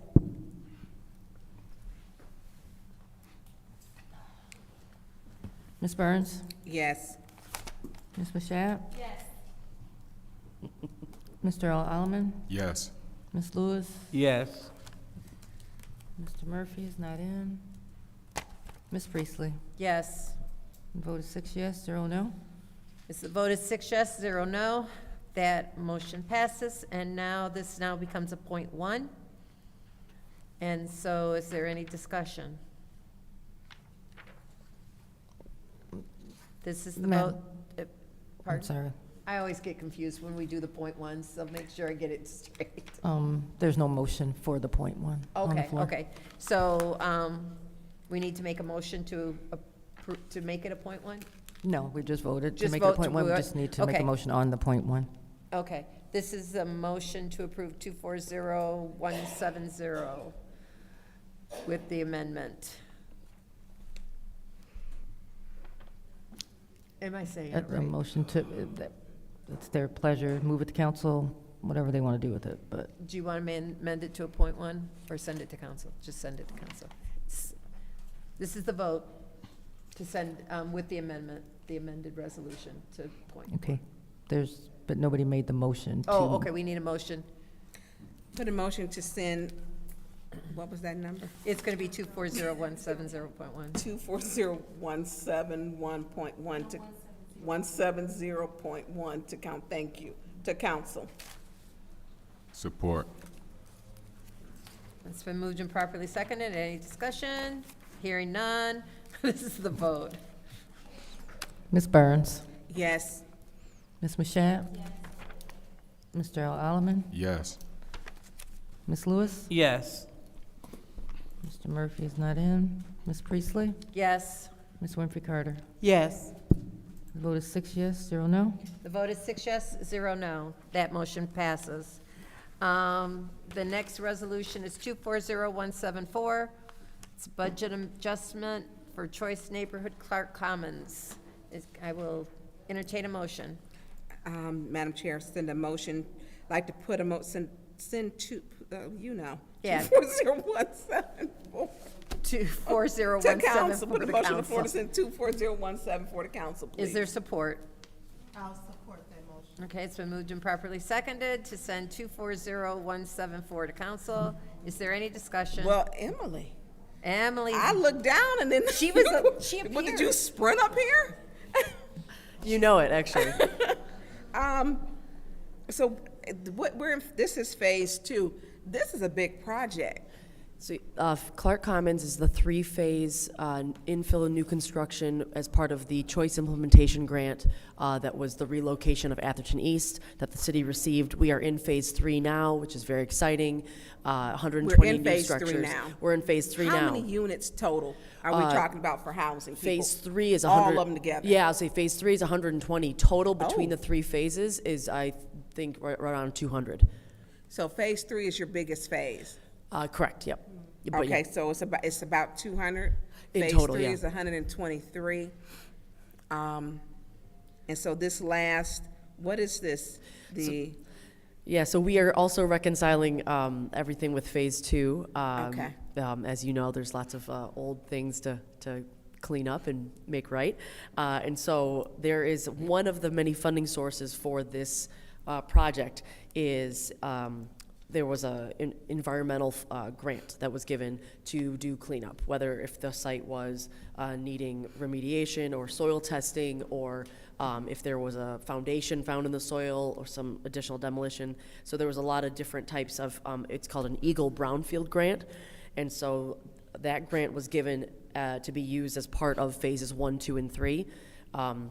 There are costs that phase 2 incurred that are eligible to be paid that were these types of costs, that instead of using other housing funds that would to cover those, as we're again finalizing out phase 2, we can use costs from this grant. But we have to do a budget adjustment because it's more than what was expected to use from this grant for that phase. I'm sorry, I'm tired today. It's okay. Yeah. And I can tell specifically, it's that $475,000 was initially budgeted for phase 2 to be used out of the grant, out of this Eagle Brownfield grant, and we need to add an additional $150,000 because when we are reconciling what was spent, we want to pay that $150,000 of cost out of this grant instead of a different grant. Okay.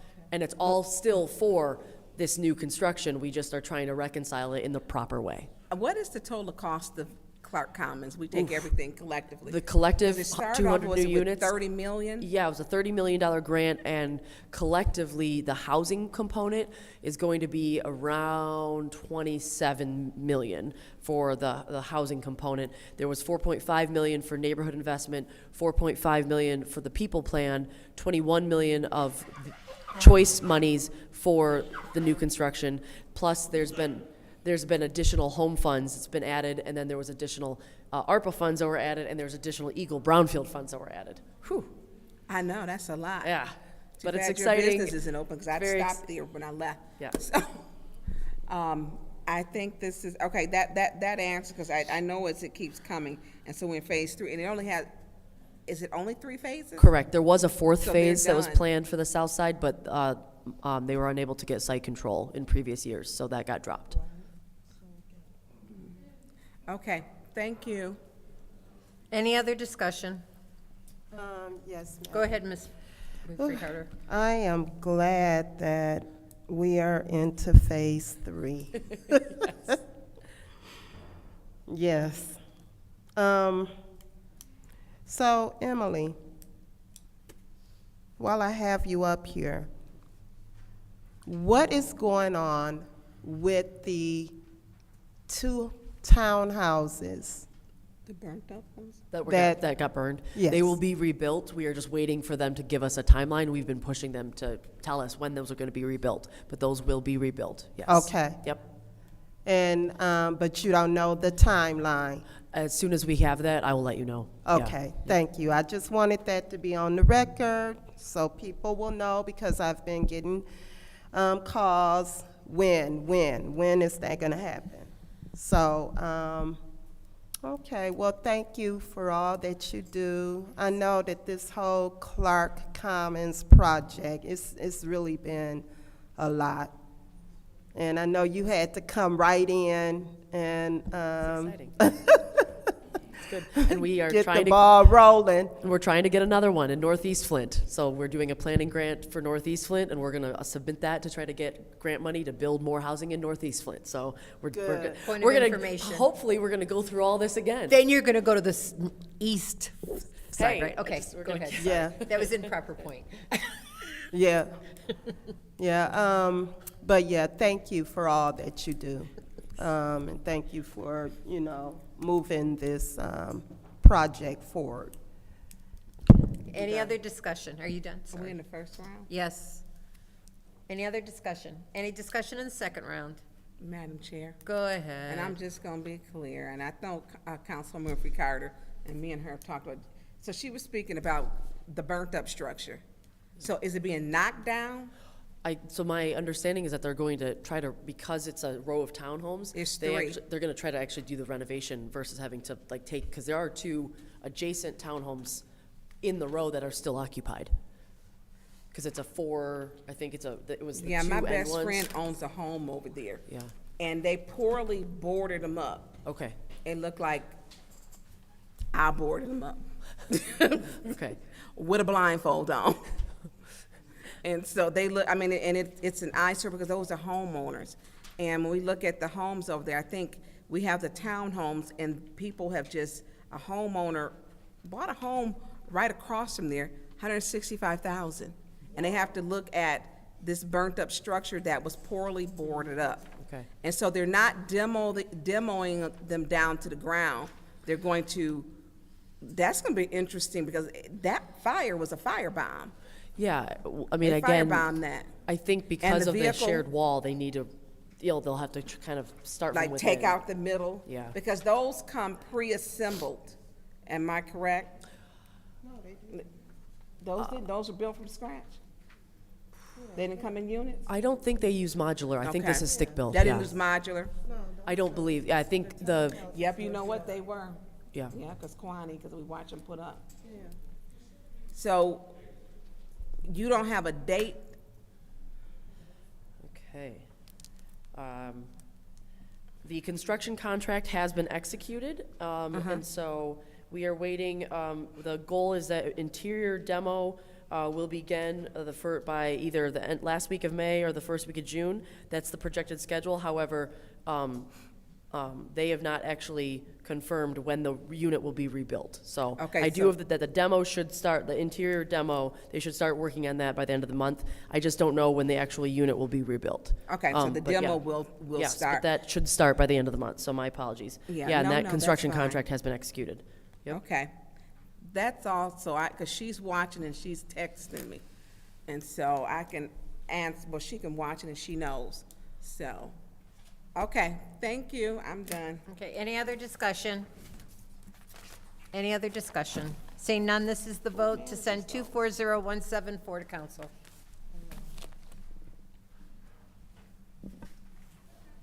Ms. Mushat? Yes. Mr. Earl Alleman? Yes. Ms. Lewis? Yes. Mr. Murphy is absent. Ms. Priestley? Yes. Ms. Winfrey Carter? Yes. Ms. Burns? Yes. Vote 6 yes, 0 no. The vote is 6 yes, 0 no. That will be sent to council. Now we're going back to our 240140. Mr. Moore. Mr. Moore. Just a second. We need to have a motion to bring that back up. Put a motion on the floor to bring 240140 Yep, 240140. on the floor to bring it back, to untable it. There's motion on the floor. Is there support? Support. It's been moved properly seconded. I guess we have to vote.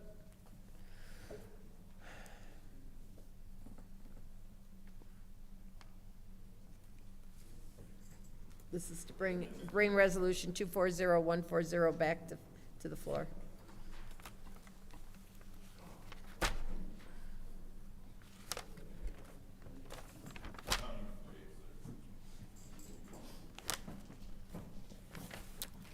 Sorry. Mr. Earl Alleman? Yes. Ms. Lewis?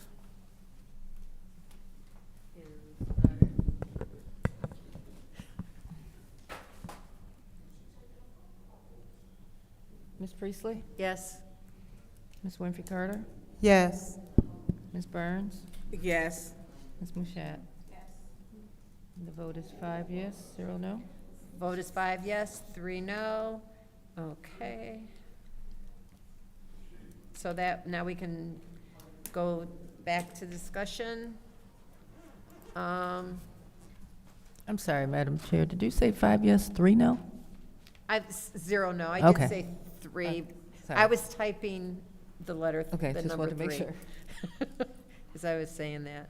Okay, so, let's see, so we're in the second round, and the only person who has spoken in the second round is Ms. Burns. Did I have time left? Because he was supposed to get an answer on the bonds. I don't know He if came he with did or paper. not. Thank you. Thank you.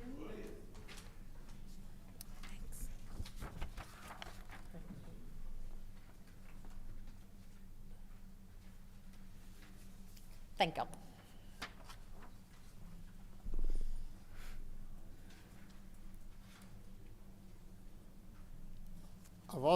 I've also sent a copy of the audit for the DDA to Davina, and she can email that to you tomorrow.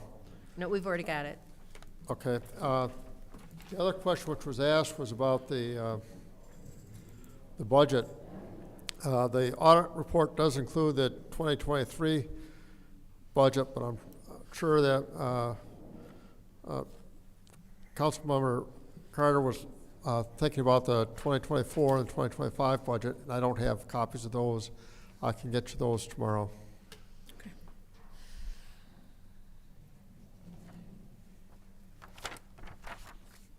So was that, I think, my time? So the Rutherford, can you explain this? Is it my time or was I out of time, Judy? I don't know. I don't know, but you know what? Let's go ahead and start the second. Without objection, I'll order start a second round again.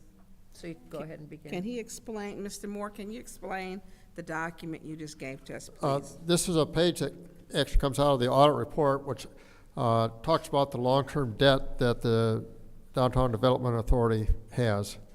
And they have two debt issues right now, a revenue bond and a loan payable.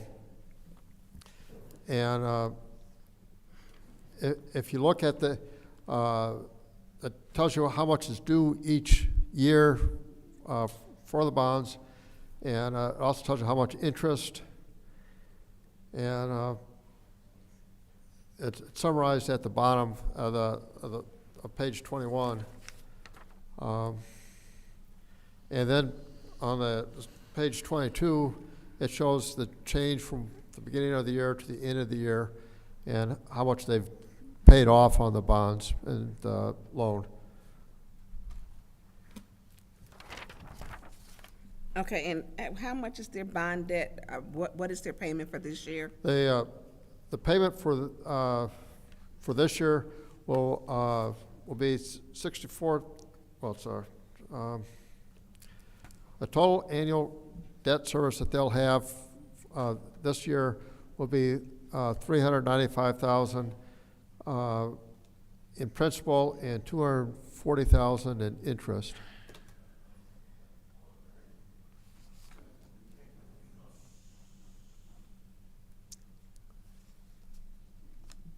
Okay. Thank you. Okay. Is there any other discussion? In the second round?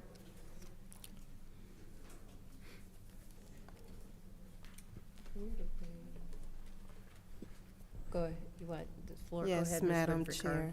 Go ahead. Mr. Moore, I'm looking at the audit report, and I am trying to find the information requested by Councilwoman Burns as far as the money that was supposed to be paid back to the DDA. That won't be identified in the audit report because it's consolidated with other information. I can get that information from the Okay. DDA, but you When won't see can that. you- That won't be identified directly in the audit report. When can you have that information? I'll for ask us? for it tomorrow. I'll see if I can get it tomorrow. Okay. So, we might need to send this to, Special Affairs. Want to make a motion? Y'all want me to make the motion? Anybody else want to? Go ahead and make a motion. I'll make a motion to send, this resolution to Special Affairs because we don't have all the information we need. Not to say that. Yeah. Okay. I made my motion. Okay. Is there support? Support. Been moved and properly seconded. Send it to Special Affairs. This is the vote for sending to Special Affairs. Did she want to speak? Did you want to speak? Ms. Lewis? Yes. Special Affairs. Ms. Priestley? Oh, that is Yes. your Ms. Winfrey Carter? I'm sorry, Madam Chair, did you say me? Ms. Winfrey Carter? Oh, I was. Yes. Ms. Burns? Yes. Ms. Mashat? Yes. Mr. Earl Allen? Yes. That they need to have their. The vote is 6 yes, 0 no. Special Affairs. Okay, the vote is 6 yes, 0 no.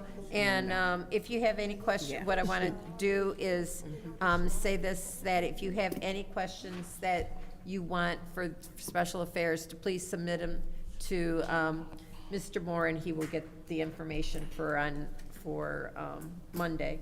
So the next item on our agenda is a discussion of ward priority ARPA dollars. Madam Chair. Go ahead.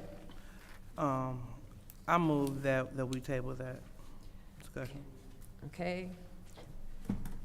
A motion on the floor to table the discussion of ward priority ARPA dollars. Is there support?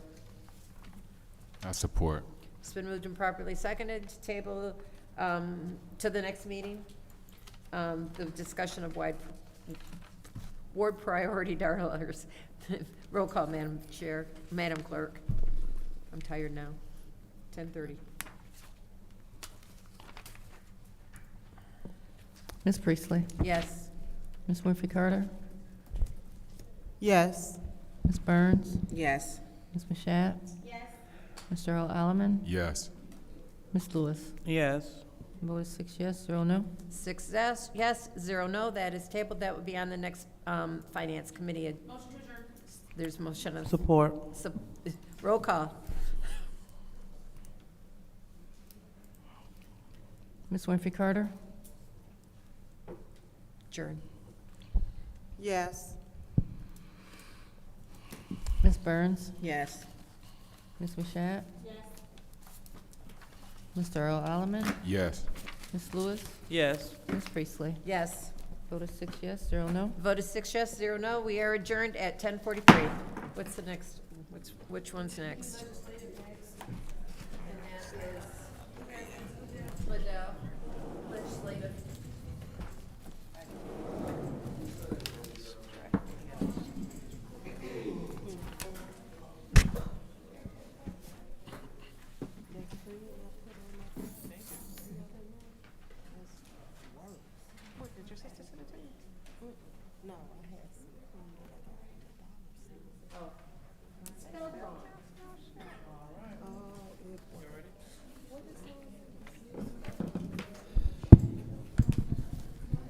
Okay. We'll wait till she come back to her seat.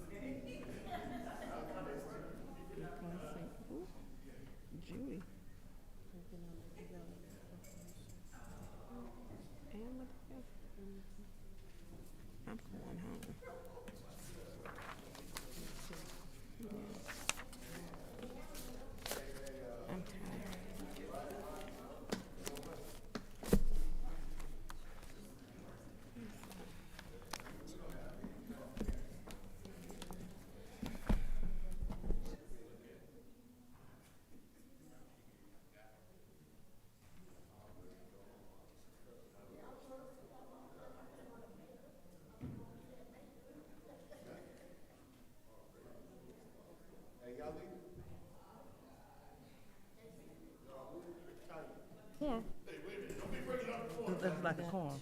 It's like a corn, man. Look, they leave it. Yeah. Well, I guess I won't explode. All right. Just go sit down. That's it. All right. Yep, there we go.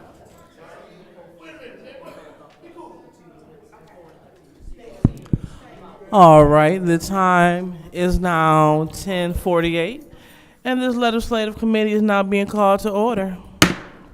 Roll call, Madam Clerk. Mr. Al Alaman?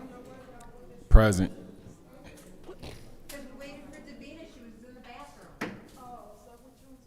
Yes, but go ahead. Proceed with the roll call. Ms. Lewis? Present. Mr. Murphy is absent. Ms. Priestley? Present. Ms. Winfrey Carter is not in. Ms. Burns is not in. Ms. Mushat? Present. Mr. Pfeiffer is absent. Ms. Worthing is absent. You have 4 members present. We have 4 members present. Therefore, the time is 10:49, and the legislative committee will adjourn for lack of quorum. Yeah, tell the residents they can't have their fire.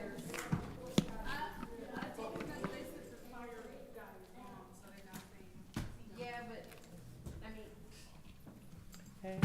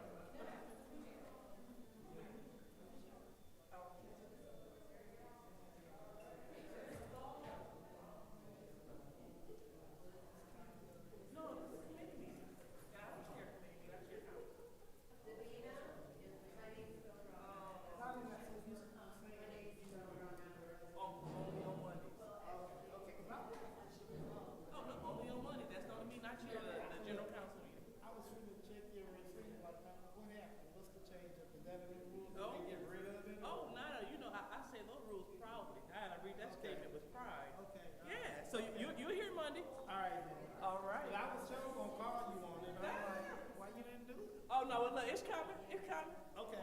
All right.